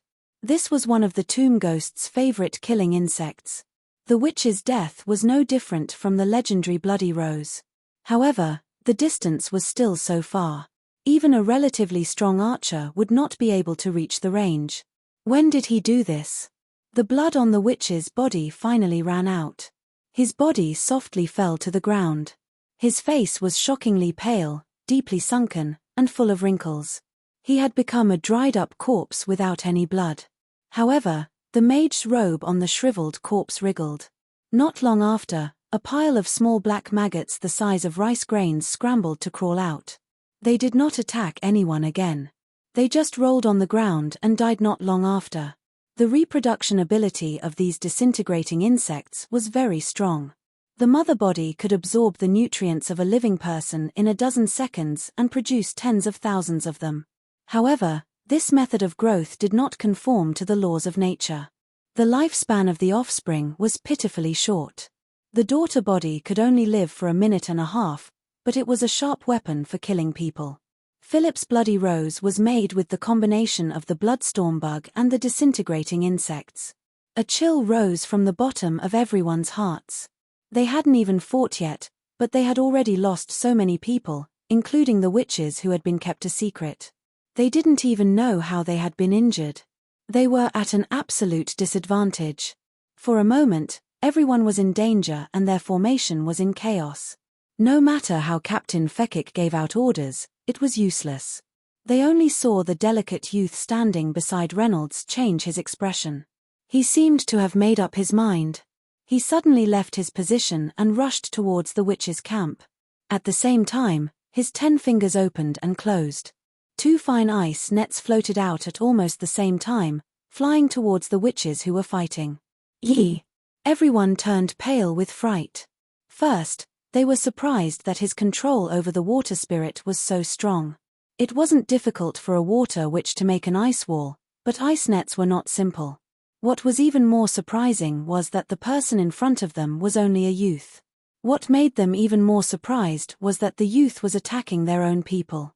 In terms of speed, the ice nets with much lower air resistance were much faster than the ice walls. They quickly flew in front of their targets. The witches who didn't know what was going on all raised their wands, preparing to block his attack. However, the ice net stopped about a meter away from them and closed up like a small cage. This move deeply shocked the two witches. This youth's ability to fly through the air was much weaker than a witch's by who knows how many times, but his technique was so skillful and natural. Phew, caught. The youth let out a long sigh of relief. Then, everyone discovered that there was a small bug trapped in each of the two ice cages. They were translucent and couldn't be seen if one didn't look carefully. They were the size of flies, buzzing as they flapped their wings. However, they didn't dare to fly because the extreme cold on the net could take their lives at any time. The bloodstorm bug was terrifying, but also fragile. Unlike other creatures, the bloodstorm bug's body would constantly shrink as it grew. When it was first born, it was the size of a dragon's eye. It was jet black and didn't have wings. As it grew, it became smaller and smaller, and its body color changed from jet black to transparent. Due to its high mortality rate, it was very rare for it to form a cocoon and grow wings to evolve to a higher level. Therefore, ordinary bloodstorm bugs couldn't use long-range attacks. However, the evolved ones were very terrifying. First, they could fly nimbly, and they were small in size. Their translucent bodies were very difficult to detect in the air, and they could kill people without leaving a trace. The two bloodstorm bugs in front of them were already very advanced in size. They had killed two witches without anyone noticing. However, the evolved bloodstorm bugs also had a shortcoming. They could use bloodstorm less in a day. At most, they could use it 3 times. If one paid more attention, they would discover that there was a small bug in the transparent body of the bloodstorm bug. It was similar to the decomposition bug they had seen before, but it was red.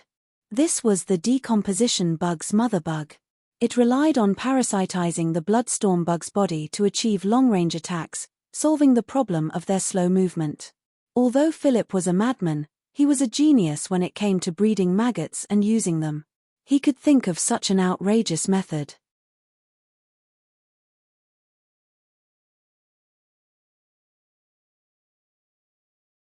Chapter 395. At this moment, everyone finally understood the young man's true intentions. If he hadn't intervened in time, the camp would have lost another 2 demonists. Several members of the Three-Eyed Clan hurriedly used their vision skills to search for other bloodstorm bugs on the ship. Fortunately, they didn't find any. After all, it wasn't easy to cultivate such high-level bugs. Reynolds looked at the young man's series of actions in surprise. He then looked at the bloody bug in front of him that was frozen in ice and said to the young man, "Thank you for saving my life." The young man smiled and didn't say anything. The faces of the demonists turned pale with fright. If the young man hadn't intervened, they would have died under the attack of the little bug. Their deaths would have been as ugly as their 2 companions. They all said to the young man with a dignified expression, "Thank you for saving my life." The young man didn't say anything. He just clapped his hands together. The 2 bugs trapped in the ice cage and the bug in front of Reynolds let out miserable screams that were disproportionate to their bodies. Then, they turned into ice shards and fell to the ground. Looking at the approaching Chimera's magic octopus and the solemn-looking young man, Reynolds repeatedly pondered a question in his heart. What exactly made this group of powerful and ferocious pirates want to hijack such an ordinary passenger ship? It didn't make sense that a whale's appetite was only for a small shrimp. A passenger ship definitely wouldn't be able to attract the attention of a large pirate group like the Black Skull. Otherwise, they wouldn't be one of the most famous pirate groups. Reynolds didn't deny that these people were related to him. Perhaps they were here for him. However, it could also be that there was some precious treasure on the ship. This treasure must be shockingly valuable to attract the attention of the Black Skull pirates and cause them to send a large number of people to rob it. However, it shouldn't be possible. Who would consign such a thing to a passenger ship with such low defensive capabilities? It couldn't be that the Black Skull pirates had returned to the Sky Phoenix Sea, so they wanted to get one first, regardless of whether the target was fat or thin, right? This reason was too boring. Reynolds quickly eliminated it. Guawa, guawa. The cry from the sky interrupted Reynolds's thoughts. Looking towards the source of the sound, he saw several eye-eagles circling above the sea in a circle with their heads and tails connected. Judging from the situation, they should be pirates. Mughuls were low-level flying-type magical beasts, but once they were branded with the words flying-type, it determined their unusual value. Both in the sky and in the sea, this large net was airtight. It could be seen that the Black Skull pirates were determined to get this. Reynolds's heart skipped a beat. If it was only for wealth, they would only need to intercept the ship. There was no need to make such a big fuss. Even the flying-type magical beasts were dispatched. Low-level flying-type magical beasts were not strong, and their attacking power was not great. Another possibility was that an important person had disguised himself on the ship for some special reason, and the pirates had to make a move on him for some unknown reason. Furthermore, they had to prevent him from escaping using a flying-type magical beast. After calculating the strength of both sides, Reynolds felt that there was no chance of winning this battle. The number of enemies was about the same as their own, but their quality was several levels higher. Moreover, all of them had been through hundreds of battles and had rich experience.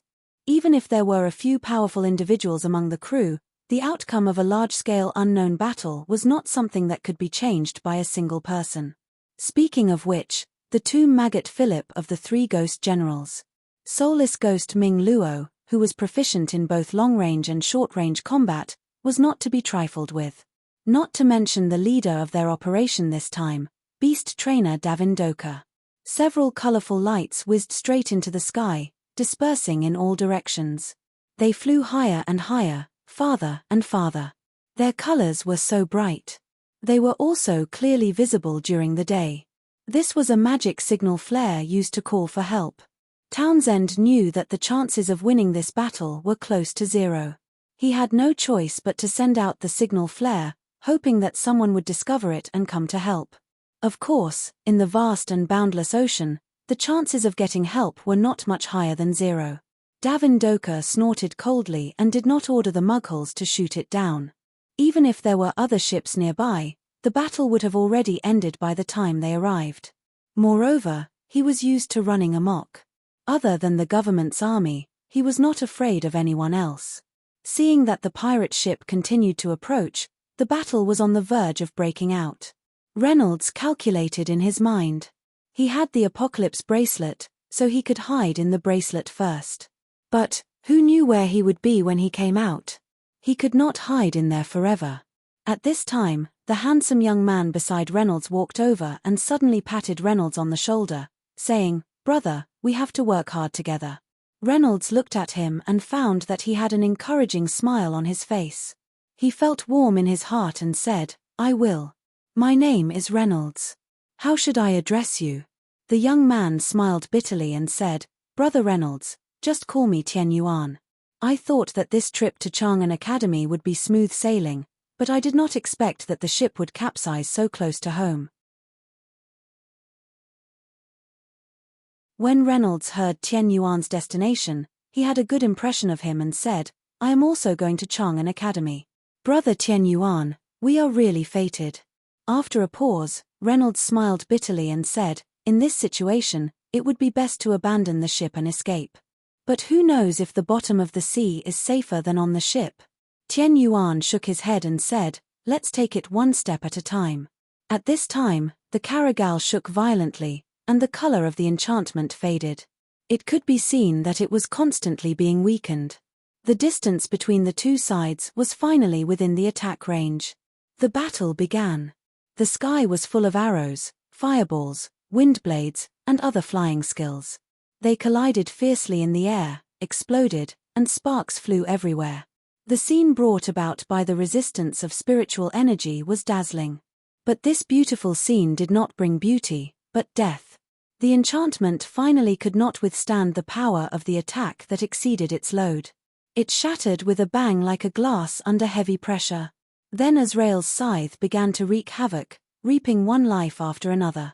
People on the Caragal wailed and fell down one after another. Some were shot into hedgehogs, some were burned to ashes, and some had their limbs cut into pieces.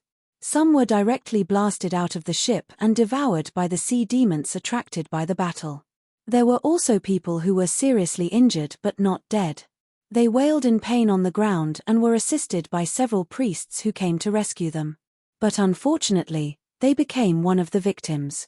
Although this level of long-range attack did not pose a big threat to Reynolds, it was still hair-raising. Watching the overwhelming number of skills flying past him, if he was in the middle of the shooting of a submachine gun, that kind of feeling was extremely shocking. It was not that Reynolds had never seen a group battle. On the contrary, he had personally experienced the battle between the guards of the Great Wall and the soldiers of Barbacca of the Orc Alliance. The water was not idle either. The sea pets of the two sides were entangled. The surface of the sea seemed to be boiling, surging, and rolling. From time to time, water columns rose high and then fell back into the sea.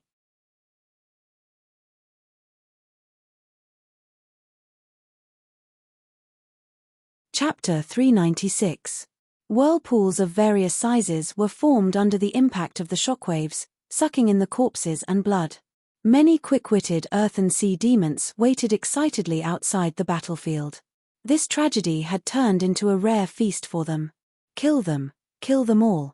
Philip on the Chimera magic octopus flew into a rage because he had lost 2 high-grade bloodstorm bugs that he had painstakingly cultivated.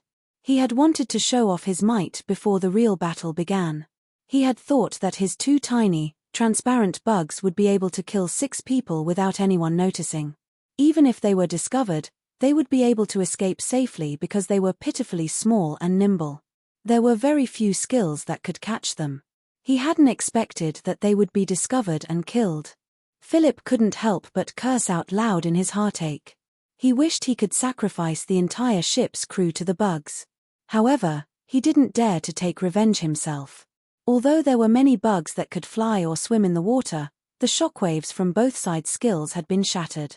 The shockwaves from the explosions could kill them at any time. Apart from magicians and archers who focused on long-range attacks, high-intensity and high-density flying skills were too taxing and couldn't be maintained for long. The end result of a group battle was usually a melee battle. However, there was an exception this time. The difference in strength between the two sides was too great, so much so that the battle of flying skills hadn't even ended. Tian Yuan seemed to have some strength, but because of the barrier, he was still sweating profusely and could only protect himself. The Caragul's side had been defeated as expected, and it was a crushing defeat. It could only be described as a massacre. Only some races with strong defenses, such as knights and barbarians, as well as the archers, clerics, and so on, were still standing. They were barely able to protect themselves and had no strength to attack. The others were either dead or injured. The magician seemed to only have Tian Yuan left. The enemy's casualties were minimal, with only a dozen or so dead and 20 light injuries. However, this result was already very surprising to the pirates. They should have expected the losses to be even lower.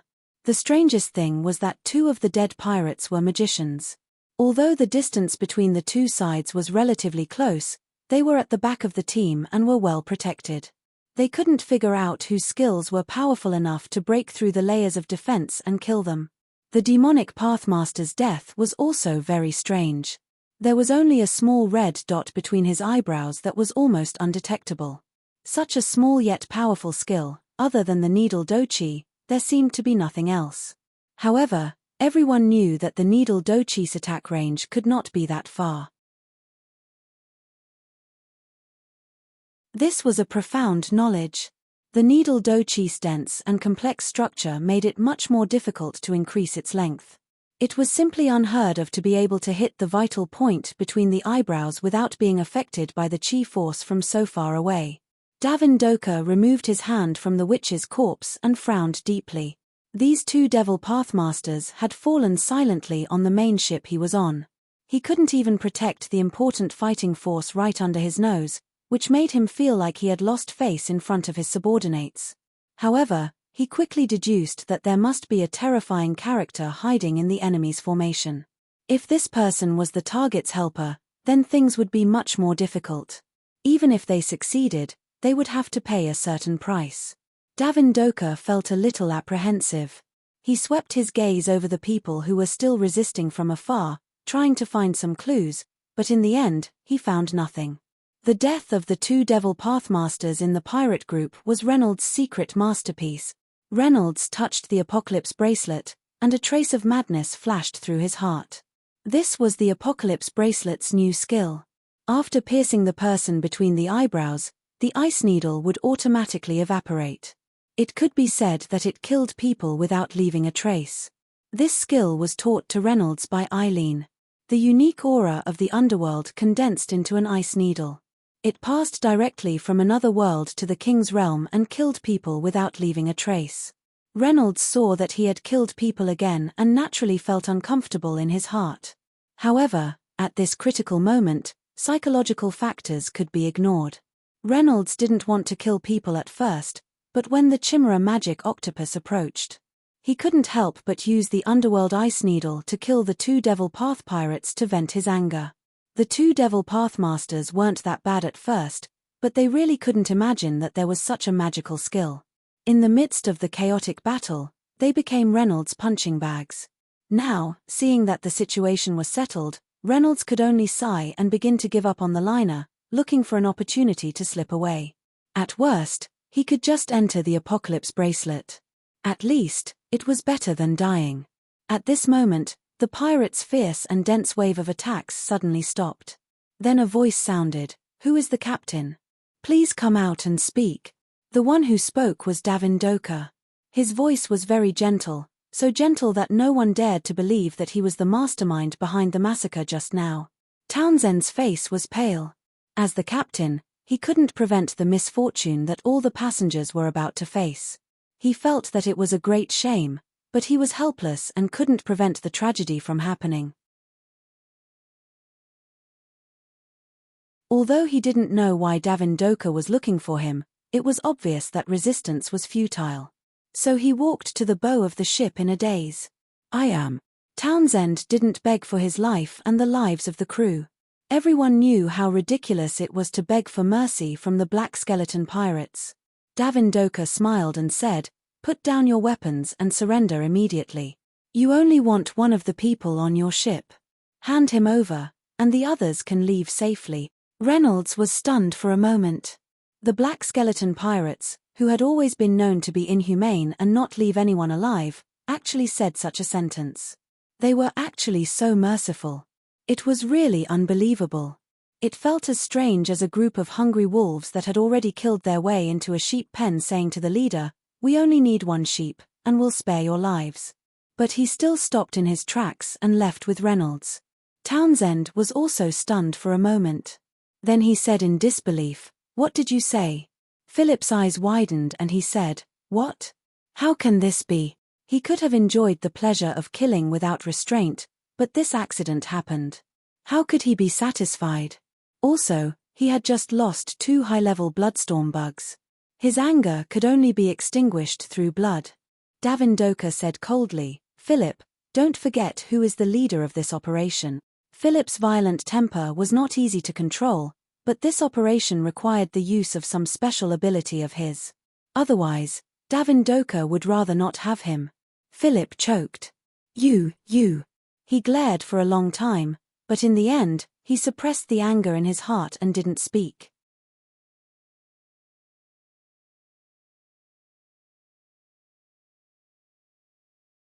Chapter 397. Davin Doka repeated his words. "Give up resistance and hand over one of you, and the others will have a chance to survive." He spoke slowly and clearly. Townsend was finally convinced that he had not misheard. However, he still could not believe it. If this had been said before the battle, it would have been somewhat believable. But now, they clearly had complete control of the situation. They could have killed the people on the ship and found their target. However, they chose a method that was completely different from the rumors. Could it be that they had been too ruthless in the past, causing public outrage and being encircled by the government's coalition forces? Could it be that the Black Skeleton pirates had learned their lesson and were no longer as brutal as before? Townsend was shocked. The possibility of this conjecture being true was not small. And in the current situation, he did not doubt Davin Doka's authority at all. This was their only chance. It was shameful for the captain to betray a passenger, but if he could save thousands of people with one life, no one would give up on this deal. Moreover, the people behind him had silently agreed. Townsend's face turned green and white. He gritted his teeth and said, "Okay, I hope you can keep your promise." Davindoka smiled proudly. Of course, of course."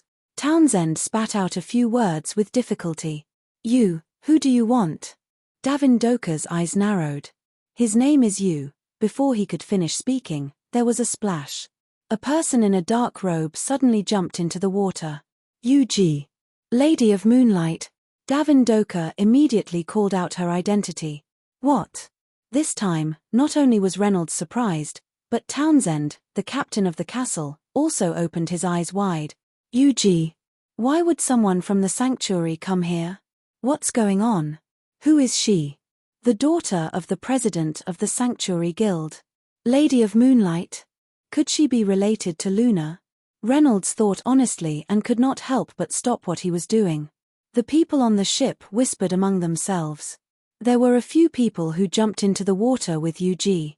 They were obviously good at swimming and dove down like fish. Davindoka smiled. Water battles were the strength of pirates. Moreover, as a beast trainer, he could mobilize a large number of sea pets and even some low-level sea demons to intercept them. Trying to escape from the water was no different from courting death. Although he didn't understand Yuji's suicidal stupidity, Davindoka was full of confidence and couldn't think of a reason why he would fail. He took out a bugle horn from his bosom and placed it near his lips. He was about to command the sea beasts to capture the prey. At this moment, a pitch-black creature with a propeller-like tail, a long and sharp head, and a mouthful of screws, which was 6 to 7 meters long, suddenly rushed out and sucked Victoria and the others into its mouth. Then, it shot into the sea like an arrow. The propeller-like tail provided it with strong momentum, while the long and sharp head reduced the water resistance to a minimum. Everyone was puzzled. From the fact that they were able to hold on until the end of the battle, as well as the fact that the Black Skeleton pirates had mobilized their troops, they should not be ordinary people, no matter how unexpected that sea demon was.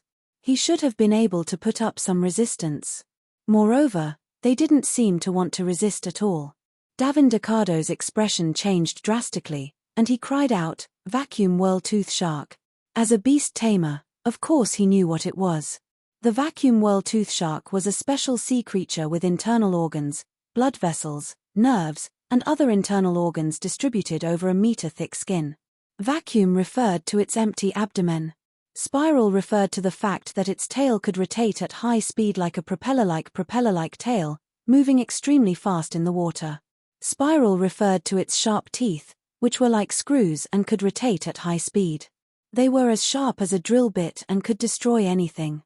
The vacuum whirl-tooth shark's way of eating was to use its high-speed rotating screw teeth to grind its prey into meat paste and then digest it. It didn't have an ultra-tough barrier like the whale swallow, nor did it have a stomach wall that could regenerate quickly.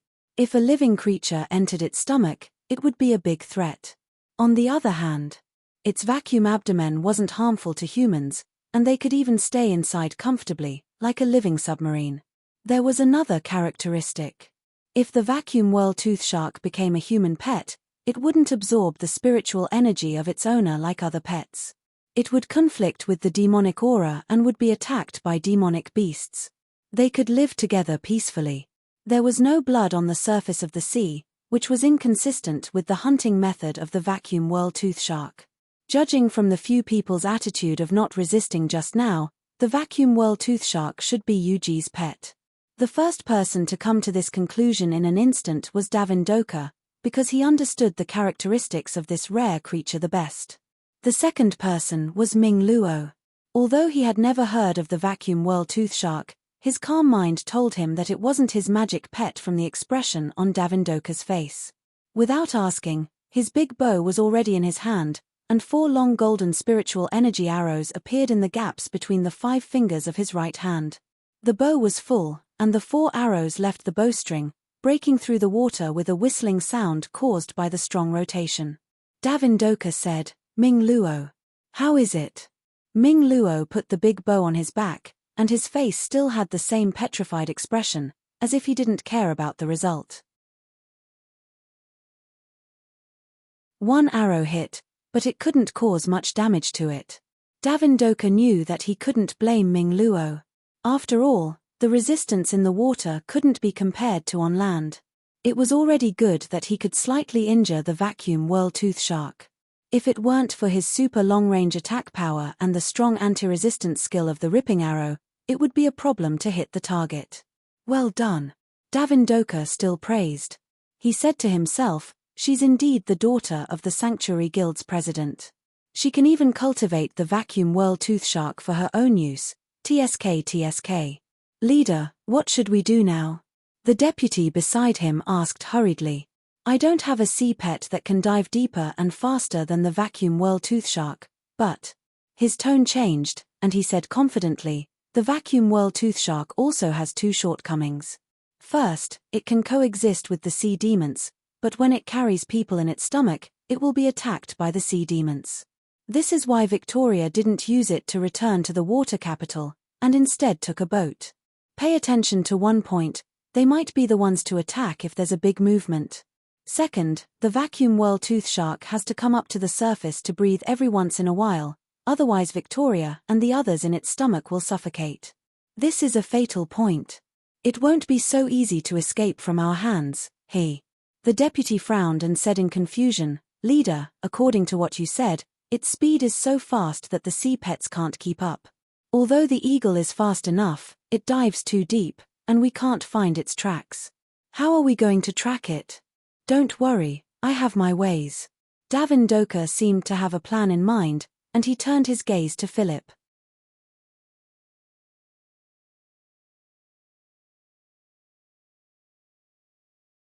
Chapter 398. The tomb maggot took out a black maggot with a small suction cup on its head and a red tentacle on its mouth. He said proudly, this is a parasitoid mayfly, a sea maggot that lives by parasitizing the vacuum whirl-tooth shark. It has a strange ability to sense the vacuum whirl-tooth shark. As long as it is within a radius of 10 miles, it can easily find the shark's whereabouts through its tentacles. Let the eye-eagle lead the way, and Victoria and the others won't be able to hide. Ha ha ha. Amidst his wild laughter, he threw the parasitoid mayfly to Davindoka and said, I'll leave the tracking to you guys. I'm not interested. It sounded strange that Philip, who loved to show off, would say something like this. However, those who knew him well, such as Minute Luo and Davindoka, did not find it strange. Many flying pets were the nemesis of maggots, so Philip, who had the ability to control maggots, had always felt an inexplicable disgust and aversion toward flying pets. Davindoka, Minute Luo, and a few other pirates each mounted an eye-eagle. He said slowly, we'll snipe from the front. Everyone else, follow us at full speed. Then, he drove the eye-eagle in the direction of the parasitoid mayfly's tentacles. Seeing that the god of plagues had left, everyone on the ship was greatly relieved. However, they soon found that Philip was coming back to UU with 2 magic octopuses. They could not help but hold their breaths nervously. Everyone was afraid of this bad-tempered, bloodthirsty, and ferocious demon. Philip jumped onto the ship's bow as the thickest wave of stench that even the sea breeze could not dispel hit them. Looking at him closely, he looked even more hideous and terrifying. Rotten flesh, white bones, and blue veins, as well as the sores that were flowing with green liquid, were all examples of the exact meaning of the word disgusting. Many passengers felt their stomachs churn even more violently, but they could only hold back their vomiting for fear of getting into trouble. What was even worse was that the dozen or so maggots that had fallen from Philip's body were slowly crawling towards the crowd. Everyone had seen the tragic death of the witch and knew how terrifying these small maggots were. The more cowardly ones' legs began to tremble, but they didn't dare to step on these small maggots to death in case they angered Philip. Philip glanced around the crowd, his beady eyes shining. He was very satisfied with the deterrent effect. Only through such a perverted method could he hide the inferiority in his heart. Wang Jianxing secretly cursed. Suppressing the fear in his heart, he braced himself and said, Your leader once said that as long as we hand over UG, we'll let the others go. Why you can't go back on your word? Shut up, old man, or I'll kill you right now. Philip flew into a rage. Are you blind? Did you hand over the person we want? They ran out on their own, so the exchange is not valid. The black skeleton pirates also had strict discipline, so Philip was still deeply afraid of Davindoka. That was why he had racked his brains to come up with a reason. Although it was a fallacy, it was indeed difficult to refute. For a moment, the atmosphere became tense again. Wang Jianxing gritted his teeth and said, Then what do you want? Philip chuckled and said, Relax, I'm not an unreasonable person who wants to kill everyone. First, I have to find the guy who killed 2 of my high-level blood explosion bugs. Second, and most importantly, hand over UG. The passengers were in an uproar again.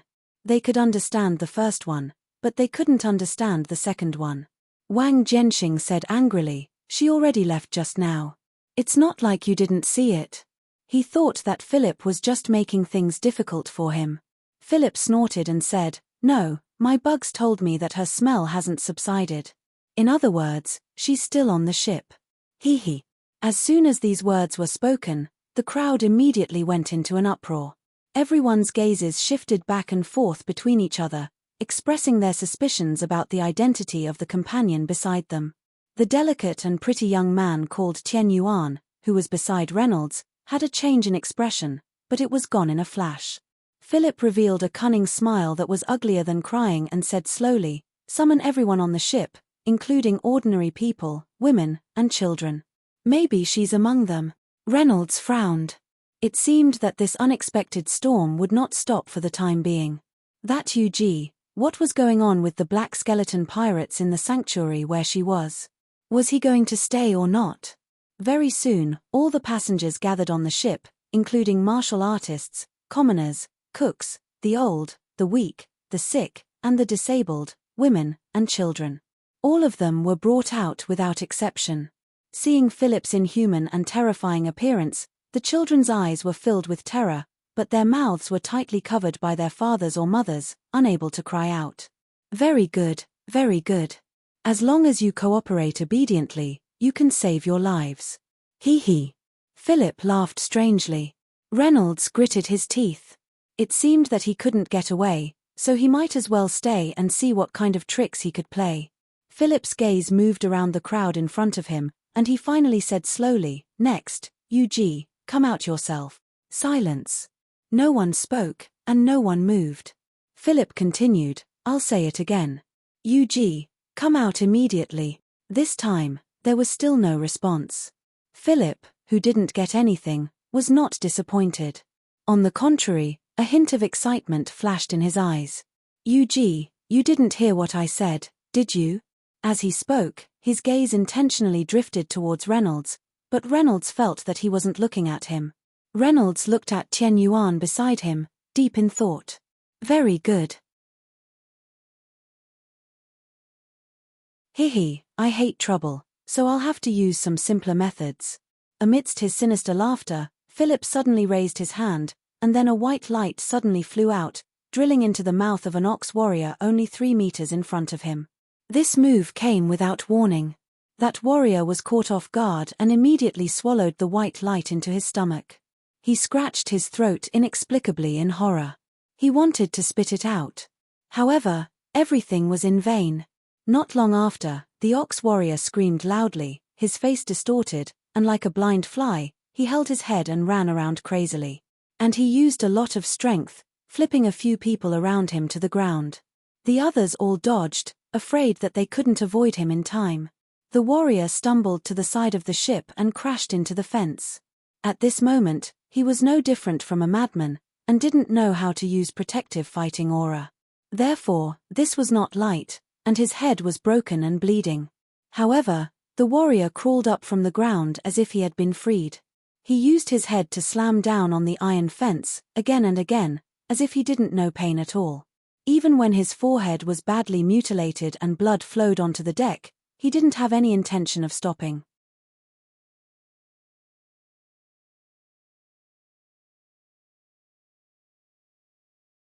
Chapter 399. Everyone stared at this shocking scene with their mouths agape. They felt a chill in their hearts. It was obvious that the white light that Philip shot out was a deadly bug. It invaded the body of the ox warrior. No matter how strong the beasts' bodies were, their internal organs were still weak. They could only let the bug do whatever it wanted.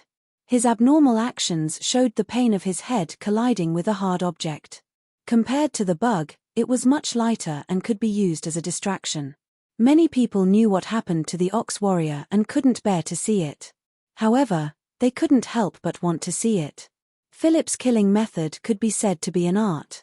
It was disgusting but filled with a strange charm. It was like a horror movie that made people both love and fear it. Children's eyes were tightly covered by adults in case their young hearts couldn't bear it. Kai. There was a soft sound. A hole opened up in the ox warrior's head and blood spurted into the sky. He fell to the ground and stopped moving after twitching a few times. A white and fat insect, which looked like a centipede with thousands of legs, wriggled its fat body and crawled out of his head. It squeaked a few times, as if it was very satisfied with this delicious meal. The warrior had fallen to the ground facing the crowd. A scout from the three-eyed race mustered up his courage to look at the warrior, only to see that the warrior's head was completely empty. There was no brain matter at all. The scout could not help but shudder and almost fell to the ground. It seemed that the insect had sucked all the brain matter out of the warrior. Philip waved his hand and that bug bent all its limbs and shot back into the maggot's body with a strong force. Philip licked his lips and looked satisfied after killing someone. "UG, are you still planning to hide?" Everyone was shocked and angry, but they didn't dare to show it. Otherwise, they might follow in the ox warrior's footsteps. In the face of extreme fear, they chose to escape. They transferred their anger and uneasiness from the murderer to the original victim who brought this disaster. "UG, who is UG? Come out quickly. Don't implicate us. Because of you, enough people have died now. Check the occupation token. You idiot. Does the daughter of the sanctuary's president need an occupation token? What did you say? Who are you scolding?" In the face of the enormous pressure of death, the people began to panic. They even began to quarrel with each other, and some even wanted to fight. A hint of hesitation and reluctance appeared on Tom's face, alternating between green and white. However, he took a deep breath and quickly calmed down. Renault was furious. He looked at Philip and wanted to raise the bracelet several times. However, Reynolds knew that no matter which world he was in, the hunter would always shoot the bird that stuck out. He couldn't act rashly. In this world where the strong preyed on the weak, Reynolds had already seen too many cruel things. His recklessness and impulsiveness were slowly worn away by the ruthless reality, replaced by the necessary calm thinking required for survival. According to his deduction, Philip already knew that UG was still on the ship. The reason why Davindoka was transferred away was probably to take all the credit for himself. Reynolds was even certain that he should be able to easily find UG in the crowd through the insects. The reason why he chose the complicated over the simple was just to obtain an excuse that could casually satisfy his desire to kill. While achieving his goal, it also created a valuable opportunity for Reynolds, because Philip didn't expect that among the surviving warriors who were either dead, injured, or disabled, there were several masters who were even enough to kill him and the two complete pirate teams. However, Reynolds could only allow him to wreak havoc for now, because Davindoka hadn't gone too far. The pirates must have a signal flare as a way to contact them. If he acted rashly, they would return immediately, and that would be troublesome. Therefore, Reynolds could only wait until he thought that the distance between the two was far enough, and that he had enough time to get rid of the pirates who saw the signal flare. "Hihi, still unwilling to show yourself? That's great." Philip's perverted smile reappeared, and then he opened his mouth. He spat out a green viscous liquid. The target this time was a little girl in the arms of her mother. She was at most 1 year old and couldn't even walk yet. It was obvious that Philip was an inhumane person. In his eyes, everyone could be killed at will, regardless of age or gender. They were all the same. "No." The little girl's mother cried out. The green liquid was too fast, and the area it covered was too wide. Holding the child, she was too slow to avoid it. At the moment of life and death, the greatness of motherhood was fully displayed. She chose to sacrifice herself. She pushed her child to the side, and the pile of green viscous liquid stuck to her body, from head to toe, all over her body. As if she had touched a strong acid, her clothes and skin began to corrode quickly. Melting into thick water, the intensity of her pain could be imagined. However, a shocking scene appeared. The mother, who had no fighting ability, didn't cry out in pain that might have been worse than what the ox warrior had suffered just now. She endured the inhuman torture and turned her face away. She didn't want the child to see her terrible appearance, and then she begged Philip, "Please, let my child go. I beg you, just kill me, don't hurt her." Philip's expression was extremely cruel. "Hee, come here. If you can come to me, I'll promise you." At this time, the mother's foot muscles began to fester. She couldn't stand on the ground, and her nerves were severely damaged, so there was no doubt that she had completely lost the ability to walk. However, she used her hands that weren't stained with the viscous liquid to replace her feet, and with all her strength, she crawled towards Philip with difficulty and determination. The corrosion of the muscles continued, and the mother had already become a person whose face couldn't be distinguished.